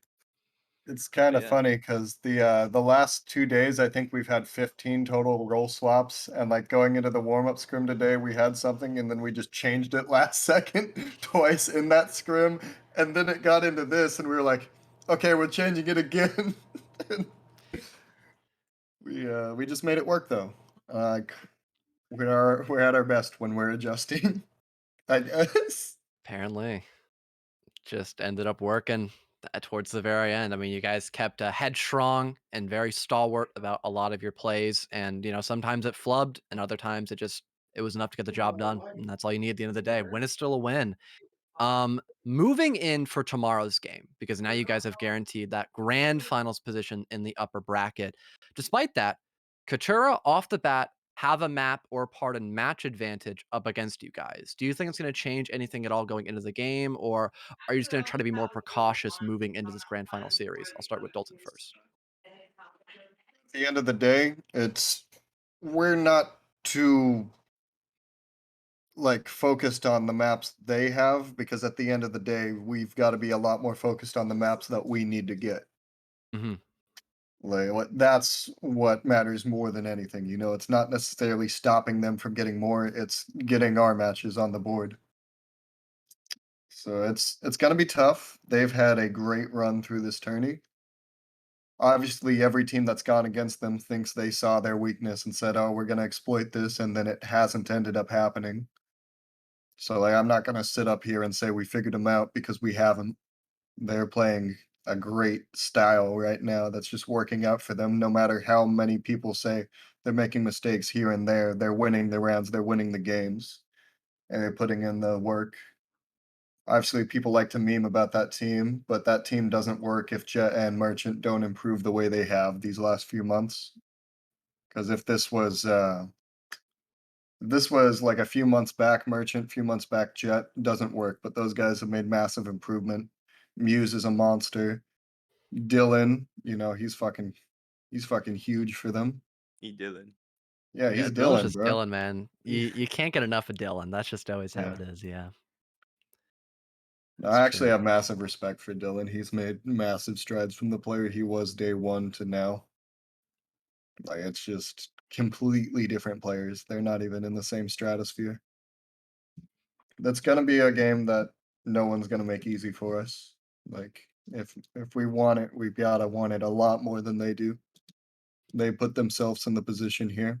Like we had the chance to do the same thing and we didn't. So obviously they're doing something right. Mm. EK? Mm.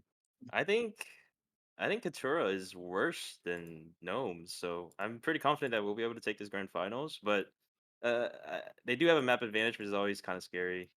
Um, but I don't know. I feel like generally, I think we should be able to win most of our encounters, and I'm pretty confident going into this next day.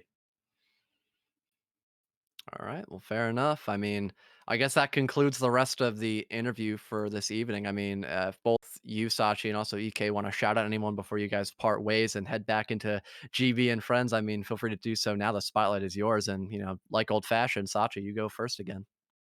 Are we doing this again? Okay. Yeah, Let me just some just shout take a outs. sip of this really quick. You do your 1,000 sit ups as well. I've already done that. Like I said, I'm feeling great after that. All right. From the moment that last shot rang out, I was on the ground going one, two. Oh, they can't see me, but my camera's on. But anyway, Yeah, yeah, yeah. We get the idea, though, of course. yeah. Well, you get the idea. You're staring at me. Definitely. Yeah. I hope I would. Shout out to you. You know, you're my biggest supporter here in this endeavor of doing 1,000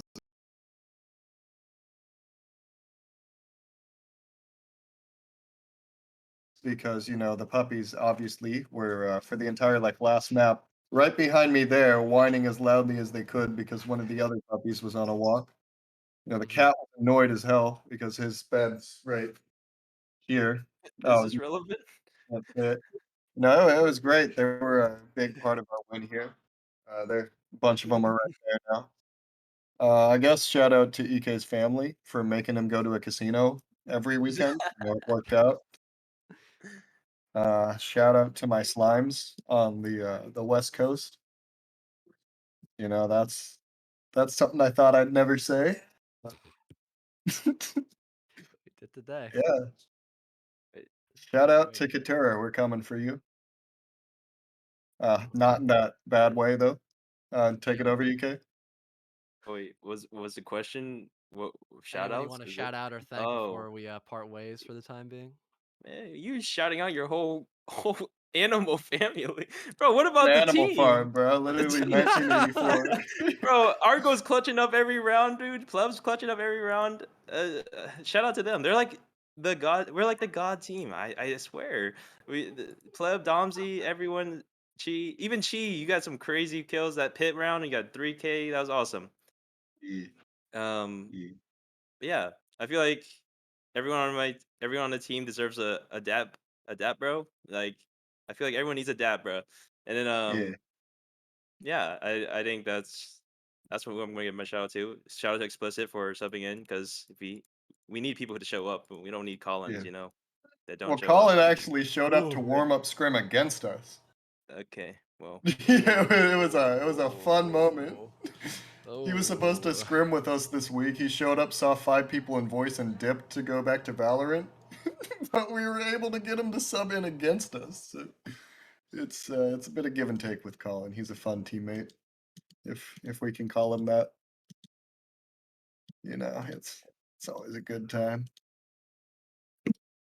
Well, pleasure having the both of you up here for the interview. I can't wait to see how well you perform against Kitura in tomorrow's game, where I will be up there commentating and having a little bit of fun with Boxy and Echo, perhaps as well in the booth. So, enjoy your victory while it lasts, because tomorrow it'll be back in the ringer for you guys. But I think it'll be a fun one nonetheless. So, pleasure having you up here. It was good to see you guys. Maybe I'll chat with y'all tomorrow or later tonight. You never know, right? The pleasure is all yours. Ah, I know, I know. Take care, You're guys. welcome. uh, well. That being said, I think that's going to conclude today's matchup here for losers finals. Gnomes, they put on a brilliant show throughout the entire major, and they have improved leaps and leaps and bounds essentially from what I was able to see in old YouTube videos of them. I mean, they have really gone the distance, and I hope in the regular season they can replicate that just from the winter major alone moving forward into the future. But hope you all have a great rest of your night. Again, shout out to all of Prod and the talent that we had today. Melvin and Shark, they did a really good job considering the fact that they have not dued in the past before, if memory serves me correctly. Also, Roach in production, able to get replays running, able to do triple cameras, interviews, just all in about a day or two, and not even being able to get a lot of help from EK because of his power problem as well. So really good ups to him. Also having Sinister as our main observer too. I mean, just again, everyone did phenomenal. So I cannot wait to see what tomorrow's going to bring in suit for us. But with all that being said, that concludes this matchup here for tonight's game. Hope you all have a great rest of your day and to hopefully see you all tomorrow for the best of 5 series for the grand finals.